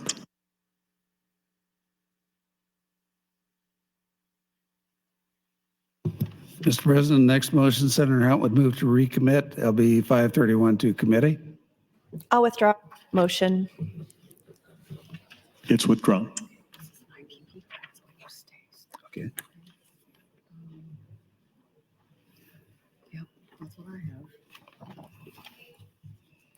Mr. President, next amendment offered by Senator McDonald, AM 1300. Senator McDonald, you're recognized to open on the motion. Thank you, Mr. President. Good afternoon, colleagues. I would like to start off by thanking Senator McKinney and the work he's done on LB 531. And as we talk about this, we as the committee gave Olson a project that was a very difficult and important project. And you had 365 people agencies that came together and said, okay, we're going to go ahead and apply over $3 billion, and said we have an idea for the eastern part of Omaha and other locations, north and south, about projects that they felt could make a difference in our communities. At that point, you had to go through that process of deciding Olson and others working on trying to what would make the greatest impact. So when I say these things today, I want to make sure that people understand. Let's just assume that Olson did a 90% great job, and it was an important job. But also, I don't think they did a perfect job. And what my amendment would do is, and I'll just go ahead and read it. Not to exceed $30 million in grants for the establishment of a multicultural center located in the qualified census tracts within the boundaries of a city of the metropolitan class and within a district designed by such city, such center servicing and providing support and resources to foster the growth of local businesses and celebrate and preserve the diverse history, arts, and humanities of such district. It goes on to add what to strike. So this was brought to me by Gayla Chambers, and she has a great deal of passion for it. The name of the establishment would be the Ernie Chambers History, Arts, Humanities Multicultural Center. And her motto, and actually the business name, is Together We Achieve Miracles. And I want to read an article about the history of the area we're talking about in Omaha. This is dated October 21st, 2021. After decades of being forgotten, a part of North Omaha's history is being remembered, and some businesses in the area could benefit in the process. Gayla Lee Chambers, founder of Saratoga Beltline Railroad Trailway Project, will admit she's not a historian, but when she started looking into the history of her own building, she started finding out history, the story of forgotten town in the middle of North Omaha. The Saratoga city lost in the shuffle, Lee Chambers said. People didn't know about it. People just totally forgot about it. Saratoga was founded in 1856, named after the Saratoga Springs, New York. It was a pioneer town, complete with hotels, blacksmith, church, and anything else that settlers in Nebraska territory could use at that time. After 21 years, it became part of the city of Omaha, but maintained its identity as a neighborhood. For a glimpse of Saratoga can still be spotted in the area of the school being its name and historic buildings built around a few decades later. Saratoga Beltline District, as Lee Chambers was dubbed the area, also recognized the role of the Omaha Beltline, which provided transportation to people of Omaha before being used commercially. They made such a thriving impact during the time, not just the people, but economically, Lee Chambers said. The Omaha Beltline was part of the growing community in Saratoga area, with many of the historic buildings in the area being built around it. All of these buildings around here in the little industrial area has been here for over 100 years, Lee Chambers said. On Tuesday, the Omaha City Council approved the area as the economically vital preservation district. According to Lee Chambers, the qualifiers several buildings for the historic tax credit. A small business would be able to have an opportunity for economic growth for the job opportunities, Lee Chambers said. She hopes to add historic markers and others to the area as she moves ahead on her project. Now, during this time frame, when we go back to the people submitting their applications to Olson, and having, of course, a number of town hall meetings, and to let you know, you all received an email on the business plan that Gayla Chambers put together for this project and submitted to the Olson group that was in charge of going through all the projects. Something about this project also, this has completed business plan, included renderings. Out of 365 projects that were submitted, this may have been the only project that included a full business plan. My office sent this business plan to all of you. I would encourage you to read the entire business plan. This project has a private investor that has invested over $1 million to date and has also received funding from Douglas County from their portion of ARPA funding. This project has also received a planning grant each of the last 4 years from the Douglas County Tourism Entity.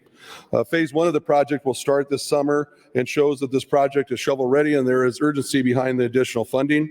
Phase 1 will include the facade of the building and updating the lobby area, which will allow the building to be open to the public and the ability to serve the community. The hope is phase 1 will be completed within 6 months. It is the goal of the Department of DD my goal for them to prioritize this project because it is shovel ready and will serve the community immediately.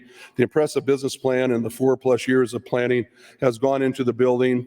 The idea of what we're trying to do today and have this discussion, and Gayla Chambers was in the rotunda throughout the day, and she had to leave here shortly, but I had a chance to talk to her before and how important this project is to her, but also to the community and the city of Omaha and our state.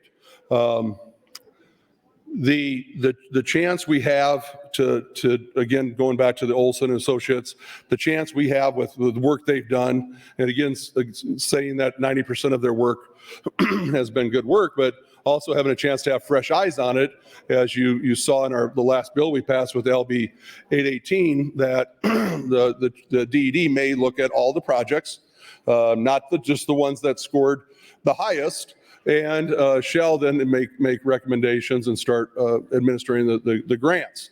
So during that process for today, I want to make sure that it's clear my position, and I believe others, is that we believe this is a good project, and potentially, like any organization, there could have been a mistake made on some of the grading and some things that were overlooked during that grading process, and that this project, I believe, should be funded, not only based on the historical fact of the area that has been presented to us, but also just all the great work it could do going forward with the idea of having the Ernie Chambers History, Arts, Humanities, and Multicultural Center in Omaha to help us as a society, as we talked about. Together we achieve miracles, and I believe going forward, that's what Gala Chambers is working on, and I think this is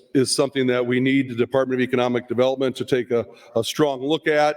At some point after further discussion, I will pull this amendment, but also I want on the record that I believe there could have been some mistakes made, and a full and fair look at all of the work they've done with this project was not done.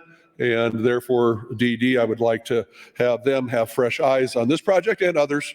Out of the 365 projects, they have the ability to look at whatever projects they want, even though we're not throwing out the Olson work, because they did a good job, and maybe 90% of it was good. Maybe that other 10% needs a little help and fresh eyes from Department of Economic Development.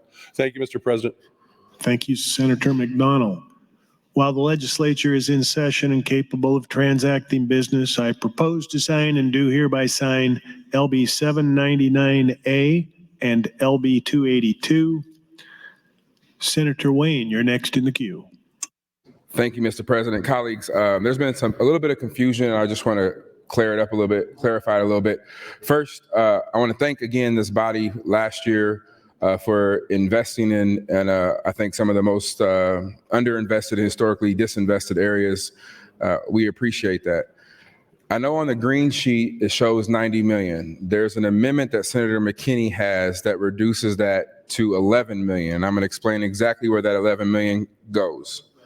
1 million goes to Senator Dorn's and Senator Brandt's dilapidated housing in western Nebraska. The other 5 million goes to rail spurs in western Nebraska to help industry. If you weren't in the hearing, what happens on UP or Burlington's main line, federal regs requires them to have 2 power switches, which has significantly hurt development along western Nebraska's main line, because the extra 5 million to do 2 power switches significantly burdens companies from moving there. If you'll recall, last year we set aside almost, I think, 10 or 20, maybe 30 million for rail spurs for one particular area right next to North Platte. If you talk to Senator Jacobson, that's been a huge boom. So we are trying to focus on areas around farther to the west, around Lake McConaughey or west of that, of the main line, to help build that area. So that's 5 million. The last 5 million is for the start of the Standing Bear. And if you read the amendment when you get here, we're also going to use some interest over the next 3 years, which part of the reason why I haven't talked to all you, and most of you know, I try to talk to everybody before a bill to make sure they have any concerns. But today we were working with the governor's office to fine tune the language that we're waiting on the amendment to come down with the governor's office to get his support. And we got that done. So this is no pulling fast ones here. We have been working diligently for the last month and a half, making sure we had the right number. Part of the delay was we were trying to see how much money was on the floor, recognizing that a lot of the money going on the floor is going to taxes. We significantly had to reduce that $90 million ask, which is what we did.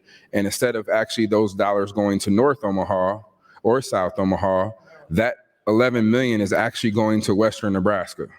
So that 11 million is for western Nebraska, but we think it's important. And anybody who knows me knows that when I was urban affairs chair, we probably did more for western Nebraska and villages and cities than we did for Omaha while I was urban affairs chair, because I truly believe in order to grow the state, we got to have a barbell state, but we can have that conversation where you have economic development on both sides.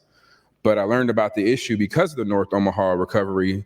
There was a company who wanted to both come here, Ogallala or Kimball, but they couldn't afford the additional $5 million switch on the main line.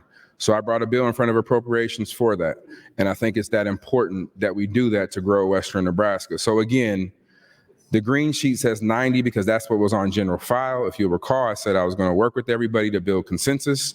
We worked with the governor's office. We worked with a lot of people to build that consensus, and we are down to 11 million. That's where we're at today. And that 11 million does not go into Omaha. That goes into Western Nebraska for projects that we believe will generate economic growth. Earlier, I sent you both the report that was done by Olson. I sent anybody who asked a specific question about a project. I went through the 1,200-page report and send that particular project to those individuals. If you have any concerns, questions, I'll be more than happy to answer them. Again, there are interest rates from the canal, prison, and ARPA. Working with the governor's office, we have an amendment that says that can only be done for 3 years. And that's how we bridge the gap in making sure we're funding fully the Olson report and a couple other things inside of that without having to touch general funds or cash funds, because we do recognize the importance of both the income tax and the property tax relief packages that are before this body. So this was our attempt to negotiate, and we came to a compromise with the governor's office to make sure we brought a bill forward that is sustainable, that is livable for this body, and it has significant impact on East Omaha and now the rest of the greater Nebraska. Thank you, Mr. President. Thank you, Senator Wayne. Senator Linehan, you're recognized to speak. Thank you, Mr. President. So I find this kind of humorous. This happens for any of the freshmen when we're doing regular business without a filibuster every other bill. We will come to a point where we have to kind of stall because we don't have an amendment. So I think we're at that point right now where we don't have an amendment, so we're going to stall. And I remember when I was the first year Senator Lathrop was back, so that would have been 5 years ago. There was something I had to get filed, and it was the end of the day, and I had to sign, as we do, all the amendments, and somebody ran in with the amendments, and then Lathrop was like, do you need time? And I'm like, yes. And Lathrop was nice enough to talk, and talk again until I got him signed. So Senator Wayne, would you yield for a question? Senator McKinney, would you yield? Oh, excuse me. Senator Wayne, would you yield no question? Yes. Do you now have an amendment? I believe Senator McKinney is printing it off right now. And by the way, this is not final reading, so you can walk around. Thank you. We can walk around now? We can leave the floor without checking out? Yes, we can. It's a select file. We were so ingrained to final reading that I thought people might have think we're still on final reading. But I do appreciate the intentiveness of this. Okay, can you run, because people were talking, go through again what the $11 million is for. So the $11 million, $5 million is for a rail spur in Western Nebraska, particularly a second-class city. The other $5 million is to start the Standing Bear Museum. The rest of the Standing Bear Museum will be taking dollars from the canal to pay for that. The other $1 million to equal 11 is Senator Dorn and Senator Brandt's idea. They had a bill for dilapidated housing to start that program. It's not enough for it, but we wanted to get the program starting because as Urban Affairs Chair, one of the biggest issues in some of our rural towns is housing that has been dilapidated and they don't know how to get rid of it. So it's to help tear down houses that people have left and they're falling apart and they're dangerous and there might be a basement kids could fall into. Is that the kind of housing you're talking about? Yes. There's houses like that where I grew up. So Senator Breezy used to bring bills to try to figure out how to deal with it. And this year, Senator Brandt and Senator Dorn in particular brought a bill to Urban Affairs. And they wanted 40 million, but we couldn't get that going. But I think it's important to start and have the conversation around futures around that. Okay. Thank you, Senator Wayne. Thank you, Mr. President. Thank you, Senators Linehan and Wayne. Senator Vargas, you're recognized to speak.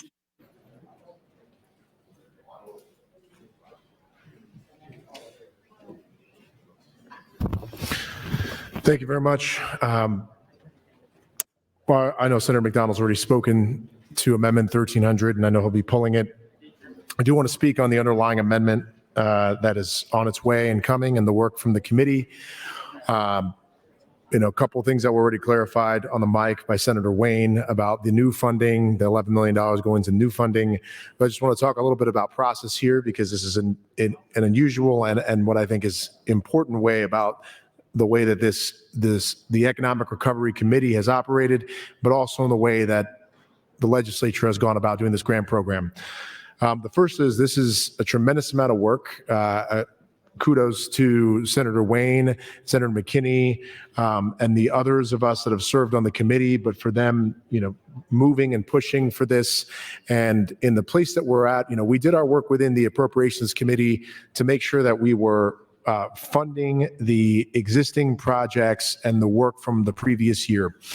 And what is coming is going to be finding new funding sources in a creative way that will be able to sustain some new allowable resources and allowable grant sources for this project or this grant. So there'll be a couple of these new ones that I know Senator McKinney and Senator Wayne will speak to. What I'm encouraged by is that there is funding sources for this that will be occurring over the next several years that will be able to fund these allowable new grant purposes within the language. The other part, what I really like about 531 is beyond the other Western Nebraska initiatives that were spoken on, it includes some really necessarily housing provision updates to middle income workforce housing, also creating a sub program within that, making this grant program more competitive. As we heard from Senator Breezy earlier today on the rural workforce housing, this housing work that is necessarily needed, we need to make these grants more competitive, or these loan programs more competitive, and doing everything we can to support that's important. So there's necessary language within this. I know Senator Conrad has an amendment that will continue to do more. But I just want to thank everybody, because I know that there's been a commitment from this legislature from the ARPA funds previously. The funds that were now in general funds are to make sure we're following through on commitment from the previous year. And this is a monumental dedication to East Omaha, and from the work that was done in ARPA last year for Western Nebraska and the rest of the state. And I just want to also thank the work that's been done from both the Appropriations Committee, the Special Economic Recovery Committee, Senators Wayne and McKinney, and others that represent East Omaha, because this has been a long time coming in terms of continuing to work on this. And the work's not going to be done, because this fund and these grant programs will continue to exist. And my hope is that we continue to get good projects funded that rise to the level of economic development, job creation, making sure we're doing small business development, skill development, the types of things that we know are game changers in East Omaha and for South Omaha. I could speak to many of the projects that we saw that were identified. This is about revitalizing. This is about making sure we're keeping and attracting more people in South Omaha. It's about whether or not we're creating the type of entrepreneurship that we're supporting and the type of business development and bringing more people to the community. Because in the world, they're also spending their dollars in our community, we can make sure that those dollars are going to good use and to better job creation and development. So I'm really excited about the work that's been done over the last several years and the additional allowable uses that are going to be part of this. And just want to thank everybody that's worked on this. I want to thank Senator McKinney for his leadership in this. And I think we've done some creative things that you'll see that were done by the Urban Affairs Committee and by the chairman that are going to make sure that the dollars get out, and also are really focusing on big transformational projects that are going to not only improve, but fundamentally change the trajectory of what we see in North and South Omaha. Thank you very much. Thank you, Senator Vargas. Senator Jacobson, you're recognized to speak. Thank you, Mr. President. I too I'm in support of LB 531 and the amendment that we're waiting on that Senator Wayne will be bringing. And so I'm going to really speak to the components of that. I have two bills in that particular amendment. The first one is LB 33. which is a mayoral voting cleanup bill, and the other one is LB 98 micro TIF. As it relates to LB 33, both of these bills, by the way, were 8-0 out of committee. I think both of them were on general file, and then if we could have gone to consent calendar, they would have been certainly candidates for consent calendar, no objections, and 8-0 out of committee. LB 33, mayoral voting, what it's really doing is it's cleaning up a problem in the statutes. We experienced this in North Platte. It's meant for cities of the first and second class.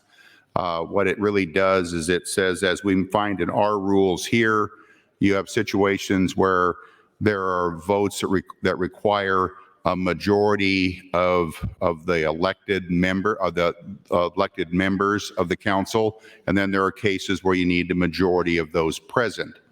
And so the statutes were a little foggy in terms of when the mayor can vote to break a tie in the cases of an absence, a vacancy, or an abstention. So what this does is clears that up and says that the mayor basically sits in as a member of the council to vote in the case of a tie. He or she cannot vote to be a supermajority vote, simply to break the tie. Purely statute cleanup. LB 98 is my micro TIF cleanup bill. Micro TIF was first brought to the legislature by my predecessor, Mike Groney. The purpose of that was to focus on vertical infrastructure for older homes in particular that have been within the city limits for over 60 years to really help with dilapidated housing.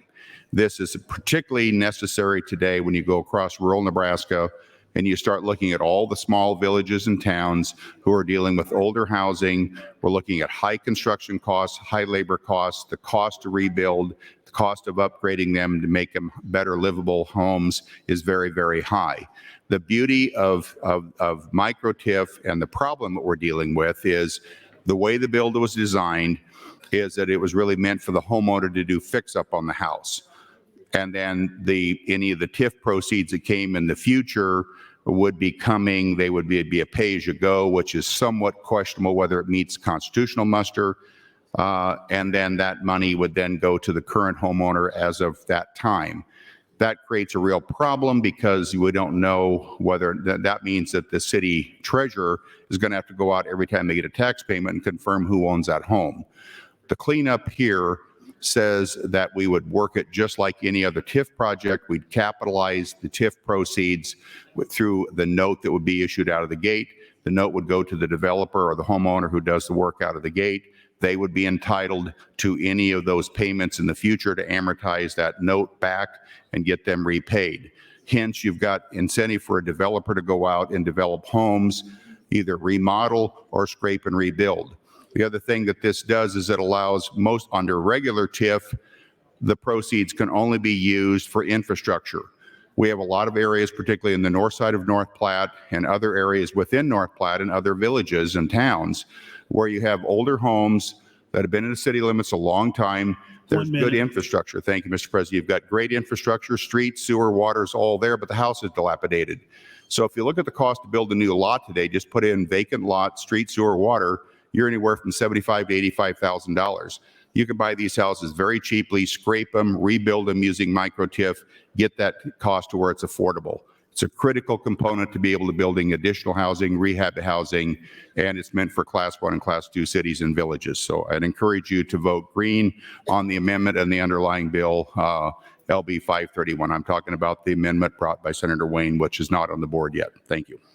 Thank you, Senator Jacobson. Senator Erdman, you're recognized to speak. Thank you, Mr. President. I have trouble with my gadget working, so I haven't seen the amendment that Senator Wayne has introduced. I hope it'll come up. But I was wondering if Senator McDonald yield to a question or two.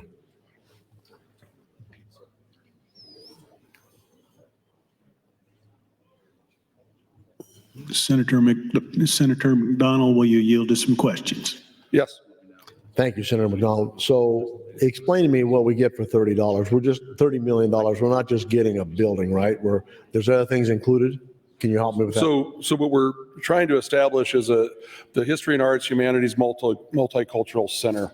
And if you look at the email that was sent out, and with the business plan, it'll go through with you the mission, the idea of the city council letters, the Saratoga district, the tourist attractions, the exterior and interior highlights, marketing plan, construction schedule, the multicultural design team, contract agreements, master plan, first and second floor of the building, partnerships, board members. So really the business plan, and that's what kind of gets back to my original concern based on Olson's work. And again, I think Olson did a really good job. I think 90% of it.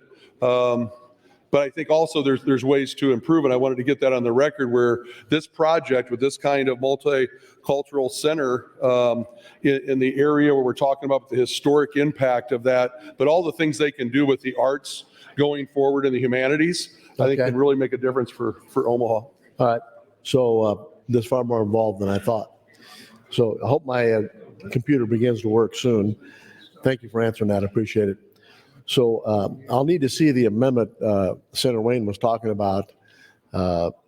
It's very difficult to make a decision on a bill where you don't know exactly what you're talking about, but hopefully that'll come up. I think the amendment number is going to be 1,800, and hopefully the internet will begin to work a little quicker than it has, and I can take a lot. So until I see that, I can't give you an opinion whether I'm going to be for it or not. Just stating that Western Nebraska is going to get $11 million probably is not sufficient information for me to make that decision. Thank you. Thank you, Senator Erdman. Senator McKinney, you're recognized to speak. Thank you, Mr. President. I rise in support of LB 531, and I wanted to say I did drop the amendment. It is AM 1880. We had to make some small changes at the last minute, which took time, so that's why it isn't on the board yet, but we're working through it. I wanted to speak through what is in LB 531. It is a combination of two Urban Affairs Committee priority bills, LB 531 and LB 629. Because of time, we combine both. As mentioned prior, it has LB 45, the Revitalization Rural Nebraska Fund. It also has other bills, as Senator Jacobson mentioned, LB 33, which deals with mayors voting on city councils in first and second class cities. LB 342, it removes the requirements that home inspectors should register with the Secretary of State. Every even number year, the bill would allow home inspectors to renew registration within 45 days of expiration and have this registration to be valid for 2 years. That was a bill from Senator Hardin. Another bill, LB 532, it changes provisions of the community development law. These provisions include timely limits of how short an area may be designated as extremely blighted, extending the deadline for housing studies in cities and others in the city of the metropolitan class, and placing limits on the creation of new redevelopment plans in areas still designated as blighted. For more than 30 years, the governing body of a city would not approve a redevelopment plan unless the city conducts a new analysis. Also, LB 629, it deals with the Middle Income Workforce Housing Investment Act and the Economic Recovery Act, actually. The overall bill incentivizes affordable housing projects by establishing workforce housing investment grant program for urban areas of the state and requiring affordable housing action plans. The Qualified Census Tract Affordable Housing Program, also created by LB 1024 last year, is available for the purposes of preparing land parcels for affordable housing or conducting other eligible affordable housing interventions within qualified census tracts located in the city of the metropolitan class and the city of the primary class. Also within the bill, as Senator Jacobson mentioned, was micro TIF, and another bill, LB 170, which matches the definition of a blighted area under the Nebraska Investment Finance Authority Act with the definition under the community development law. And the last bill that got attached is a LB 223. It concerns the Municipal Density and Missing Middle Housing Act. It requires each city that adopts an affordable housing action plan electronically submit their plan to the Urban Affairs Committee. The bill also allows an option in the report to either show effort of affordable housing action plans or 2, efforts to implement an affordable housing action plan. I do want to thank my staff in drafting for working with us. It's been an intense day and kind of going back and forth all day trying to get this to be ready. So I would thank them most importantly, because without them, we wouldn't be up here. But also, I want to speak to the importance of LB 531. Last year we did 1024, and that started the process of trying to economically revitalize North and South Omaha for many reasons. You know, number one for me is to try to decrease poverty. Another is trying to find ways to increase, you know, health and educational outcomes. And another is finding ways to get and make sure that members from my district aren't disproportionately populated in our state prisons, especially because we're in the business of building prisons. I don't want people from my community going inside these prisons. So we have to use economics to change the trajectory of a lot of lives. And that is the biggest purpose, and probably the most important purpose for this is to change the community economically. We can't just do charity. We have to focus on economics. It's the only way we're really going to get to the heart and root of a lot of the issues that plague my community, Senator Wayne's community, Senator Vargas, McDonald, and other impoverished communities in Omaha in qualified census tracts. I'll get back on That's the mic. your time, Senator. Thank you. Thank you, Senator McKinney. Senator McDonald, you're recognized to speak. Thank you. Thank you, Mr. President. Also going back to the Together We Achieve Miracles with the Ernie Chambers History, Arts, and Humanities Multicultural Center. Their mission statement is to welcome and educate all walks of life who seek a deeper understanding of the rich multicultural talent and history of Omaha through the eyes of Nebraskans. That's their mission, vision, to build a state-of-the-art multifunctional facility that will serve Omaha and beyond. Also, off the record, after my opening, there was some questions about why I was referencing back to LB 818, and I'm referencing page 35 of that bill, LB 818, and it starts at 3. The Department of Economic Development may review the projects listed in the coordinated plan and the appendices by the Economic Recovery Special Committee of the Legislature, dated January 10th, 2023, and shall prioritize the use of the funds on the projects listed in the plan, followed by the projects in the appendices. So the idea that, again, going back to Olson and the work they've done, I think they have done a good job, but also it's never going to be a perfect job. Remember, there was 365 people with ideas, a number of people showing up, but that actually submitted ideas on how to improve North and South Omaha, basically East Omaha. And the idea to go through that work and grade it fairly, there's, of course, could possibly be mistakes. And that's why I want to make sure that the DD has a chance to look at this. Again, they may review all 365 of them. But they shall come back with a plan. And I just want this one to make sure that we review it. Would Senator Wayne yield to a question? Senator Wayne, would you yield to a question? You know what? That's right. That's right. Okay.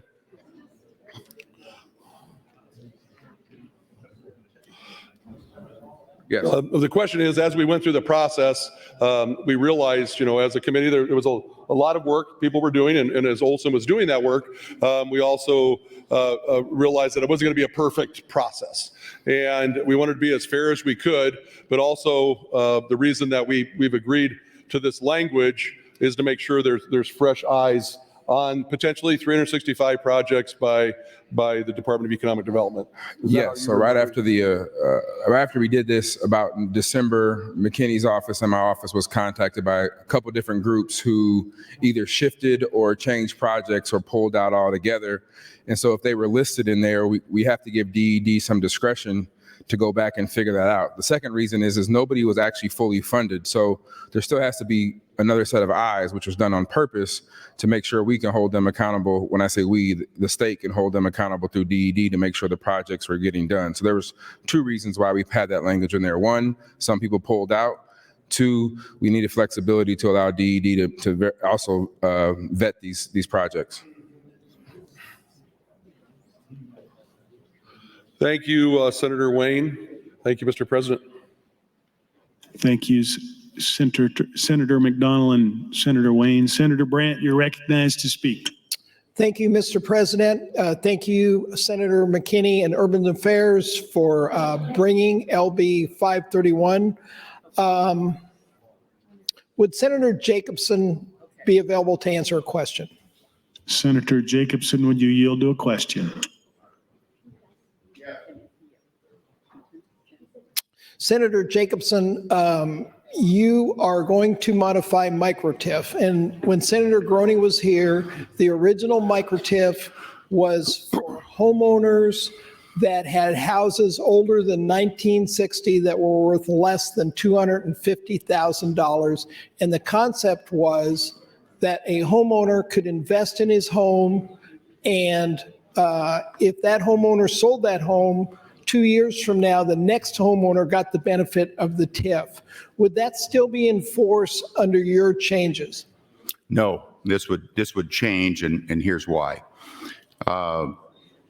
The micro TIF program has had a hard time getting acceptance because of the issues that go with it. There's two problems there. First of all, there's no way to fund it up front. In other words, TIF was set up to where you could issue a note or a bond, and then you would get the rights to the future income stream from the incremental increase in taxes, and that would pay off this note or bond that's issued out of the gate. The Constitution is very clear that you have to use that to pay off a debt instrument. The way micro TIF was originally set up was it was set up that you're basically getting tax abatement because you're getting a refund of your incremental increase in taxes. That's probably on the edge of whether it's constitutional. The other problem it does is that if you go in and do the fix up of the house and you use micro TIF and you got the future income stream from the incremental increases in property taxes, and then you sell the house, there's no way you can get your investment back that you put into it other than through increases in value of the house itself, because the future homeowner is going to get that, and that isn't going to be reflected in the appraised value of the house. I'd also tell you it creates a problem, administrative problem for the city treasurer, because they're going to have to then figure out every time they get a tax payment twice a year who the record owner is of the house. And if they get it wrong, then who's liable for where the money got sent to? So this cleans it up and makes it work to where the person who does the work out of the gate gets that future revenue stream so they can use that to fix the house up. So we've had this program for several years. Do you have any numbers on how many developers or homeowners have used the existing program? I don't have the exact numbers. I would tell you that North Platte was one of the earlier places to use it, and they maybe approved 2 or 3. I mean, it's just not getting legs because it's not, the numbers have been too small, and it's really not worked from an administrative fee standpoint very well. What I see is a much broader issue here, and that if we really want to incent people to do massive improvements of homes to the point where this program also allows you to scrape the house and build new, okay? So if you think about it, if you have infrastructure there, street, sewer, water, it's all in place, and you could go in and buy several dilapidated homes, scrape them, build new. You could use the future, the TIF proceeds to construct the new house. You've got a much lower cost to buy that lot because you don't have to build a new lot. You have to go out and annex and do all those things. So It will really do 1 minute. it'll do an amazing job of being able to increase housing. So under micro TIF, the TIF just applies to those lots, is that correct? When you say those lots, If you are going to redevelop a rundown section of a block, when you apply the TIF, it just applies to those housing lots. correct. All right, It's only capturing the TIF on those lots. all right. Thank you. You're welcome. Thank you, Senator Brandt and Jacobson. Senator Dorn, you're recognized to speak. Thank you, Mr. President. Good evening, colleagues. Wanted to clarify a little bit on LB 45. Senator Wayne talked about that. There is included $1 million in there. This was a project that some people brought forward to Senator Brandt this summer during August. We met with a bunch of people down in Hebron about dilapidated buildings in small towns in rural Nebraska. A lot of work put into this bill, a lot of talk about how to develop the bill, and then also the funding and everything. And Senator Wayne was not quite correct on a few things. Number one is the original bill did ask for $10 million a year for 5 years, which probably Senator Brandt and I talked about that probably was too high. But the other thing he talked about, and we're finding out it was too high because we're down to $1 million from $50 million. But the other thing that Senator Wayne and Senator Linehan talked about was houses. This is not, LB 45 is not for houses. It is only for commercial properties. It also, you have to be a town of less than, city the first class, the city is 5,000. No, the main funding first goes to towns less than 5,000 and villages between 100 and 800 people. If there's funding still available, then it was to go to cities between 5,000 and 10,000. When we worked on this project and my staff put together and started dwelling into this and everything that was out there, we had 10 pages that we showed to the committee of 3 to 4 pictures each of dilapidated commercial buildings in many of these small towns that they do not have the resources to go in and take those buildings down and remove them. So they're there for years. Part of what this was doing then was too, they were going to have to match 10% up to 25%. And then with these grant fundings, then they were going to be able to go and remove some of those buildings. Some of these towns, they've told us they've had them there with roofs caved in, with all the windows and doors gone for 3 to 5 years or longer, and they do not have the resources in many of those small communities to remove them. So that's why we dwelled on commercial buildings. And part of what, when Senator Wayne talked to us about including this bill in there, in this 531, was let's start this project, let's get it going, and then let's see what or how much requests there is. And then we could come back next year or the year after or whatever and ask for more funding.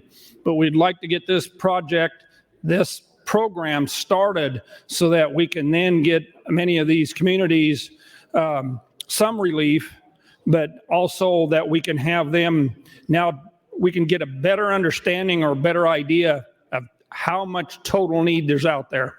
We'll talk a little bit about the city of Beatrice. In the last 5 years, they have taken down 2 downtown buildings, and there are buildings that are between other buildings. They did one about 4 years ago or 5 years ago. It was a $125,000 to $130,000 cost to the city of Beatrice to take that down. They have done one here in the last couple years now, and that cost went up to $275,000. It depends on the structure, it depends on what's beside it. It depends on what kind of bids they get, and then also the insurance of the buildings beside it. So many of these small towns do not have that kind of funding. They do not have the capabilities to do that, and those buildings are dilapidated, the roofs are in, and the property owner is not keeping them up. Part of our bill also says is that it's had to be in a certain condition for a certain amount of time, and that the city has ownership of that property. So I just wanted to update that. It's only for commercial buildings and only for towns that are so small in size. Thank you. Thank you, Senator Dorn. Mr. Clerk, for some items.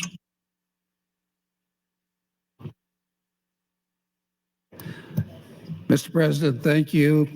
Series of reports from the Education Committee on gubernatorial appointments to the Nebraska State Colleges, the Nebraska Telecommunications Commission, Commission on Post-Secondary Education, Board of Educational Lands and Funds, Technical Advisory Committee for Statewide Assessment. In addition to that, amendments to be printed from Senator Slama to Legislative Bill 465 and 138. And finally, Legislative Bills 799, 818, 282, and 799A were presented to the governor at 4:52 p.m. this afternoon. That's all I have at this time. Thank you, Mr. Clerk. Senators, the legislature will now stand at ease until 6 p.m.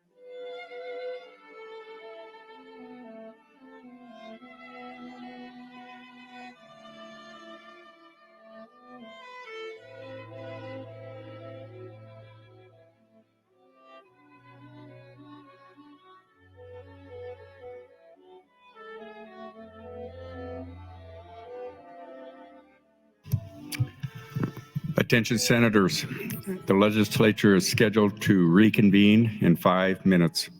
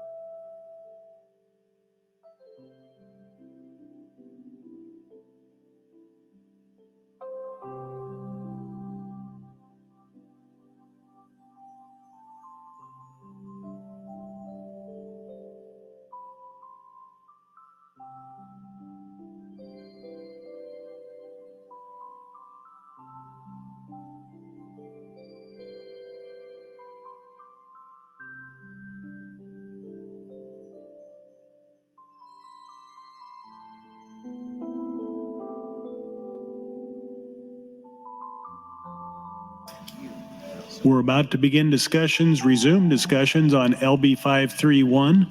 In the queue are Wayne, McDonald, Vargas, McKinney, and Jacobson.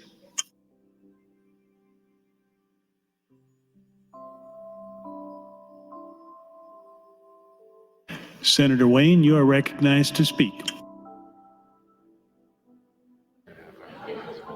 Thank you, Mr. President. I should call the House, but I'm working this bill. I don't want to make too many people upset right now. Well, nobody's here, so I'll talk about something else besides the bill. What? Oh, I guess we have very important people here. Hey, that's the first time that's the quickest I've seen you stand up in a while there. I appreciate it. No, we're all coming back. For those who are watching, coming back from a recess for a little dinner, and we'll continue this night. So I am going to talk about something else, then I'm going to punch in my cue and talk about, when more people get here, more about this information on this bill. So what I will say is, on the underlying amendment, the original plan, the individual who submitted this plan, actually the plan is very good. The issue was there were multiple, I think, and I'm speculating, there were multiple similar projects. And one of the things Olson tried to do was build on, have key investments to build more energy or synergy around certain areas. And this particular project is a little outside that area. So it isn't that the project is bad. And quite honestly, that's the reason why this year we came down and asked for additional $200 million, was because, one, we had about $2.6 billion of extra dollars. And so we thought $200 million of that seems reasonable when you look at the overall extra dollars we had. Since then, there's been property tax relief, income tax relief, and school funding, and then a canal. And let me be clear about the canal. I'm not opposed to the canal. I believe, one, water is life. So I think in the future, what we're going to find out is water is going to be very, very sacred. And so I think it is smart to start planning for that. Where I differ a little bit with some of my colleagues is putting all of those dollars this year in a fund. And what's interesting about some of the members who are concerned about over 3 years interest being collected, then what they're also acknowledging is that for those 3 years, we're not spending those funds, because we can't be concerned about the interest if we think we're actually starting construction within those 3 years and making significant spend downs. So it's kind of a interesting argument. So my question would be, if it was 10 years of interest, would the concern still be there? Because I would hope the project would be done by then. So no, I support the canal. And in fact, I got on this mic many of times and said, I think as a state, one of the biggest mistakes we've made is not funding Omaha's, or partially funding Omaha's sewer separation project. And the reason why that's important is that it's about $1.5 billion project, of which the ratepayers in Omaha are carrying that burden. Right now, we're paying an extra $50 a month, and it's going to go up to close to $200 a month over the next 15, 20 years. while at the same time we are supporting Lincoln, we're supporting DeKay's district, we're supporting Whole Cross district. Now, I was not in the legislature at that time, but I do believe water is life. And that's why I'm like, we should support water projects, sewer projects. My initial request for ARPA was about to put 50 million also into other small towns and villages for their water projects. I think Windsor still has an issue. Some places down by Nebraska City still have issues. 1 minute. I think we should look at all of those things for water projects. And in fact, I support the Blair Senator Hansen's water project. So this is not about being against anything. It's about making investments across the state that are somewhat equal and somewhat matchable. So now that people are start trickling in, more people, I'm going to push my light and have conversations about the bill. And again, I'm asking anybody to ask questions, address your concerns on or off the mic. I have no issue with that. I think we should have a good dialogue. Thank you, Mr. President. Thank you, Senator Wayne. Senator McDonald, you're recognized to speak. Thank you, Mr. President. Good evening, colleagues. A few phone calls, text messages, emails during the dinner break, and just trying to explain this is that the process we've gone through, and with the help of Olson, which I think they've done a good job, was that we had 365 projects, people, ideas come forward after all of those months of hard work. And right now that was over $3 billion worth of requests. Now they narrowed that down to approximately 37. Some were duplicated. Some were no longer right now at this time interested for whatever reason. So when I say that, I believe that the Ernie Chambers Historic Arts, Humanities, Multicultural Center should have been graded and based on their 60-page business plan. I think that there was some possible mistake there. But what we've done in LB 818 is put language in there that DD may review, but they shall then figure out what's the best projects going forward. So this does not mean that we're saying, or that I'm saying, that the work that Olson did was not good work, but also I don't think it was perfect work. And that's why I want fresh eyes on it through DD. And that's why we've agreed to that language that we just passed in LB 818. Also, I want to read this and about something about Gayla Chambers and her work on this project and her goal and what she's trying to do with the humanities education and have this kind of cultural center. I think is very telling of her in a great way, because how much she cares about the community she grew up in. In 1999, Gayla Lee Chambers, a North Omaha native and only daughter of Nebraska's former state senator Ernie Chambers, founded Together We Achieve Miracles, with a vision of unifying people to do good. Together We Achieve Miracles is a nonprofit organization based in North Omaha, Nebraska, with a commitment towards serving those marginalized and unheard in our local area. Our goals of the organization have drastically grown since our start, but our mission remains the same at its core: to educate, provide, and inspire all areas of Omaha and beyond, while promoting diversity, equity, and inclusion. We believe in fostering individuals' physical and mental well-being in order to reach happiness, understanding, success, and economic growth for our city. That's the kind of place she's trying to build with this multicultural center. And I appreciate it. And that's why I'm asking Department of Economic Development, when they're going through this process in the direction we've given them, to consider this project and look back at possibly something they missed during their that was possibly missed by Olson, that they could see as DED, that what a great impact it would have for the city of Omaha and the state of Nebraska. Thank you, Mr. President. I will now pull that amendment 1300. It is withdrawn. Mr. Clerk, for items. Mr. President, first of all, returning to Legislative Bill 531, I have nothing further to the ENR amendments, which could be adopted at this time.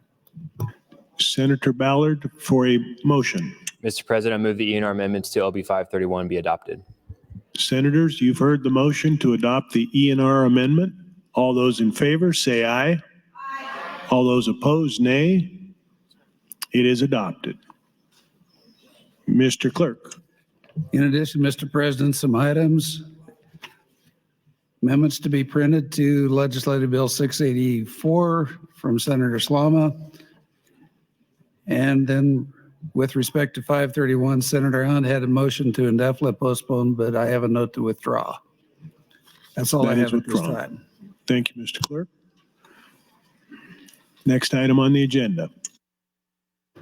Mr. President, with regard to 531, Senator Michaela Cavanaugh had AM 1723. I have a request from her to withdraw that amendment and substitute AM 1880 as offered by Senator McKinney. No objection, so ordered. No objection, so ordered. Senator McKinney, you're recognized to open on the amendment. Thank you, Mr. President. AM 1880 is the amendment that we're using as a vehicle for LB 531. It has been an amendment that many people have asked about, and I'm going to try to clarify some things that is within the amendment. Number one, the amendment directs the process going forward for the economic recovery grant program. It will state that, DED has to consider projects that were within the coordination plan and the appendixes of the coordination plan that were done by Olson. They will request applications, and after they take applications, they'll evaluate those projects again. So if you apply through Olson, you apply again through DED. Then DED will look over those, and then eventually they'll grant who is receiving grants. Also within this is LB 45, which is the Revitalize Rural Nebraska Fund. It is $1 million for dilapidated commercial buildings and properties in rural communities, which was introduced by Senator Dorn. Another piece to this is $5 million for Standing Bear Museum, which isn't slated to begin until 2025. Another is a $5 million rail spur for Western Nebraska. Just to be clear, that's not to North Omaha. Also, we are seeking interest from the Perkins County Canal Project and the Nebraska Construction Fund for a 3-year period. Just to be clear, it's not indefinite, and it has a stop date for your understanding. We have been working diligently all session and literally since last night to try to get this amendment to where it needs to be. My biggest thing is that if you have any questions or concerns, please just ask. That's all you have to do. We could clear up anything that you might be thinking. Also attached to LB 531 is LB 629, which includes other bills. LB 33, which Senator Jacobson spoke on earlier, which deals with mayors in first and second class cities. LB 45, as I mentioned, LB 342, Senator Hardin's bill dealing with home inspectors. LB 532, which deals with TIF and language around communities that would like to re-TIF areas having to go through an analysis before they do that. LB 629 deals with the, the Middle Income Workforce Housing Investment Fund, and it updates some language and things like that. It has no appropriation language within it. Then there's LB 98, which deals with micro TIF, as Senator Jacobson mentioned earlier. Then LB 170, which matches the definition of a blighted area under the Nebraska Investment Finance Authority to what's under the language in the community development law. And then there's LB 223, which states simply that cities that are doing affordable housing action plans have to submit them electronically to the Urban Affairs Committee. And that honestly is pretty much it. It's not overly complicated if you read through the amendment. And frankly, I think it's something that everybody within this body should be in support of. Last year, we set aside these funds, and this year we're trying to appropriate them to continue the progress in recovering and revitalizing communities in North and South Omaha. That has been the purpose for this all year. We've been working with everybody in good faith. We've been open to meeting with people, asking questions and things like that. So if you have interest, questions about what's happening or anything or where this stuff is going, the funds are going to assist with the projects that were in the coordination plan and appendix to help us do the things that our community, one, work with Olson and the Economic Special Recovery Committee over their interim through stakeholder meetings, community engagement and sessions, listening sessions, and things like that. And then they applied. They applied under the understanding that after they applied, we would come back and introduce a bill to appropriate those funds so we could get those projects started. We did the swap of funds because of the timeline with ARPA. And we wanted to ensure that the community could fully utilize the funds that were set aside in the best way possible, and we don't have to claw anything back and money can't be used. That is what it is for. And that's really it for me, but honestly, I know many people have heard me stand up here all year and state why investing in communities like in North and South Omaha is important. Number one for me is because my community in the district that I represent has been impoverished for my lifetime. It hasn't had any state investment. It hasn't had any city investment, hasn't had any county investment. And because of that, like the life expectancy rate of my constituents is lower than everybody's. You look at the poverty for children and seniors, we rank the highest in poverty. Educational outcomes, the lowest. Then when you run the numbers on the people that are populating our state prisons, majority are coming from my district. That is why this is important, and that's why it's important to me. So the same way people are comfortable with supporting things to benefit their communities, whether it's property tax or anything else, this is important to me, and this means a lot to me, because a lot of y'all don't have to potentially walk inside the new prison and see people from your community, but I could guarantee I will. That is a guarantee that I have to live with. And we pass that forward, that's $300+ million. And it's hurtful, honestly, because nothing shows, no statistical chart, no report or anything shows how investing in prisons improves communities and prevents crime. What reports and statistics show is that investing economically in communities like North and South Omaha decreases crime and decreases the need to build prisons and incarcerate people. So if you ask me why this is important to me, that is it. I'm tired of going inside of our prisons and seeing people that I know in there. I'm tired of hearing shots at night. I'm tired of reading news articles about students in OPS not having the greatest educational outcomes. I'm tired of looking at the reports of the health outcomes. That's why we worked and did this. Me and Senator Wayne and others, we've worked tirelessly to try to get this to a point, to get it across the aisle, to start improving our community. I mean, hours and upon hours of meetings, long days. My daughter asking me, why you got so many meetings? My family asking me, why you leaving? We having barbecues and I'm leaving to meet with people to talk about this bill and try to figure out a way to make it work. So when you talk about time and you talk about what it takes to get things done, we've been putting in overtime for this, and I still put in overtime for this because it means that much to me. 1 minute.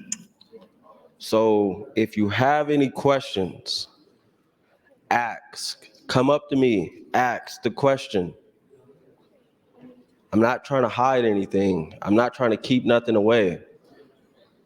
I'll be clear with you. Just be clear with me and act in good faith with me. But number one, I believe you all should be voting green on this bill, on AM 880 and LB 531.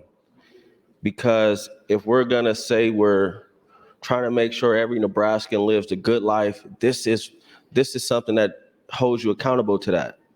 It's just not lip service. You're using the power of your vote to change lives for the future and for the better. Thank you. Thank you, Senator McKinney. Senator Vargas, you're recognized to speak. Thank you very much. And thank you to Senator McKinney for those words. There's a couple of things I wanted to make sure to talk about here. And I don't always talk about this about my district. I think individual committee members hear it when I introduce bills. I introduce a lot of bills in education and economic development and business and labor, and appropriations, because there's so much to tackle. But the reason why this is important, the entire process of the North and South Omaha Recovery Grant Program, the entire process of balancing this also with Western Nebraska, what was currently in this bill right now, the funding mechanisms for some of the new allowable sources. The reason why it's important is because communities, and I can speak to my community, I have one of the highest rates of unemployment right next to North Omaha districts. Some of the highest rates of individuals on SNAP benefits. I have some of the highest rates of individuals that are in a free reduced lunch. The poverty rate is really high when you look south of downtown. The reason why there's a need in East Omaha is the shared component of higher underemployment and unemployment, the effects that poverty have on communities, what we're seeing in our school systems, and to what Senator McKinney was talking about in regards to the pipeline of prison.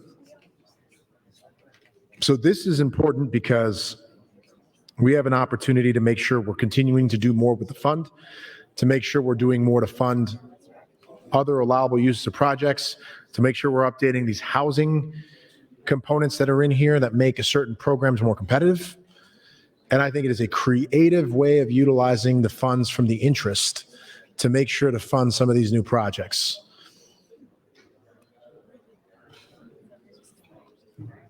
I also urge you to vote green because we're not talking about a one-time program that is a Band-Aid. We're talking about whether or not we are investing in economic development programs, revitalization, making sure businesses can improve and be more effective, making sure that the density, people are coming to the community, spending time, spending dollars, spending resources, actually building job growth, supporting small businesses along the way with all the capital construction that goes along with these things, reducing the poverty rates, reducing the school to prison pipeline, making sure fewer students are falling through the cracks, and keeping this within the east side of Omaha.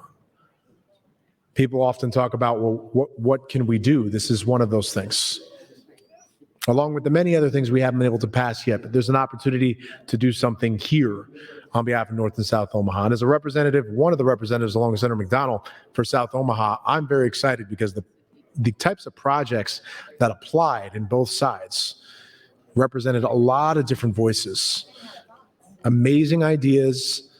Some are ready to go, some need a little bit more time, but they represent a significant opportunity. Those clusters that Senator Wayne talked about came about because different projects started to coalesce in areas. Instead of sort of disparately just looking at different projects, they actually focused on where's the most change that's possible in different streets and different corners and different areas.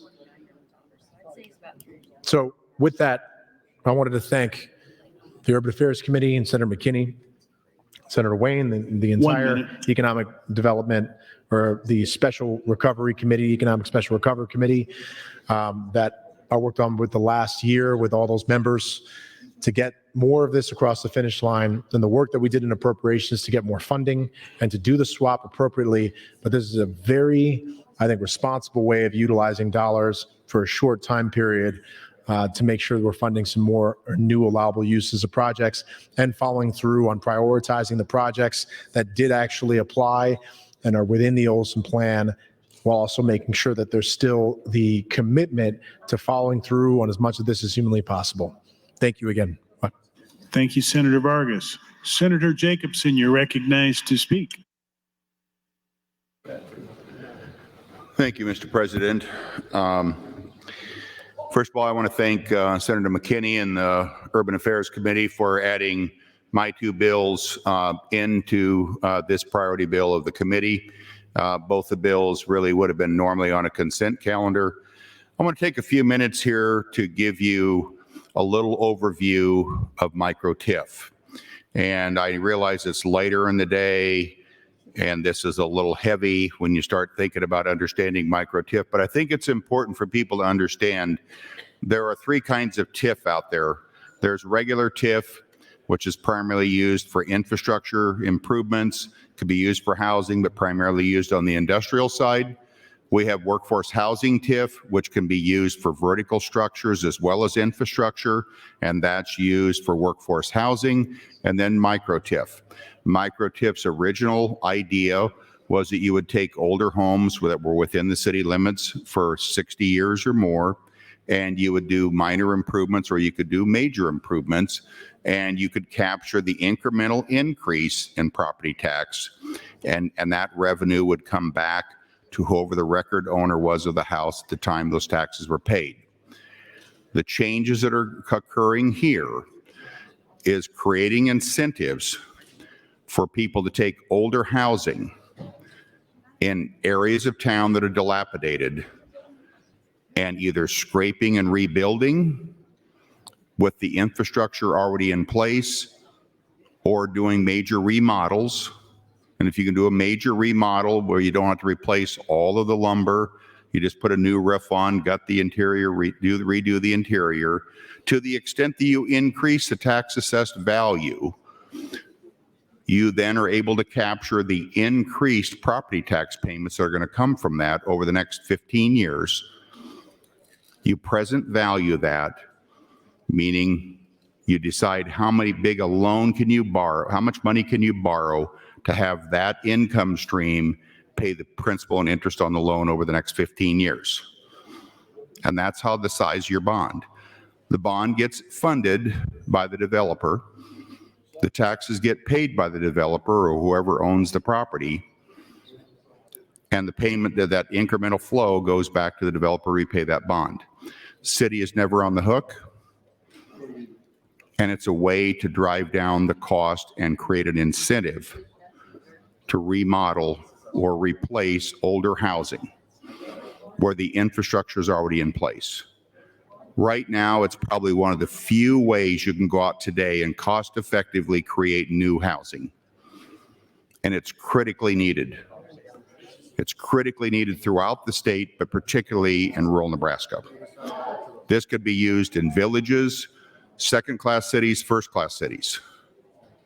It cannot be used in metropolitan cities of the primary class or cities of the metropolitan class. It's an incredible way for us to be able to go out and make a real difference to create incentives for affordable housing and clean up dilapidation. And as Senator McKinney outlined, when you fix up dilapidated areas and create better housing, you also reduce crime, and it has a significant effect in what happens in your communities. In the North Platte area, there's going to be a new packing plant built. We need 875 new workers. I don't know where we're going to get the housing. I don't know where we're going to get the workers. But I can tell you, if we don't have the housing, we're not going to get the workers. And they're going to pull from a large region. The Walmart food distribution centers out there, they employ about 800 at the distribution center. Actually, it's probably between 600 and 800 people. They're able to bring them, but they're coming in from quite a distance. This is critically needed. I really hope that everyone gets on board. This bill has been skinnied down. The governor signed off on it. I hope everyone gets on board and helps us move this forward. Thank you, Mr. President. Thank you, Senator Jacobson. Senator Raybold, you're recognized to speak. Thank you, Mr. President. Good evening, everyone. I stand in support of AM 1880, and I'm truly excited. These bills lift our communities up. This is what we have been talking about for a long time that benefits Nebraskans. It's what are we doing to deal with our workforce shortage, but affordable housing. And this bill contains a momentum on many different levels that we all should be really excited about talking. Certainly, the Economic Recovery Fund for East Omaha is essential to keep moving that forward. But there are a number of great things that are about revitalizing our rural communities as well as our urban communities. Certainly, LB 45, the Revitalize Rural Nebraska grant funds are essential. Going down forward on the list, the Middle Income Workforce Housing Investment Act. And then looking at some of the things that Senator Jacobson has already talked about, microTIF. It's giving our cities, our towns, our villages more economic development tools than they've ever had before to make this type of revitalization easier, but also affordable for the developers to initiate and incentivize them to look at these communities.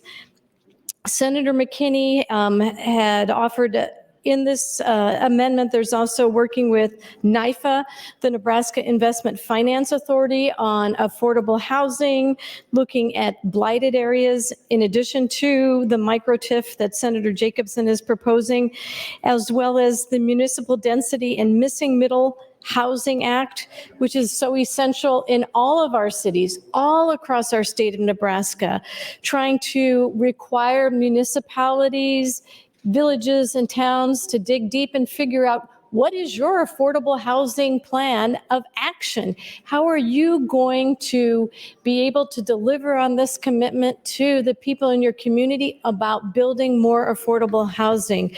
So I stand in tremendous support of this. This is something I get excited about and have been talking for a long time, affordable housing. That's where we should be focusing on. These bills lift communities up. And I do want to say thank you to Senator Elliott Bostar and Senator Anna Wishart for their persistence in getting the funding for the city of Lincoln. It's our state capital, but it's funding for our secondary water source, but it's also working with all the communities from the Missouri to our city of Lincoln in assisting them to come up with alternative water plans as well, so that they can have access to clean, safe drinking water in those communities that are currently struggling with some of the contaminations in their wells and other sources of water. So I ask my colleagues, this is what we should be doing. This is what the legislature does so well, is focusing on bills that help our communities, that generate economic redevelopment and revitalization. So I encourage everyone to please support this. Thank you, Mr. President. Thank you, Senator Raybold. Senator Clemens, you're recognized to speak. Thank you, Mr. President. I am not in support of AM 1880. I am especially protective of the Perkins Canal project and the prison project. I see that the Perkins Canal Project Fund, when that was established, it said that any investment earnings from investment of money in the Perkins Canal project shall be credited to such fund. This amendment then adds except that for fiscal years 24, 25, and 26, such earnings shall be credited to the Economic Recovery Contingency Fund. And without limit, it doesn't say up to 20 million, 30 million, 40 million, 50 million. The 574.5 million in the canal project, 7% is what the average in investments on our funds. That would be $40 million. But there, in my opinion, it's going to be several years before the project is done. And that's, in today's dollars, $574 million might do it. But I think in the future, I intended for the interest funds to help fund increase in inflation, increase in the cost of building such a project. And I think it's better for us to keep the interest there. We had shall, didn't say may. We put it in the, for that project, it shall be credited there. And here that's being revised and taken away. And the, on page 30, the Nebraska capital, if you're following along, that was page 29. Page 30, Nebraska Capital Construction Fund. The prison is in that fund, and there are other construction projects. I didn't have time to look up what the fund balance is, but for the prison, it's $310 million. And I know there's more than that money in that fund. 7% rate of return would be another $22 million. And the original fund language said investment earnings on money in the construction fund shall be credited to such fund. This is adding except for fiscal years 24, 25, and 26, any investment earnings shall be credited to the Economic Recovery Contingency Fund without limit. I don't know how much they're expecting to get. Those two items, with just those items, add up to 60 or 62 million. It could be, it's going to be more than that, $70 million. So when Senator Wayne said this is an $11 million bill, it's $11 million per year for I don't know how many years, but in the budget, it'd be 2 times that. It would be $22 million out of the budget, plus then the earnings on these two funds on top of that would be another probably 70 million plus. I just, excuse me, I just did 1 year's worth of interest. That's per year, 60 or 70 million. So it's probably going to be 120, 130. 1 minute. Plus the 11 million that he already has mentioned. And one other item I really don't support is the Revitalize Rural Nebraska program for demolition of buildings on main streets. I know there is a lot of desire, a lot of wants out there. My little town, we figured it out ourselves. We didn't ask for any state money. We had a commercial building on Main Street, and we, the local people, figured out a way to get it demolished ourselves and didn't get any help for it. And I think there are ways for villages to do that. This would create a new fund starting at just $1 million, but that's what happens to our budget, getting a new little project going and then millions and millions of dollars added to it in the future. And I think people from Elmwood don't have a project, but I don't think those taxpayers should be. That's your time. Thank you. Thank you, Senator. Senator McKinney, you're recognized to speak. Thank you, Mr. President. I don't think the people of North Omaha believes that investing in a prison is going to benefit our community. But they do believe that investing economically in our community through LB 531 would have a positive impact on our community. And that is the core of all this, is that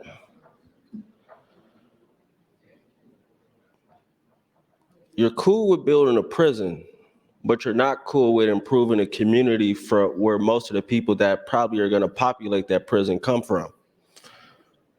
And that's why we stand up and say that you don't care about our community.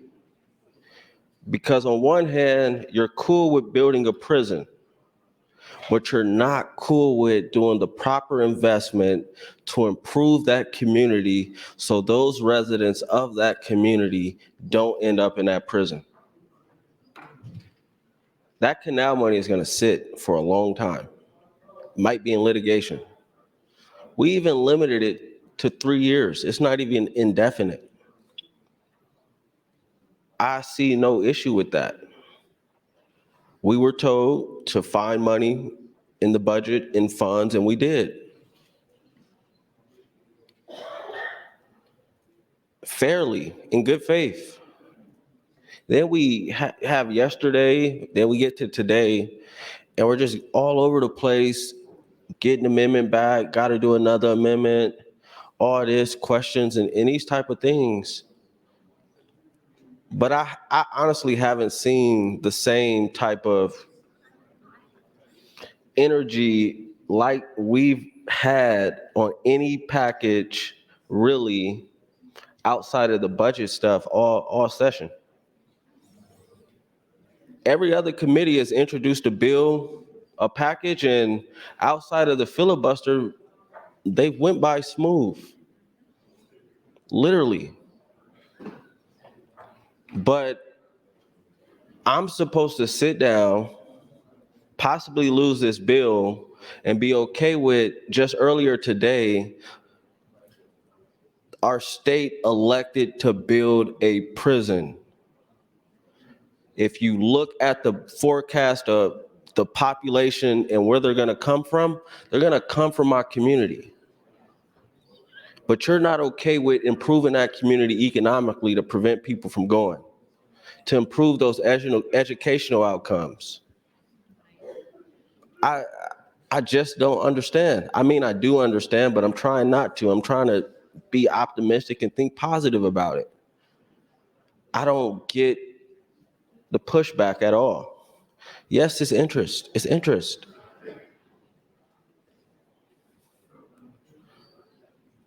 It's not going to be used. We cut it down to 3 years. How is that an issue? All we're trying to do is improve our communities in the best way possible economically. Most of the money in the Education Future Fund is not going to go to North Omaha or Omaha, honestly. About I think 800 million is going west. The canal, west. The prison, I guess it's not going west. It's going to be somewhere between Omaha and Lincoln, but it's not going to benefit my community. 1 minute. It's not an added benefit that the people from our community are locked up in there. That's no benefit. So it's a hard sell to tell me that you're against trying to invest in the most impoverished community ever in our state for the past 30 plus years. Got to do a little better at convincing me to understand that. Thank you. Thank you, Senator McKinney. Senator Clemens, you're recognized to speak. Thank you, Mr. President.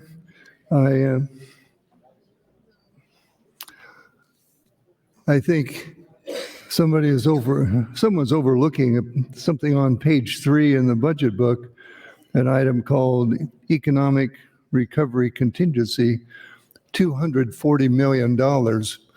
And I think I'm being accused of taking money away, not supporting the East Omaha.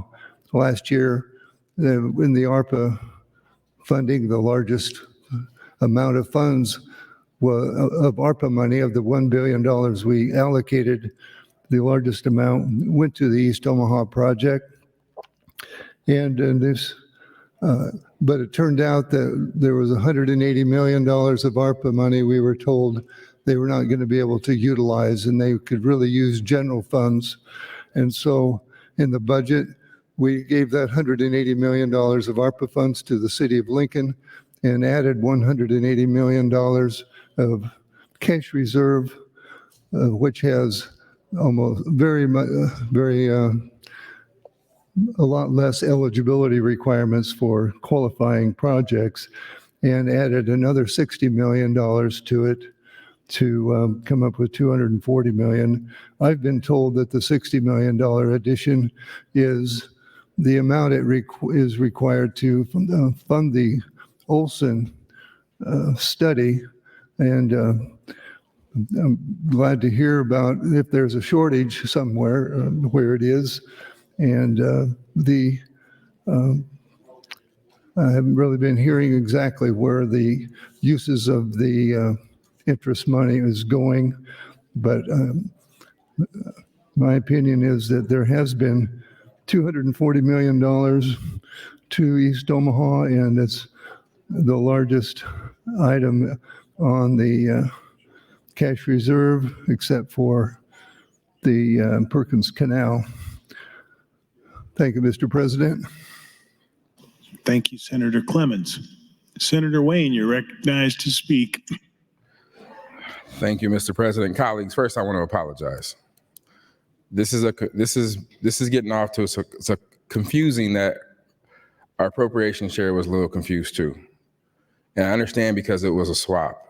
Let me be clear about the $180 million. We set aside $100 million for East Omaha last year that has not moved. That is not a fault of this legislature. Because that dollars have not moved, and because of the Olson report and the size of the projects, from an administration standpoint, if they have to claw back, you're not going to claw back $10,000 from a small project or a small business. Second, if there's a hard deadline of 2026, I can't trust an agency right now who for a whole year has not spent a dollar. And I'm not throwing any under a bus, it's just a reality. So we were faced with a difficult choice. Have auditors and people come in and say, this small business didn't do what it was supposed to. Two, you can't spend the funds fast enough because we're not moving the dollars out the door fast enough.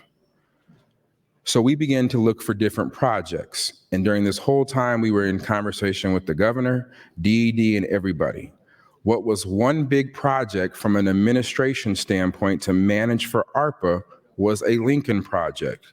That's how it got there. We would gladly keep the ARPA money, but there wasn't no assurances that we could get the money out in time to spend. Why is that important? I wish Senator Von Gilleren was here, because we're already about to lose another construction season. It is a timing issue. Most other states called a special session to deal with their ARPA. We did not. So we were already a year behind.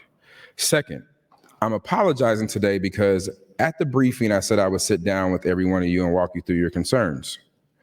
I was posted up over where Senator Hansen is. Many of you came over and talked to me. But around 10 o'clock, I was informed that there was an issue on the interest. So if you check the record tomorrow on the Journal, you'll see that I checked out about 5 or 6 times to go have meetings at the governor's office. It wasn't that I ignored you. In fact, I tried to talk to Senator Hardin when I got a call to say, come down and talk to us about this issue. So I told Senator Hardin, I'll be right back. If you don't believe me, you can ask Senator Hardin. When I came back over and said, let me hear your concerns. It wasn't that I'm trying to pull a fast one. It's between that, I've also been talking to Senator Bosin about a bill coming up on LB 50 on Monday, because I can't be here tomorrow, and all you know why. So yes, I did not get to talk to everybody, but we are not trying to pull a fast one. It is the nature of this floor. It is the nature of somebody outside of this room asking for some information that carries a lot of influence in this room. And we wanted to provide that information and come to an agreement on the 3 years. As far as the 240, that is not new money to anybody who was in this legislature last year. We already appropriated, and what was left was $180 million. So what you're talking about is $60 million to make it whole. We can have a conversation of why that $60 million was needed, but that was a conversation by the committee, many people on the committee, and the governor's office who made some errors. And I'll just call it that. So we did fill that Olson report and filled it up. We asked for an additional 200 million. There was 300 million for the business park. Why? Because an entire year has went by, inflation has gone up, and we have over 1,000 jobs who are ready to come down to East Omaha, and I want to make sure we don't lose those businesses. The fact of the matter is there's a company who many on appropriations visited with, who had, Senator McKinney, will you let me hop next time through? Many that was planning on leaving the state because we didn't move the dollars fast enough. A modular home builder who was going to leave Idaho and come to North Omaha. They were going to leave the state, and instead of me allowing them to leave the state, we started calling around, finding where else they can go in the state. And they're going to Western Nebraska. That's what really happened. So I'm glad to answer any questions. Please ask me questions. But that's why I didn't get to sit underneath the balcony with everybody and go through every person here, is because from 10 o'clock to literally reading the amendment that was dropped before we started this amendment, I was in and out of here negotiating and conversating with our governor's office to make sure we had the language right. Thank you, Mr. President. Thank you, Senator Wayne, and you're next in the queue. So, thank you, Mr. President. So I want to talk a little bit about what this does. What we set out last year to do, and this body supported, was to fundamentally change East Omaha. Not through social programs, but through jobs and economic development. That was the entire thing. We asked for $450 million out of $1 billion need. This body rejected our plan and said, no, we want you to follow the Star Wars process. So we're going to allocate up to $2 million to hire somebody to put a nice stamp on it. And if you'll recall, Senator Jacobson brought the stamp for North Platte, and I said, as all it needed to be was in color, I can go print my report out in color. But you wanted architects and engineers to do community assessment and give you the full lay of the land before we could spend these dollars. That was the deal. We did that. We came back. But what we didn't know through this process, with over 1,000 people attending community forums, with over, I think it was 4,000 emails and community inputs, and over 361 applications, 69, I believe, was how great the need was. Because for the first time in North Omaha, we created a strategic plan for economic development. We have 24th Street, Forever 24th.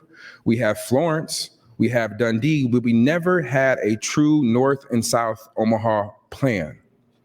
So this body created the first economic development plan for East Omaha. Never been done before. And if you look at the full report, the needs are beyond what we're able to do. And what made me realize even more when going through this report was many of the same things that we are now questioning are the same things we're doing in rural Nebraska.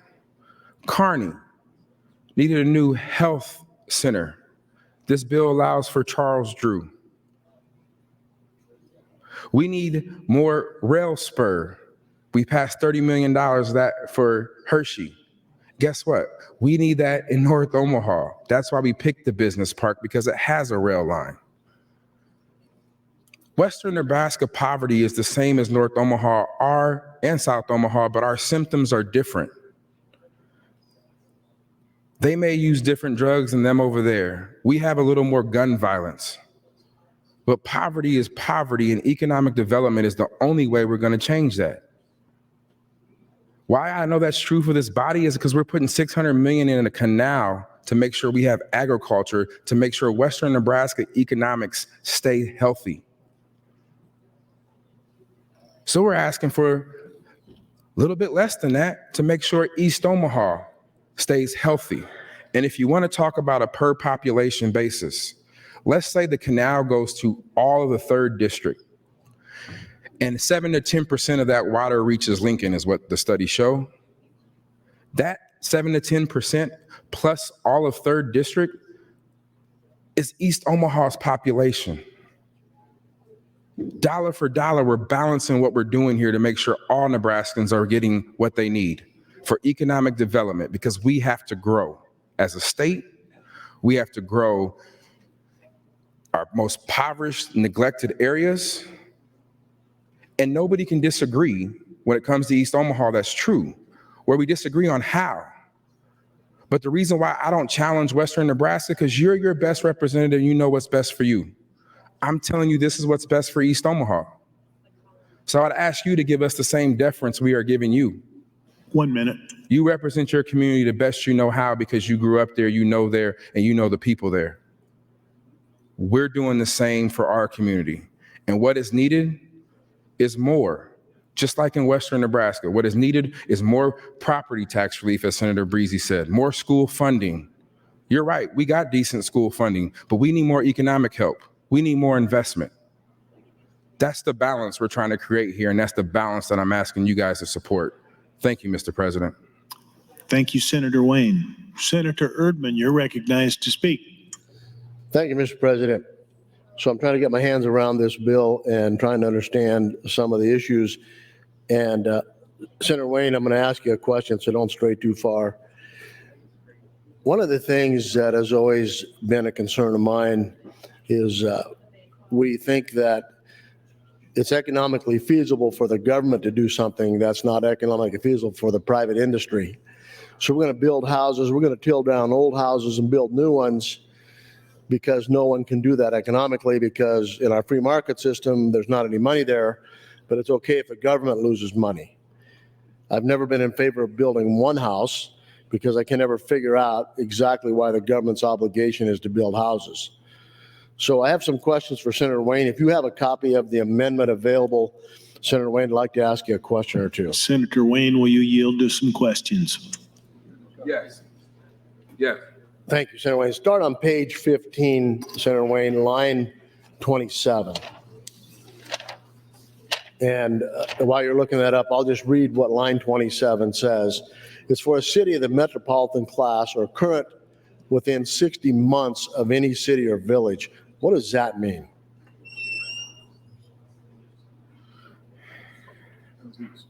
It's a housing study that was passed 2 years ago, and City of Omaha has already completed theirs. And that means any city of the metropolitan class or current with the 60 months. So that means we have to continue to get reports for a housing study. All right. So it says for any city of the metropolitan class, that's Omaha, is that correct? That is correct. And then it says, or current within 60 months for any other city or village.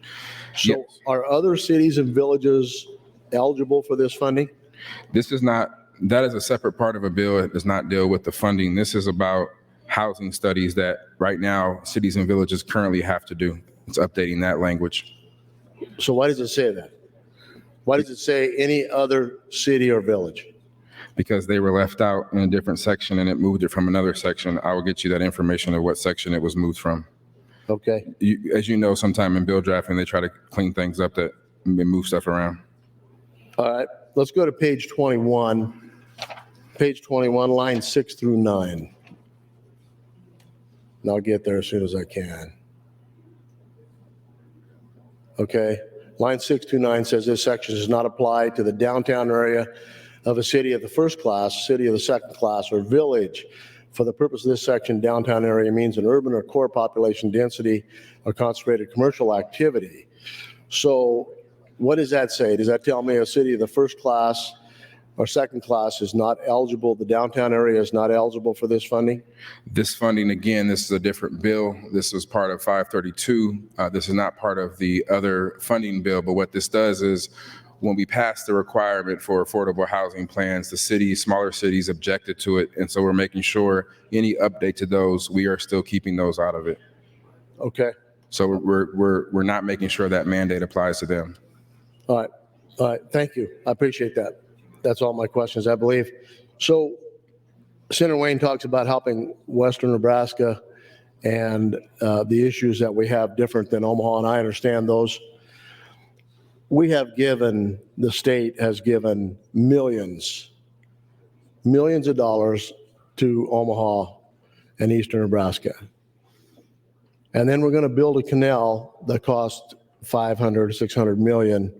And they say that is for Western Nebraska. That is for Nebraska. Because water runs downhill. 1 minute. And once we put that water in that reservoir in Western Nebraska, it will eventually wind up in the eastern part of the state, which is a benefit to Lincoln and Omaha. So the canal is a benefit to everybody, not just the 3rd district. But we have given a significant amount of money to the eastern part of the state. And they throw us a bone every now and then, $1 million here or $5 million there, and we're supposed to be happy about that. So I don't particularly think that we in Western Nebraska have been treated in the same manner they have in the East. And part of that is because people like myself don't normally stand up and ask for money. And that's probably our fault. But I'm not convinced that government is the answer. Most often government is the problem. So maybe we ought to advance this to final so we can understand exactly what the whole bill means. This is a short period of time to try to understand this That's your time, significant bill. Senator. Thank you. Thank you, Senator Erdman. Senator Wayne, you're recognized to speak. Thank you, Mr. President. When I misspeak, I get up and I correct myself, and I want to make sure it's publicly. So that section regarding not to apply to the first classes and all those, actually Wayne wanted more time, so they added that in there, and without making special legislation, they made it apply to other cities and similar situated cities. Second thing I will say is, Senator Erdman, I do agree as far as the canal is best for the state. And I will tell you that if we can create, when we create 1,000 jobs that are paying over $55,000 a year, many of them are around $100,000 a year, that does benefit the state, the entire state, because about 35% of our budget comes from 3 counties. And if we can increase that, that helps the entire state. That's why I've never been opposed to the water projects that go on there, because I understand, based off of what Senator Erdman said, that that's important. And if you recall, Senator Erdman, will you yield to a question? Senator Erdman, will you yield to a question? Yes, I will. Do you remember over the years me trying to figure out what an irrigation district is, and we had these conversations? Say that again? Do you remember over the years of me trying to figure out what an irrigation district is? Yes. And I was originally opposed to the irrigation money coming, and you explained to me how they have to keep their infrastructures on levees. Do we have that conversation? We did. Thank you. Thank you, Senator Erdman. Colleagues, the reason why that's important is because I don't know anything about it. And I don't pretend to know anything about it, but I wasn't in favor of giving money to a water project because I was stuck on the CSO project of Omaha not getting funded. But when you talk to colleagues, and this is broader than this conversation, but we talk to colleagues that sometimes you don't disagree with, you might actually learn something. So I supported that. And again, that's all I'm asking here. I'm asking, if you have a question, pull me off to the side, pull Senator McKinney. We can have these conversations. You can do it on the mic. It doesn't matter to me. But what I will say is, we went through an extensive process. That process yielded some really, really important information and created a vision that's never been done for East Omaha. We have the city, the county, people on board. As far as the business park, just to give you an example, the city's putting in over $25 million. They're putting in dollars to help build infrastructure. We have brought together significant synergies, and we want to build on that. That's what this is about, and I would ask you to vote green on 1880 and green on the underlying bill. Thank you, Mr. President. Thank you, Senator Wayne. Senator Erdman, you're recognized to speak. Thank you, Mr. President. Senator Wayne, I appreciate the conversation. I would conclude by saying that once Senator Wayne and I had a conversation about what irrigation is and surface irrigation and the issues that we had, he had a different understanding of what exactly we were trying to do. And I appreciated the opportunity to explain that. He was fair enough to listen, to try to understand what it is. So, we've been talking here in this body this year about property tax relief, income tax relief, economic development, and all of those things that help grow the state. And all of those things that we've done all of those things that we're about to finish doing, will not move us ahead of any of our neighbors when it comes to property tax or income tax or any of the taxation that we currently collect in the state. We'll still be considered a high tax state. And we talk about all the things that we can do for economic development. We do the Nebraska Imagine Act, we do TIF, we do all of these things that help our state become competitive tax-wise.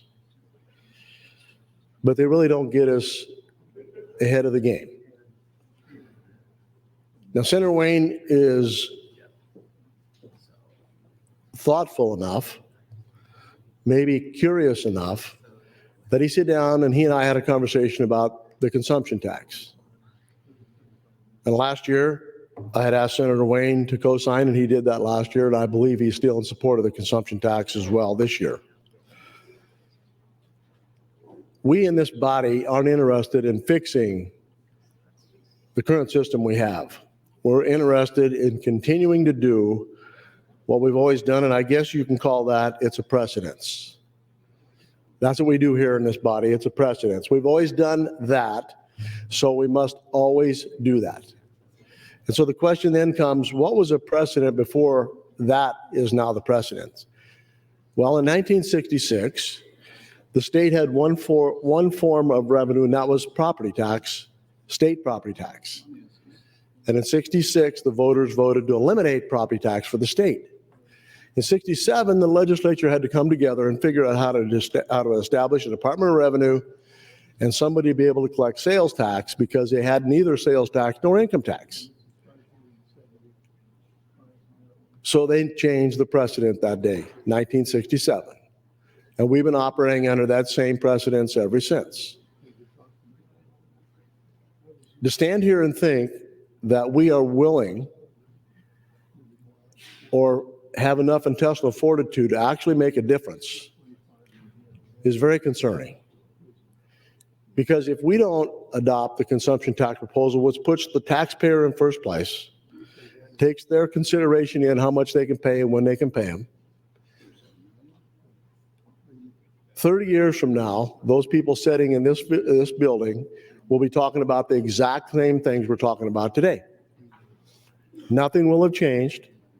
40% of our bills we introduce will deal with revenue, either spending or revenue that we take in, or tax cuts, or trying to get competitive, or we use TIF, or we use micro TIF, or we do a Nebraska Imagine Act, number 2, whatever it is we do. We will continue to do that because that's what we've always done. It's like the rules here. It's a precedence. We've always done that. We've always used the Mason rules. We've always used Mason rules. So we can't deviate from that. We've always given property tax relief through some sort of gimmick. 1 minute. You file your taxes to get your money back. I got an idea. Why don't we just let them keep their money and spend it when they want and pay the taxes they want? So that's my plug tonight on the consumption tax proposal. And for those of you watching, go to epicoption.org and take a look. It will save the average family in Nebraska $200 to $700 a month. So if you want to get rid of your property tax and your income tax, take a look. Thank you. Thank you, Senator Erdman. Seeing no one else in the queue, Senator McKinney, you're recognized to close on the amendment. Thank you, Mr. President. Been thinking about what I was going to say in my close and how I was going to direct this message. And overall, I want to say thank you to my staff, to drafters, and to this body for listening, and even last year for voting for the passage of LB 1024, which started this process. And I'm thankful, but we still got more to do. We still have to get this past the finish line to execute what we told the residents of North and South Omaha that we were going to do as a body.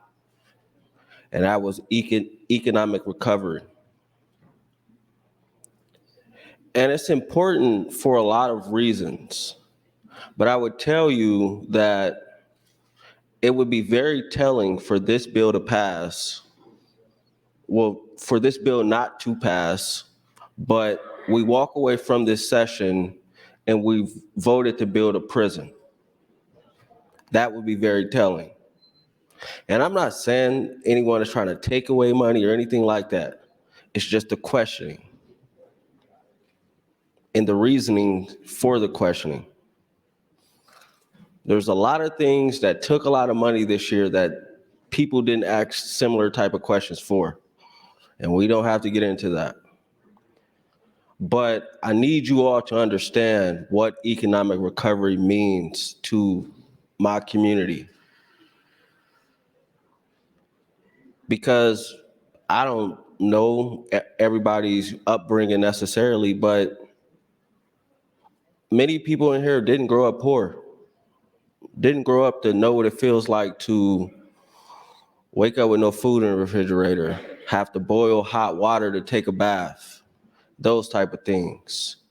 Learn early in life that somebody come down the street shooting, you just get on the ground and just lay there and wait for the bullets to fly past you and hope they don't hit you. Go to schools where sometimes you get the vibe that teachers don't care or the education isn't the best. Or grow up in a community that health-wise isn't in the greatest shape. That's what we're trying to address. I don't think government is supposed to solve all of societal problems, but when government never invests in a community, I think government should step up and invest. Let's set that precedent. That's where we start to change. That's where we start to change the trajectory, especially for people that look like me, to say, okay, Nebraska might be a place where I could raise my family. And Nebraska isn't a place I'm gonna move away from because the upward mobility economically isn't here. That's what we're asking for. That's what we ask for when we say vote green. We were told to get creative and try to find money. We got creative. Yes, we did. But I would tell you, it would be very telling if this bill doesn't go forward and y'all voted to build a prison. And I yield the rest of my time to Senator Wayne. Senator Wayne, that's 1 minute and 13 seconds. Thank you, Mr. President. Thank you, Senator McKinney. I just want to say thank you for the people who came up and talked, asked me questions, started having an understanding of what we were trying to do. And I want to say thank you for many people who participated in the process and put faith in the process and are going to invest in East Omaha.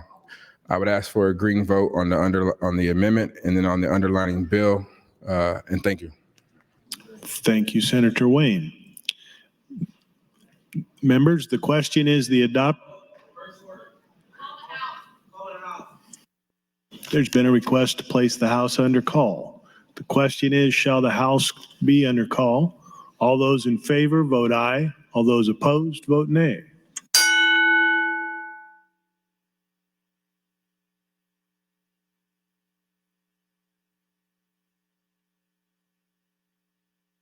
Record, Mr. Clerk. 31 ayes, 2 nays to go under call. The House is under call. Senators, please record your presence.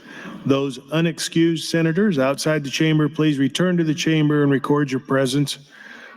All unexcused or unauthorized, personnel, please leave the floor. The House is under call.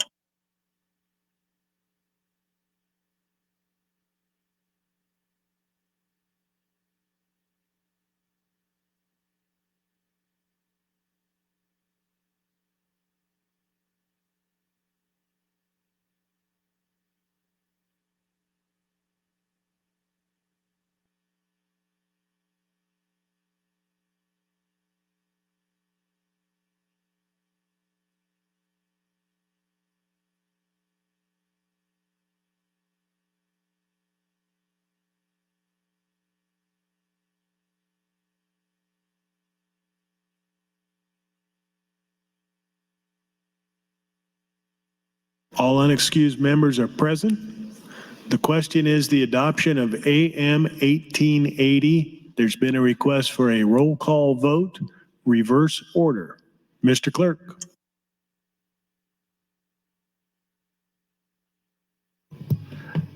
Senator Wishart. Voting yes. Senator Wayne. Not voting. Senator Walls. Voting yes. Senator Von Gillern. Senator Vargas. Voting yes. Senator Slama. Voting yes. Senator Sanders. Voting yes. Senator Reapy. Senator Reapy. Not voting. Senator Raybold. Voting yes. Senator Merman. Not voting. Senator Moser. Voting yes. Senator McKinney. Voting yes. Senator McDonald. Voting yes. Senator Lowe. Voting no. Senator Lippincott. Voting yes. Senator Linehan. Voting yes. Senator Kauth. Voting yes. Senator Jacobson. Voting yes. Senator Ibach. Senator Hunt. Senator Hunt. Voting yes. Senator Hughes. Voting yes. Senator Holcroft. Voting yes. Senator Hardin. Voting yes. Senator Hansen. Voting yes. Senator Halloran. Not voting. Senator Frederickson. Voting yes. Senator Erdman. Not voting. Senator Dungan. Voting yes. Senator Dover. Voting yes. Senator Dorn. Voting yes. Senator DeKay. Voting yes. Senator DeBoer. Voting yes. Senator Day. Voting yes. Senator Conrad. Voting yes. Senator Clements. Voting no. Senator Michaela Cavanaugh. Voting yes. Senator John Cavanaugh. Voting yes. Senator Breezy. Voting yes. Senator Brewer. Voting yes. Senator Brandt. Voting yes. Senator Bostoman. Not voting. Senator Bostar. Voting yes. Senator Bosson. Not voting. Senator Blood. Voting yes. Senator Ballard. Voting yes. Senator Armendariz. Voting yes. Senator Arch. Voting yes. Senator Albright. Voting no. Senator Aguilar. Voting yes. Vote is 37 ayes, 3 nays, Mr. President. AM 1880 is adopted. Mr. Clerk, for the next item. I raise the call. Items for the record, Mr. Clerk. Thank you, Mr. President. Amendments to be printed to 117 from Senator Hunt, 229, 336, 591, 662, and 735, all from Senator Hunt. Senator Slama, an amendment to Legislative Bill 514. That's all I have at this time. Mr. Clerk, for the next agenda item.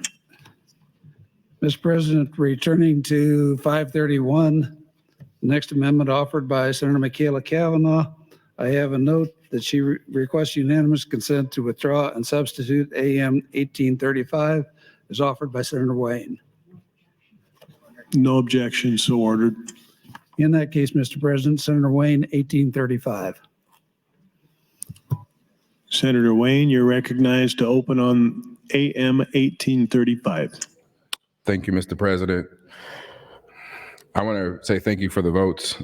Some may be wondering why I did not vote. I actually filled out a conflict, not because I have one, but the perception of one. There are former clients who may apply and may be awarded, and I don't want that to diminish from the investment this state is making. As it relates to this, AM 1835 pertains to the Mayhew cabin. For those who remember, there was 3 parts of Preserve the Third. One was Fort Robinson, one was Standing Bear, which was in the last amendment, and this part of the Mayhew cabin. This was actually voted out of government unanimously. So I'm gonna give a little history and we'll go from there. The Mayhew cabin is something that I've been keeping my eye on, and it wasn't until last year where we had our executive council that I went by there and saw the devastation that was going there. The cabin was the home of the abolitionist James Craig for several years during the operations of the Underground Railroad. James was one of the John Brown's top lieutenants, fighting against slave owners in Kansas and ultimately giving his life for the cause of abolishing slavery during the raid of Harper's Ferry in 1859. While James lived in the home, he sheltered many runaway slaves escaping Missouri, hiding in the house along the way. For those who don't know, it was actually Fort Robinson where many of those individuals would end up, and out by DeWitt in Nebraska. The site has been a national tourist attraction in Nebraska City since 1930, and at the time of the historical accuracy of the site has been called into question in 2003. It was officially added to the National Underground Rail Network to Freedom Organization, a program under the National Park Service, working to identify the sites associated with the Underground Railroad. At this moment, there are 700 recognized historical sites, and this is one of them. In 2010, it was added to the National Registry of Historic Places. This is a gem that we need to make sure survives. This was a successful tourism site and remained important and still is an important of Nebraska history. Surviving major challenges and developments all the way around, the cabin itself is ultimately ready, set for we just talked about that, didn't we, Senator Erdman? Demolition. We have tried different ways to help preserve this national monument. And in 2013, disaster struck from heavy rains and floods, damaging the sites. Mold and mildew and foundation issues followed, and it would be shameful if we lost this site. We've spoken to Game and Parks, History Nebraska, the city of Nebraska City, and the Mayhew Cabin Foundation Board, and they all voted or voiced support for what we're trying to do here. People are wondering about the cash. Attorney General Hildreth graciously agreed with cash funds coming from the cash settlement fund for a one-time funding. I told him that this is and agreed that this is a one-time transfer, and he had a long conversation with Senator McKinney and I, and as long as McKinney's in this body, he will fight to not allow cash transfers from the settlement fund to be abused or to continue. But because of this historic place, and because we were down there in November, he recalled how important it was and agreed for this money to be used out of the cash settlement fund for one time. Now, I recognize, and it doesn't fall, that the last vote, many people had angst about giving Senator Wayne and Senator McKinney dollars. I will tell you, this doesn't go to Senator Wayne or Senator McKinney, doesn't go to East Omaha. This goes to help Nebraska City boost its tourism around this issue. We are hoping the body will continue to invest in these historical objects and historical places, because I do think every time I hear people going out to Nebraska City, they want to go there. And it's a shame that it's been boarded up and damaged for so long. So we are trying to find a way to clear this. It may not actually cost the state anything, because there is conversations about a donation of the property, then that would significantly reduce the amount in the request. This is under $4 million, right around $4. And again, it doesn't hit general funds. It doesn't hit cash funds. It comes from the Attorney General Settlement Fund. And again, we are trying to find creative ways to make sure we preserve the third and preserve the history of not just Nebraska, but all people in Nebraska who benefit from come from all different walks of life. This is part of their history. And I don't think it's too much to ask for a little dollars to make sure Nebraska City has one of the best tourist attractions that I've ever seen. Thank you, Mr. President. Thank you, Senator Wayne. Senator Clemens, you're recognized to speak. Thank you, Mr. President. I do not support this amendment. Number one item is that this is coming out of the state settlement cash fund. There was a bill this year to say that the legislature would be the ones that spent money out of the state settlement cash fund, which I think we're authorized to do, but the Attorney General testified in opposition to that bill. And I don't know if the Attorney General has approved of this, but it's talking about $3.5 million the first fiscal year, another $2 million the second fiscal year, $5.5 million out of the state settlement cash fund, and another $950,000 in the third year. And that I would, in the budget, we did not take money out of the state settlement cash fund, and there was some money out of an opioid fund, which is separate. So I would not think that fund, I would imagine there's going to have to be some language to authorize spending. Cash funds have spending restrictions on them, and specifically allocating this to historical site. I'm not sure if that settlement cash fund has that authority currently. Also, the Building and Maintenance Committee met over the lunch hour. And if you look on the line 17 says the State Historical Society will enter into a memorandum of understanding for operations and management with game and parks. And building and maintenance, the Historical Society had 8 requests for building maintenance, 175,000, 84, 35, 734,000, 551,000, 12,000, 12,000, 34,000.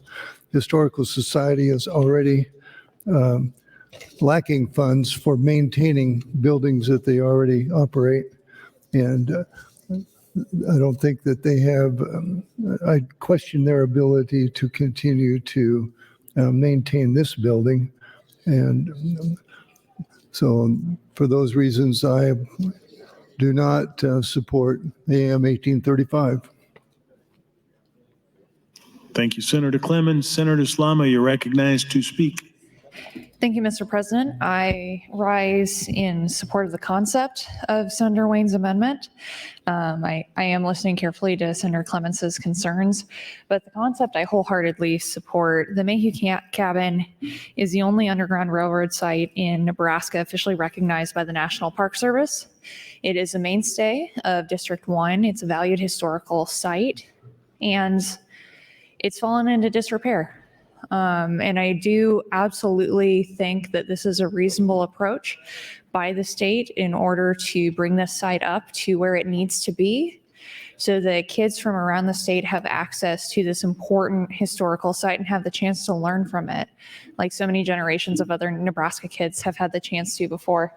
But I want to yield my time to Senator Wayne, if he would like it, just so he might be able to address some of the current concerns raised by Senator Clemens, if he would like the rest of my time. Senator Wayne, that's 4 minutes. Thank you, Mr. President. Thank you, Senator Slama. So yes, I had a long conversation again last night with Attorney General Hilsers. He was fine with the dollar amount because we actually reduced it from the beginning. And as far as the MOU, what we said for game and parks is basically that what the MOU says on the second page is a simple bill. It says if they can't, so basically they can't do the interpretation. They've kind of acknowledged that. So the only two people who really do interpretations on what interpretations means is the historical display is historic Nebraska or typically a university. So it could be either one of those for me. We just went with the one who naturally has been doing the historical interpretations at Fort Robinson and Standing Bear. And what it simply says is that they may enter into an MOU. Here's what it comes down to. We could lose a significant piece of history in Nebraska. And if we're okay with that, we're okay with that. But it's ironic that we're spending $2.5 million to build a veterans wall. And I'm not opposed to that. I think we should honor our veterans, especially the ones who passed away in Vietnam War career war. I forgot which one we were honoring. But we also gave them 1.2 last year. So we're talking about the same amount of dollars for a group of people who passed away and to honor them. I'm fine with that. I'm also talking about a significant historical site that played a significant role in the Underground Railroad, not just to Nebraska, but to Canada and everywhere else northern of here. It is registered on the National Underground Railroad Network. It is part of a federal registry, historic registry with the U.S. Parks. If we don't do something this year, that cabin could literally be destroyed. This is our only opportunity. I'm open to any ideas. I'm willing to draft another amendment. I'm willing to do anything, but I think we shouldn't just throw away the idea because it costs a little bit less than $4 million when I have a cash source that does not hurt the budget, when I have the Attorney General who agrees. It's cash settlement funds. It's a one-time fund. It's probably the only time that we can preserve this type of historic, cultural, significant piece of property. So next time I'm up, I'm going to ask maybe Senator Brewer to maybe I'm going to give you a heads up, Senator Brewer, to think about what significant historical, cultural monuments, museums mean in maybe your culture and to the state of Nebraska next time I'm up, so maybe people can hear it from a different perspective. Thank you, Mr. President. Thank you, Senator Wayne. Senator Raybold, you are recognized to speak. Thank you, Mr. President. Good evening, colleagues. You cannot dispute the historic significance of the Mayhew Cabin, John Brown's Cave. I grew up as a little kid in Lincoln going to that facility, and yes, it is in disrepair. But I'm hoping, Senator Wayne, could you yield to a few questions, please? Senator Wayne, would you yield to a question? Yes.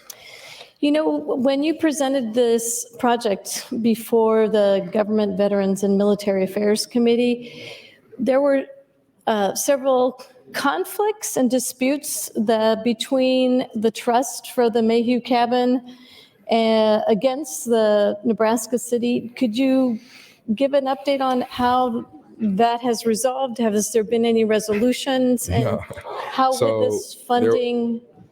Yes, there was a lawsuit filed between the foundation and the city of who was responsible for some of the flooding. I will tell you, when meeting with all parties, once you have an attorney, it's hard for the parties to sit down. But when meeting with all parties, this would alleviate all of that because it would become state property and the state would operate this significant historical piece of land. So has the trust consented to sell the land to the state of Nebraska? They are very interested in, yes, either donating or settling or selling this to the state. We started having those conversations. I think part of the issue is we have to authorize Game and Parks to receive a donation. But from the foundation standpoint, they don't want to donate it to the state if the state isn't going to rebuild it or keep it up to date.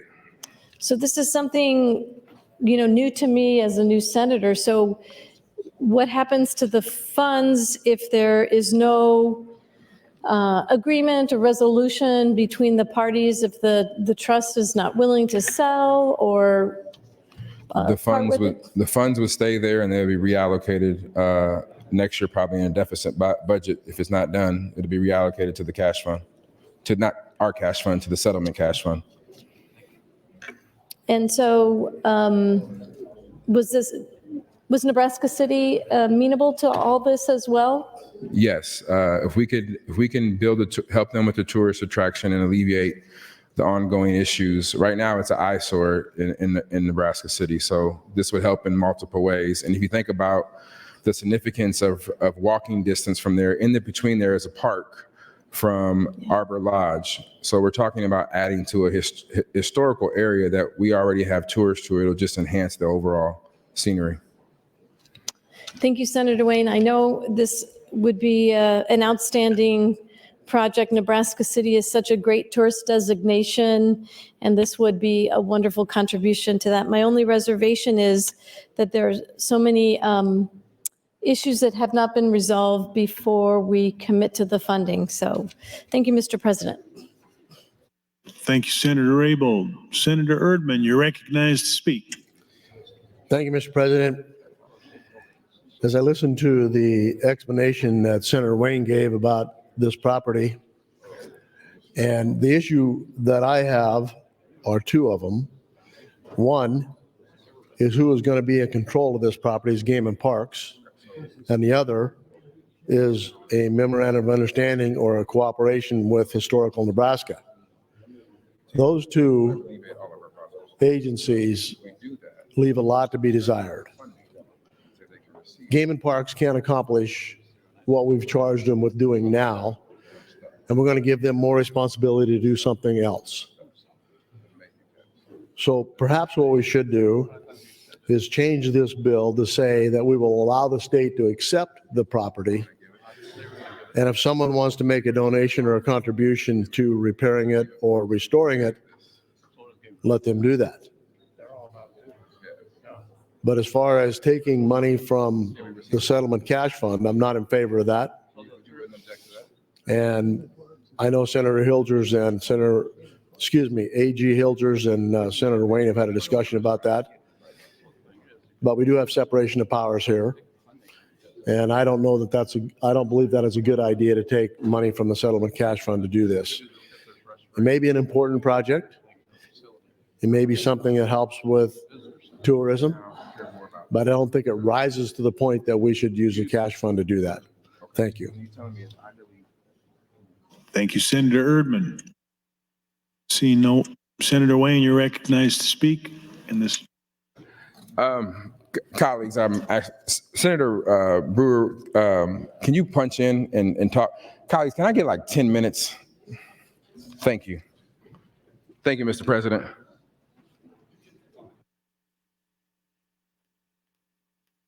Senator Brewer, you're recognized to speak. Thank you, Mr. President. All right, I'm going to follow up on the request from Senator Wayne. I was a history major, so obviously I've got a lot of passion when it comes to the issue of history. And I understand exactly what you say with the Mayhew Cabin. If you haven't been down there, it's sad that it's been allowed to get to the state that it's in. And if you look at the events surrounding it and how it changed our history, it really does need to have the opportunity to reset and let it be part of Nebraska history that we don't waste. He asked me, and I'll share on the Native American side, the other projects he talked about. And again, these are projects that Senator Wayne has taken on because he really wants to help other areas. He really doesn't have a dog in the fight in central and western Nebraska, some of the places that facilities that he supported are going to go, but he still fights the good fight for us. I'll give an example. He talked about the Standing Bear facility that we're looking at. That will be located in northeast Nebraska.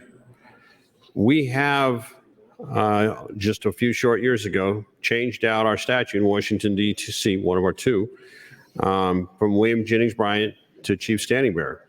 And as I've said before, if you go to the Capitol and you look at the most beautiful statue in Statutory Hall, I believe it's Standing Bear. But we've never really had a place to tell the story of Standing Bear. Now, in the Native world, he's really kind of the equivalent of Martin Luther King. He's the one that got Native Americans recognized as human beings. For us to not have a place to tell that story, I think is wrong, and that we need to figure out a way to fix that. And he has taken that on just out of his own passion to see history preserved. And it's the same thing he's done at Fort Robb. And a lot of you guys went out to Fort Robb just a few weeks ago and you had a chance to see Fort Robb.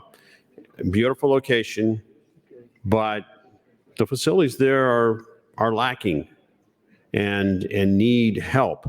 And it was his idea to take and have a way of preserving the history. We have limited facilities for a museum type facility there, and it's scattered to several different buildings. It's not something that would cause you to want to drive there just to see that museum, but I think potentially it could be. It could tell the story of the Sioux history. It could tell the story of the Cheyenne breakout, of the 9th and 10th Cavalry, the Buffalo Soldiers.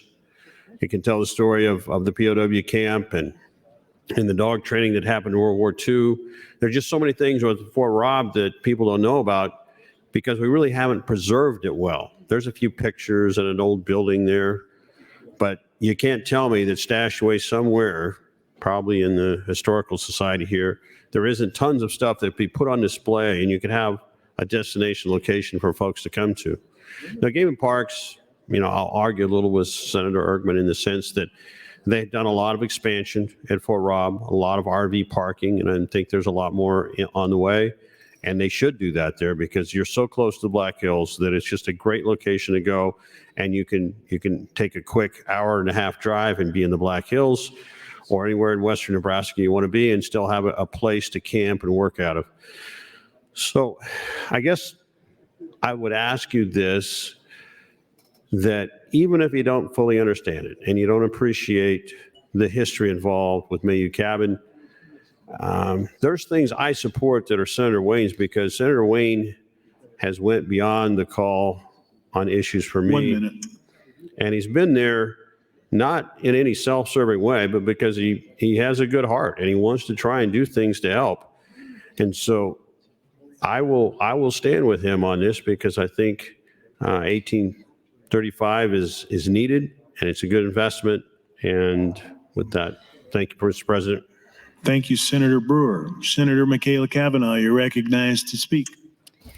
Thank you, Mr. President. I would like to hear more from Senator Slama, so I will yield her my time if she would like it.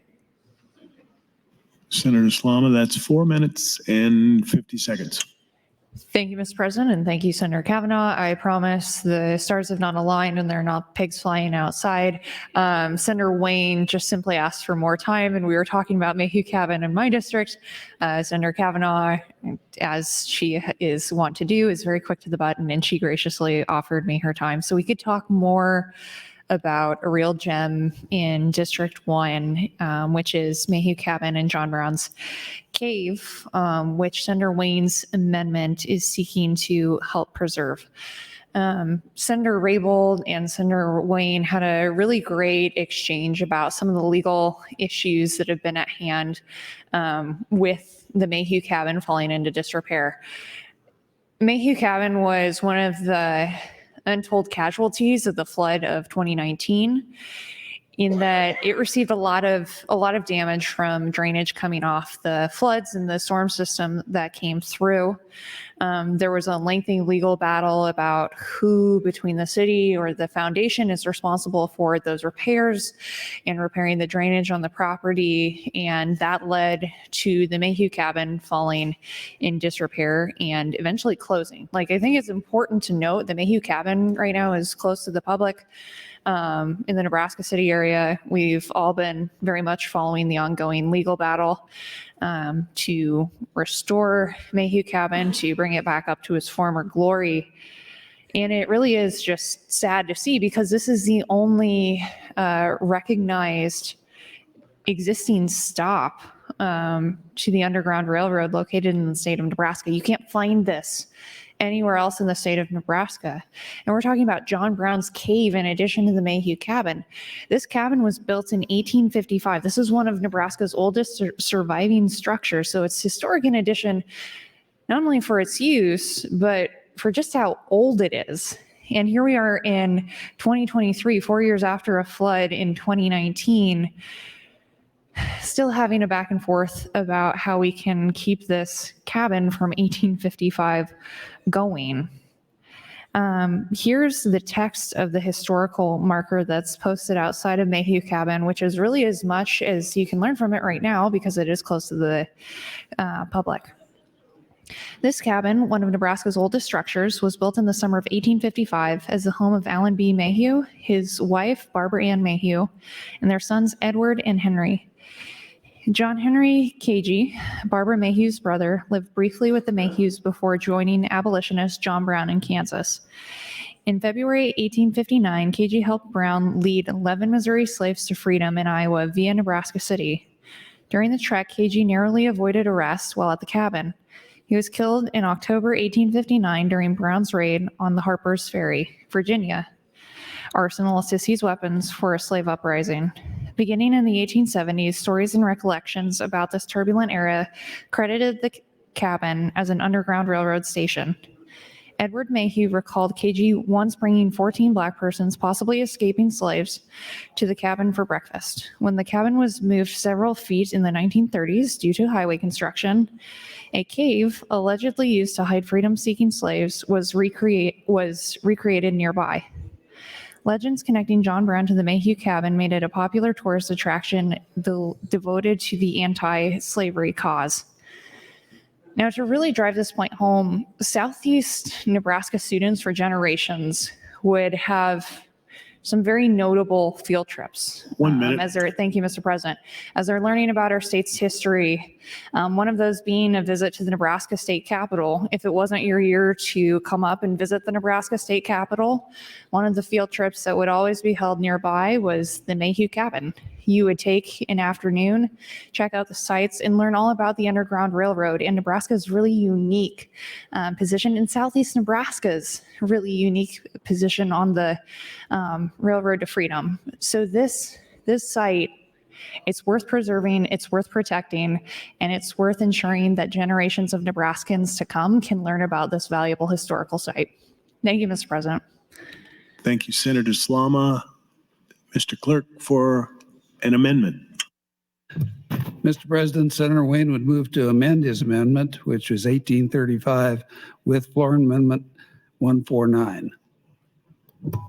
Senator Wayne, you're recognized to open on floor amendment 149. Thank you, Mr. President. Even a blind squirrel can find a nut every once in a while when they're running around. And so Senator Urban gave me a great idea. I didn't know about some things that he's familiar with. So what this amendment does is strikes pages 1 through 3. For those who can count, that's all 3 pages of the bill. And it inserts this language. The Game and Parks Commission shall purchase or receive by donation and subsequently rehabilitate and manage the Mayhew Cabin Historical Society located in Nebraska City, Nebraska. So there's no fiscal note at all. I guess I won't talk about 309 because I don't understand enough, but Senator Erdman and Senator Bosselman explained enough to me to give me confidence that we'll be able to preserve the site and make sure it stays with the state and we don't lose it. So I would ask for your green support on FA 149, which replaces AM 1835. Thank you, Mr. President. Thank you, Senator Wayne. Senator Vargas, you're recognized to speak. And waves. Senator McKinney, you're recognized to speak. I just wanted to rise in support of FA, was that 149 and AM 1835. I guess they worked it out, but I had a quote from Harriet Tubman that I wanted to read because I think it's important for a lot of reasons, but I think it's just definitely important to, preserve our history as best as possible. Because I think when we do that, we add more value to the state and we honestly just make our state a little more attractive than what it is currently. I think it's good not only for people not from our state, but for kids within our state to understand that our state was also a part of the Underground Railroad. But here's a quote from Harriet Tubman. I thought it was a good quote. On my Underground Railroad, I never ran my train off the track, and I never lost a passenger. And that just speaks to the power of someone that was brought into a horrible situation and did her best to not only save herself, but to save the people in which she had a similar upbringing from, in which that was enslavement. And I think that's something we should preserve because there's many stories like that we just kind of let wash away over time. And if we don't do what we can to preserve them, then they're lost and we lose value, in my opinion, as far as a state and how we educate our kids and understanding of where we come from, because I think that lacks at times. So I support FA 149 and AM 1835. Thank you. Thank you, Senator McKinney. Senator Clemens, you're recognized to speak. Thank you, Mr. President. I am rising to support FA 149 because it removes the funding source of the state settlement cash fund. And it doesn't replace it with any funding source that's going to just, I found out that this Mayhew cabin is not owned by the state currently. It's owned by, I think, a private foundation who may be willing to donate it to the state. And I used to represent part of Nebraska City myself, but not this Mayhew cabin. But I've been, when I was younger, it was a site that school groups would go to, and I would go visit that. And I do think it is a historical site that should be preserved. The amendment, though, it narrows it down just the section on the top of page 3 that game and parks shall purchase or receive by donation the Mayhew cabin, and then the funding is left to be determined in the future. Hopefully some maintenance funds can be found outside the state settlement cash fund. And so that for that reason that I support FA 149, which would strike most of the sections of 1835 that I was objecting to. Thank you, Mr. President. Thank you, Senator Clemens.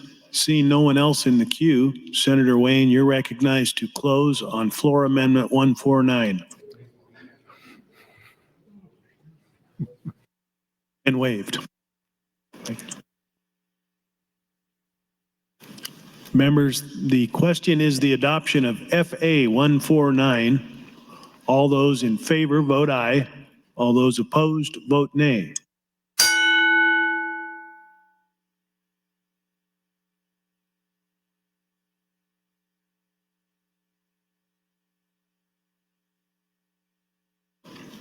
Mr. Clerk.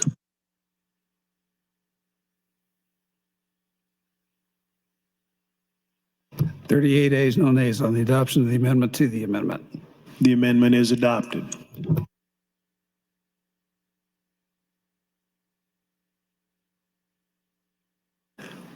Members, we are back on AM 1835 as amended for debate. No one in the queue. Senator Wayne waives closing. The question is the adoption of AM 1835. All those in favor vote aye. All those opposed vote nay.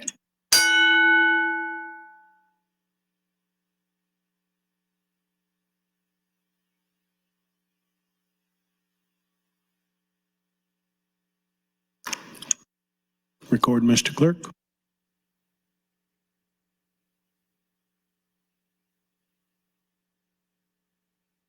Forty ayes, no nays on the adoption of the amendment. AM 1835 is adopted. Mr. Clerk, for the next items. Mr. President, Senator Conrad would move to amend with AM 1757. Senator Conrad, you're recognized to open on AM 1757. Thank you, Mr. President. Good evening, colleagues. I rise in support of this amendment that I filed. This amendment is in relation to a bill that I introduced earlier this year, LB 462, for your reference point. This measure had a $0 fiscal note. It came out of the Urban Affairs Committee 7-0. It had no opponent testifiers, and it also includes a technical amendment from the Urban Affairs Committee. In a typical year, this would be a classic consent calendar bill, but as we all know, we're in perhaps charting new waters together this year. So this measure was brought to me by some leadership in the home building industry in Lincoln, and that has completed projects all across the state to make sure that we can update and harmonize some of our existing affordable housing programs, particularly those that impact the metro area, to just kind of keep pace with the rising costs of home prices and home building and supply chain and inflation issues, and to bring some harmony to similar programs meant to address workforce housing in rural Nebraska. So we had a great hearing. I'm happy to answer any questions. I really appreciate Senator McKinney for his graciousness in allowing me to bring this forward, and for his leadership in the overall effort on LB 531, of course, and many other things. So with that, thank you, Mr. President. Thank you, Senator Conrad. Senator Erdman, you're recognized to speak. Thank you, Mr. President. Senator Conrad, will you yield to a question? Senator Conrad, would you yield to some questions? Yes, of course. I think you said in your opening that this was 435. Did you say it was? I'm sorry, it was 462, Senator Erdman. 462? Yeah. And you said there was no fiscal note to this? Yes, that's right. So you're going to refurbish houses up to $150,000 appraised value after they're finished, is that correct? Yeah, that's right. This amendment would change the eligibility for the programs under the existing projects. So it would mirror the eligibility that we have in the rural Nebraska housing projects, and it would allow the after construction appraised value to go from the existing 125 up to 330. So when you complete the house after they've completed it, by whose appraisal do we conclude that it's 150,000? I'm not sure if the program itself designates who will conduct the appraisal, but I will triple check that and be happy to get back to you. Okay, you understand what I'm saying? I mean, the contractor finishes the house and they turn in a form that says it's worth 150. Mm-hmm. Somebody has to verify the fact that that's exactly what that house is worth. And I'm wondering, shouldn't there be someone overseeing that to make sure that the value is correct? I mean, that it's worth what they say it was going to be? Yes, I think I do follow your question, Senator Erdman, and I'll be happy to verify, because I think we do want to ensure that there's an independent evaluation so that we get the best bang for our buck with directing these resources. That'd be good information. Yes, Thank you. very good. Thank you, senators. Seeing no one else in the queue, Senator Conrad, you're recognized to close on the amendment and waive. Members, the question is the adoption of AM 1757. All those in favor vote aye. All those opposed vote nay.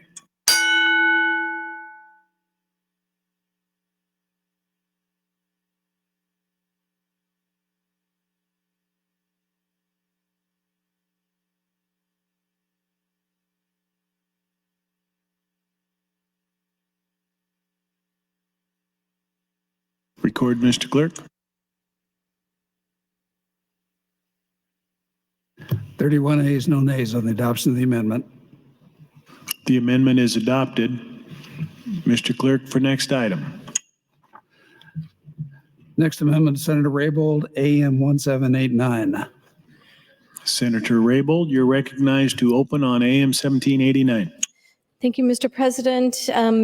AM 1789 comes from LB 329 and is intended to align Nebraska's building codes with a recently passed piece of federal legislation called the American Innovation and Manufacturing AIM Act. Congress passed the AIM Act with bipartisan support, and the act was signed into law by President Trump in December 2020. The purpose of the AIM Act is to phase down the existence of harmful refrigerant chemicals called hydrofluorocarbons, or HFCs, which are commonly used in equipment such as refrigerators, chillers, and air conditioning equipment. At the same time, the AIM Act requires American manufacturers of refrigeration and air conditioning equipment to begin using a new type of substitute refrigerant that are far less harmful to the environment. Equipment manufacturers strongly supported the passage of the AIM Act, And also, the building codes in all 50 states will need to be updated to permit the use of substitute refrigerants. So far, 33 states have already updated their building codes to reflect that. And this is the sole item accomplished by the language of LB 329, now AM 1789. It's a clarification that building codes in Nebraska cannot prohibit the use of a substitute refrigerant authorized under the AIM Act. Across the country, many states are rapidly adopting this legislation to accommodate and accomplish the change in federal law. And this was passed unanimously out of the Urban Affairs Committee. It is supported by the Air Conditioning, Heating, and Refrigeration Industries and the Nebraska Grocery Industry Associations. No opponents testified against LB 329 during its hearing. LB 329 has no fiscal impact, and it was advanced to general file by the Urban Affairs Committee with a unanimous vote. The need for this bill stems from the timing of National Building Code updates. The next National Building Code update is expected in 2025, and that National Code update will include this change. However, passing this AM 1789 this session will ensure that Nebraskan businesses can utilize these newly approved refrigerants during the 1 or 2 year gap period before the next National Building Code update. And I had already passed out a little summary sheet for everyone, and I just want to remind everyone there is no fiscal impact to this, and it's widely adopted in other states around the country. Thank you, Mr. President. Thank you, Senator Raybold. Senator Moser, you're recognized to speak. Thank you, Mr. President. Would Senator Raybold respond to a question, please? Senator Raybold, would you yield to a question? Yes. So why do we need this? Well, we need this to be in compliance with. Can you talk a little louder? I can't hear you. There's clatter in here. Got to get closer to the mic. Thank you. Is this better? Louder. Is this better, Senator Moser? Can you hear me? Crank it up a notch. Crank it up a notch. Okay. Yeah. I'll try to be a little bit louder. This would put us in compliance with the federal regulations, and that's pretty much what it does. Right now, our current HVAC companies and refrigeration service providers are using substitute refrigerants on existing equipment. This is not for new equipment. It's for older existing equipments to use. But your bill is not requiring the use of substitute refrigerants? No, it's not requiring. So why wouldn't they just use substitute refrigerants without your bill? The reason why is because some manufacturers, and that's why it went part of the manufacturing, have concerns about some of the substitute refrigerants themselves. But what it's saying, as other states have adopted this, it's saying, yes, you can use substitute refrigerants as long as that they are safe and in compliance with the AIM Act. And most manufacturers accept that they will not harm the existing equipment. So is this going to cost more money than standard refrigerants? No, it will not cost any more money. What we're seeing in the industry all across the United States is that there are certain refrigerants, for example, R22, R404A, they're being phased out by the Environmental Commission because they are proving to be very harmful to our ozone layer. And so this has been going on for about 25 years. I've been doing myself with our company a lot of refrigeration work. And thank you. That's enough of too much information. Okay. Thank you. You're welcome. Thank you, Senator Raybold and Senator Moser. Senator Erdman, you're recognized to speak. Thank you, Mr. President. You know, this is almost like times of old when we used to have debate. It's kind of amazing, isn't it? I wonder if Senator Raybold yield to a question. Senator Raybold, would you yield to a question? Yes. Senator Raybold, in your grocery business, do you use this refrigerant that's in question? We use all different types of refrigerants in question, as everybody who has a home with a heating and air conditioning unit. So have we changed the type of coolant that we use, refrigerant? Is that what the problem is? We constantly change the type of Freon that is used. It's being changed. Different Freons are being phased in and some are being phased out. This happens on an annual basis. And some Freon, for example, R22, is being phased out. For those folks that have older equipment or older heating and air conditioning systems, either on a commercial or residential, they have to scramble to find R22 on the market. However, this is what this talks to is there's NU22, which is a substitute refrigerant. So and that's what this solves that problem? Yes, it's saying the AIM Act that was signed by President Trump says it's okay to use these substitute refrigerants. That was my concern, what problem was solving. Thank you. You bet. Thank you, Senators. Senator Decay, you're recognized to speak. Thank you, Mr. President. Would Senator Raybold yield to a question? Senator Raybold, would you yield to a question? I'd be happy to. Thank you. Would this be comparable to like farm equipment and automobiles and stuff where you change out R12 for R34 refrigerant? Yes, it's very similar to that.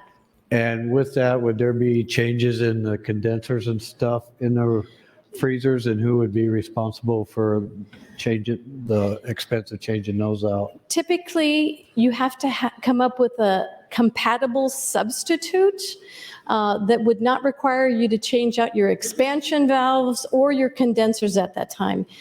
I can tell you that when they phase out a more common Freon, that's when you're faced with a difficult decision about changing out more components of that refrigeration system, like the condenser, like the expansion valves, et cetera.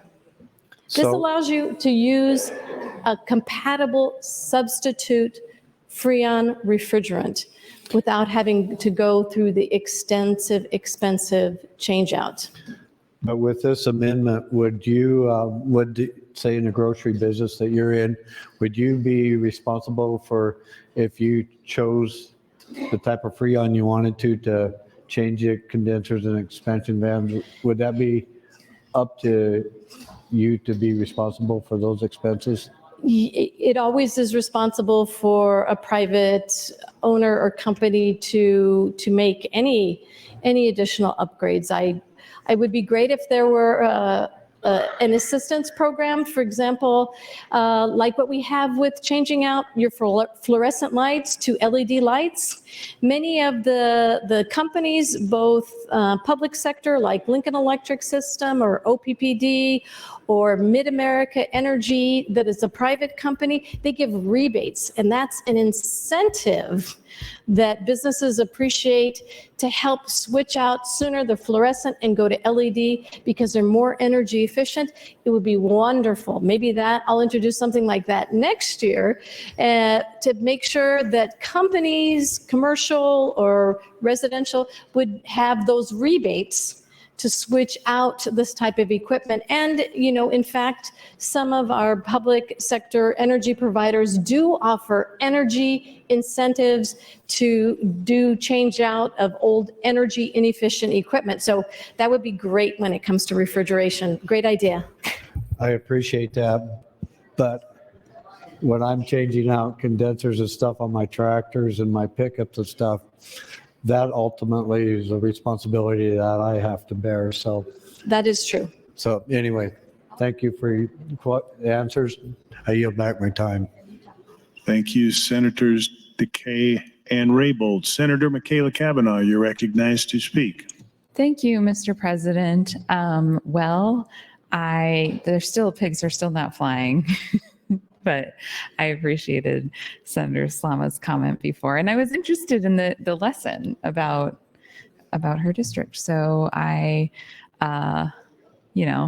always happy to take time, but I'm also always happy to yield time when people ask me for it. So, if anybody wanted me to yield time because they wanted to share a story or a limerick or I don't know what else, a poem, maybe Once Upon a Midnight Dreary or 77 years ago. So I myself right now am taking time to help conversations happen off the mic so that we can come to a resolution about the bills that we are talking about.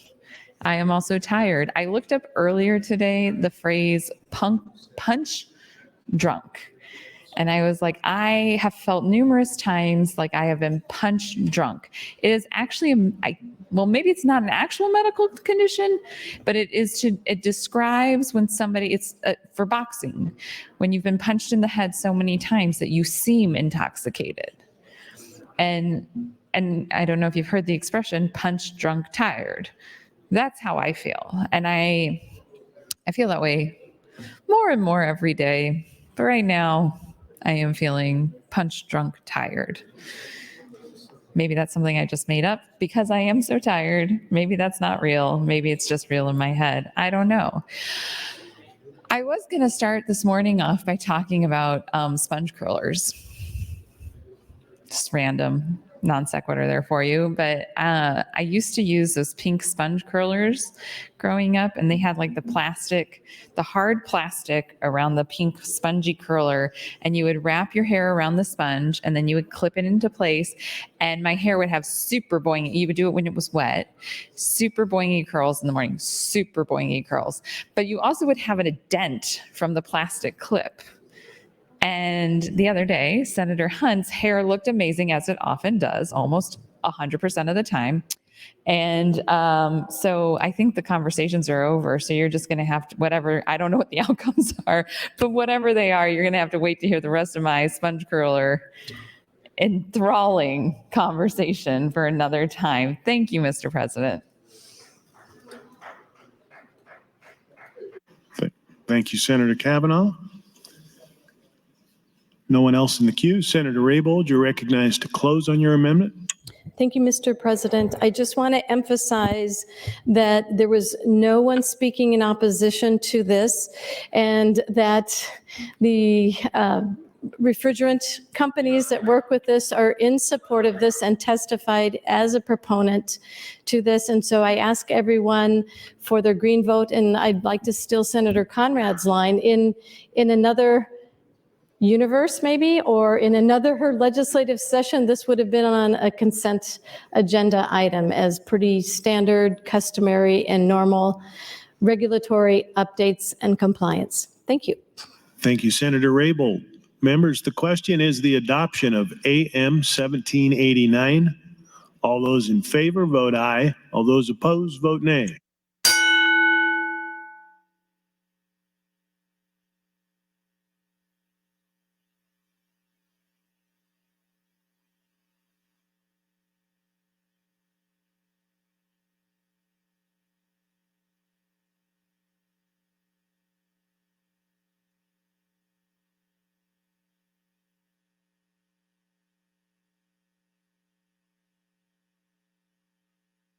Record, Mr. Clerk.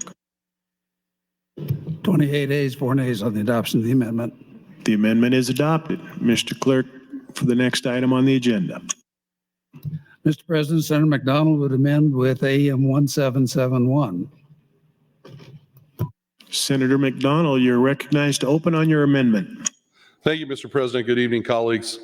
LB 1771 amends LB 531 with specifically 2 lines on page 2 and 1 word on page 3. Now, when you look at the amendment, it's 3 pages long, but earlier today, we voted on LB 818, which includes all of the shovel-ready language and the new language we put in for this year. But based on some concerns, if you look at page 2 of the fiscal note or of the amendment, it says as a county agricultural society with facilities located within the boundaries of the city of a primary class. And if you switch to page 3, on line 5, we take the word private sources and replace private with other. Now, the idea on that is that we are private-public partnerships. We are always last dollar in as the state, but some people were concerned, instead of saying private, if we put other, that dollars could go into that 501c3, for example, from a county or from a private donator. So based on past practice, I said that was not a concern for me as a senator who originally introduced the language, but to try to clarify it and clean it up, I would introduce this. And because LB 88818 was already on final reading, I said I would do it through Senator McKinney's bill, LB 531. So without any more or any discussion, if there is any questions, I'll take them. Otherwise, this is a cleanup bill, zero fiscal impact. And the majority of the language, if you see anything else that's underlined, is already in LB 818 that we currently voted on earlier today. Thank you, Mr. President. Thank you, Senator. Senator DeBoer, you're recognized to speak. And wait, Senator Erdman, you're recognized to speak. Thank you, Mr. President. I want Senator McDonald to yield to a question. Senator McDonald, will you yield to a question? Yes. So, Senator McDonald, is this a 50-50 match? Is that what this is? No, this is just changing the word from private to other on page 3 and then adding the, so on page 2, line 7 and 8, agricultural society. So I thought it said in there up to 500,000 with at least 250, the grant can apply for 250,000. Did I read that correctly? So that's what's somewhat confusing. That language we put into LB 818 today, and you are correct. That is 50, up to a maximum of 50 under $500,000 that we could go up to a 50% match, because historically it's been approximately 30%. Okay. But that language was already included in LB 818 today. When bill drafters brought this back, of course, we hadn't approved that language yet on final reading, but it was sitting on final reading. So the two areas to concentrate on for this that wasn't in LB 818 that we approved today is page 2, line 7 and 8, and page 3, line 5. Would that be a city like Lincoln? Does that qualify?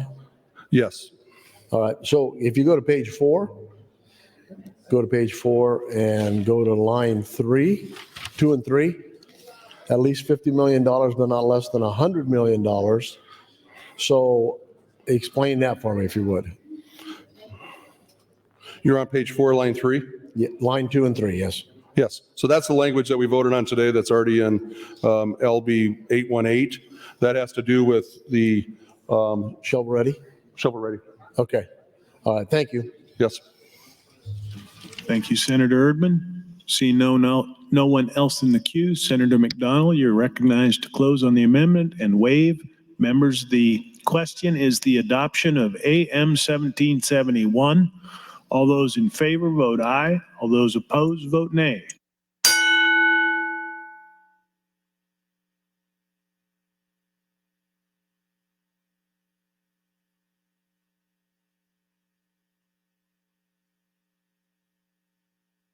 Record, Mr. Clerk.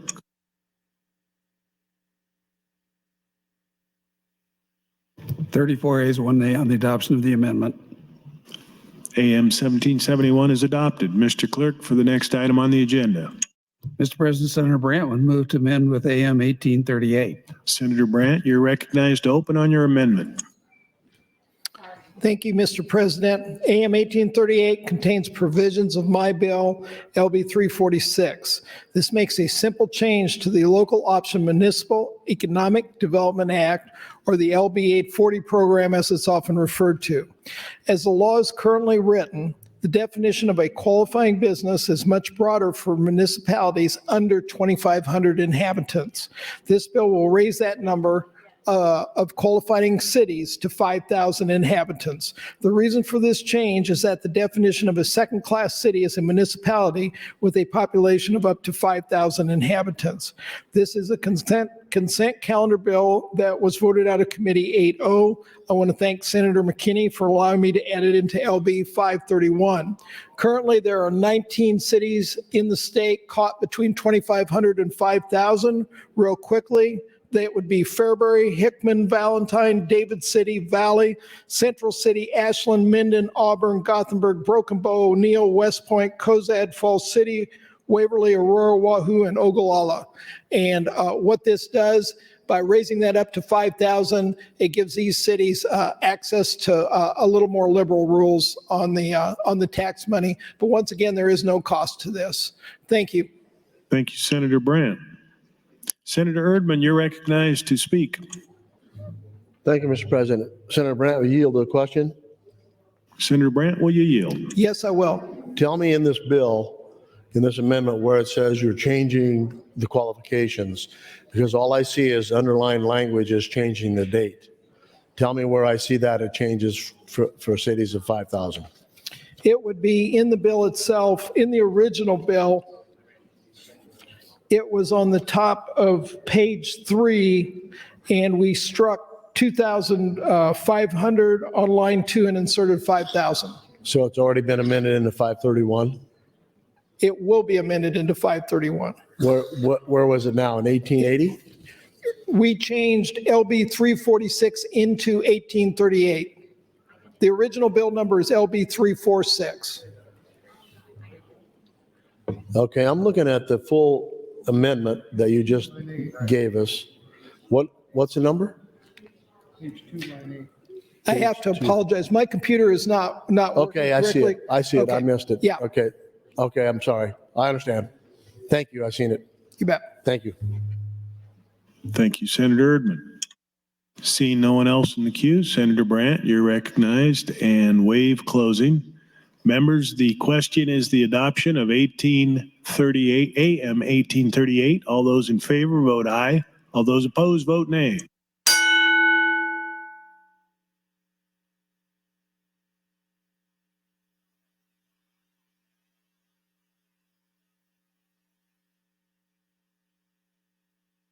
Record, Mr. Clerk.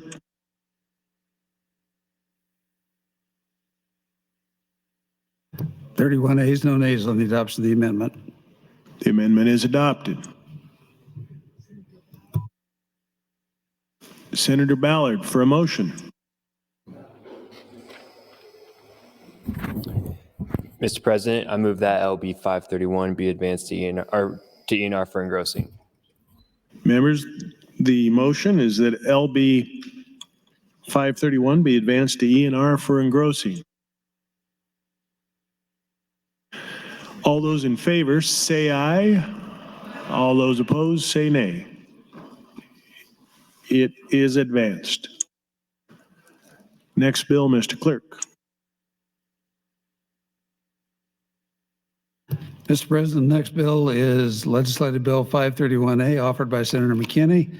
It's a bill for an act relating to appropriations to appropriate funds to carry out the provisions of Legislative Bill 531 and to declare an emergency. The bill was introduced on May 17th of this year and currently is on general file.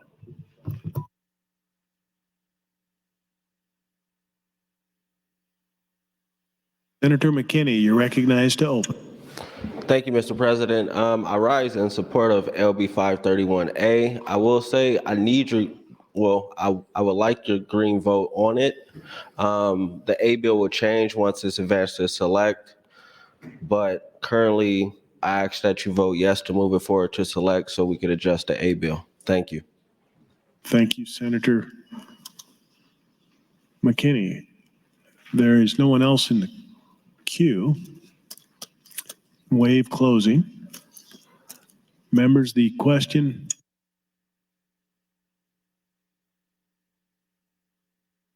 is the advancement to ENR initial of LB 531A.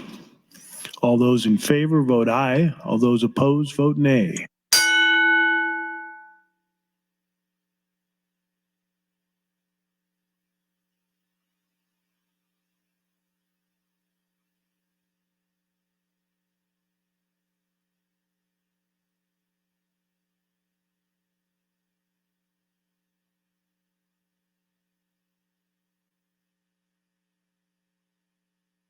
Record, Mr. Clerk. 30 yeas, three nays on the motion to advance the bill. LB 531A is advanced to ENR initial. Mr. Clerk, for the next item on the agenda.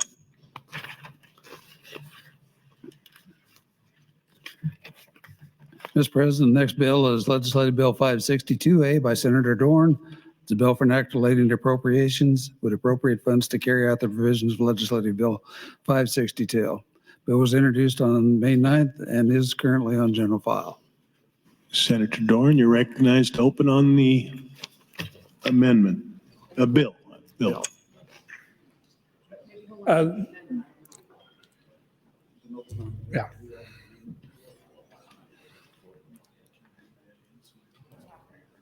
Pull it, yeah. You're going to pull it, yeah. Senator Dorn, do you want to proceed directly to the amendment to the bill?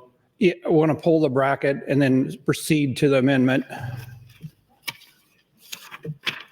I think it's, Mr. President, Senator Dorn would offer AM 1781. Senator Dorn, you're recognized to open. yes, 1781 is the fiscal note that we got back from the fiscal office after 562 was advanced. This is a fiscal note for that bill, and then also the other two bills that were included at Senator Brandt's beginning, Farmer and Senator Vargas. There is some cost to it a little bit, and that is generally for the, I call it the implementation of it, and then you'll see some revenue loss, and that is what the part of 562 and Senator Brandt's bill, that's the revenue change. So thank you. Thank you, Senator Dorn. Seeing no one else in the queue, Senator Dorn waives closing. The question is the adoption of AM 1781. All those in favor vote aye. All those opposed vote nay.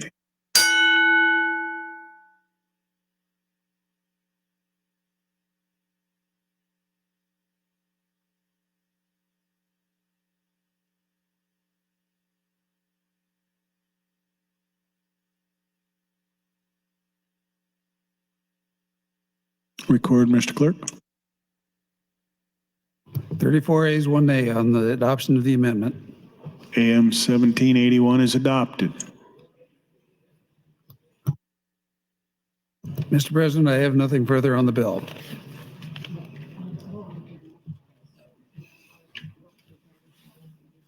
The next vote is the vote to advance LB 562A to ENR initial. All those in favor vote aye. All those opposed vote nay.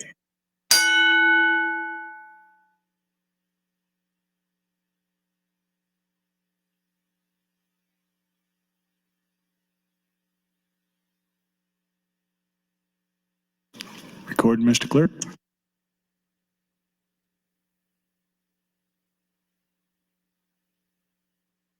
Thirty-three ayes, 1 nay on the advancement of the bill. LB 562A is advanced to ENR initial. Mr. Clerk, for the next item on the agenda. Mr. President, the next bill, Legislative Bill 705A, offered by Senator Merman. It's a bill for an act relating to appropriations to appropriate funds to carry out the provision of Legislative Bill 705. Bill was introduced on May 11, placed directly on general file. Senator Merman, you're recognized to open on the bill. Thank you, Mr. President.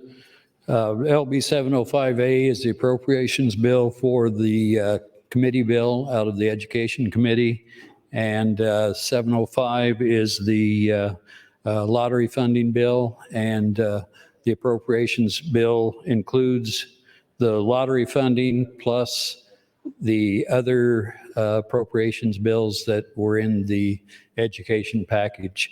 I'd appreciate your green vote on LB 705. Thank you. Thank you, Senator Merman. Seeing no one else in the queue, Senator Merman waives closing. And the question before the body is the advancement of LB 705A to ENR initial. All those in favor vote aye. All those opposed vote nay.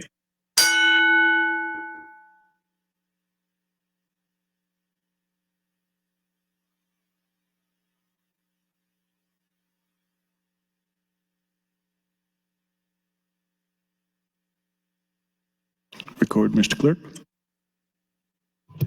33 ayes, 1 nay on the advancement bill, Mr. President. LB 705A is advanced to E&R initial. Mr. Clerk, for the next item on the agenda. Mr. President, legislative bill 727A offered by Senator Linehan. Senator Linehan, you're recognized to open on the bill. Thank you, Mr. President. This is the A bill that goes with 727, which was the tax package we talked about earlier Tuesday. This too will change because we're going to have to make adjustments after we get the fiscal. Well, I guess the fiscal note is out now. We didn't have it earlier today, so it will change. But I appreciate your green vote for 727A. Thank you, Senator Linehan. Seeing no one else in the queue, Senator Linehan waives closing. Members, the question is the advancement of LB 727A to ENR initial. All those in favor vote aye. All those opposed vote nay.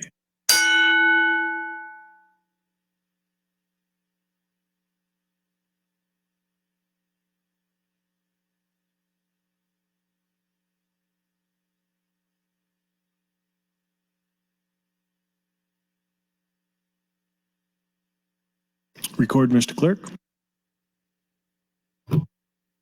33 ayes, no nays on the advancement of the bill, Mr. President.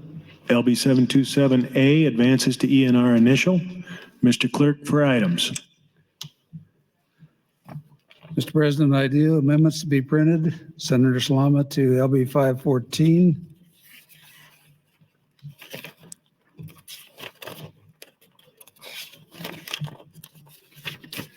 Various amendments to 514, amendments and motions. Finally, a priority motion. Senator Wishart would move to adjourn until Friday, May 19, 2023 at 9:00 a.m. Members, you've heard the motion to adjourn. All those in favor say aye. All those opposed, nay. We are adjourned.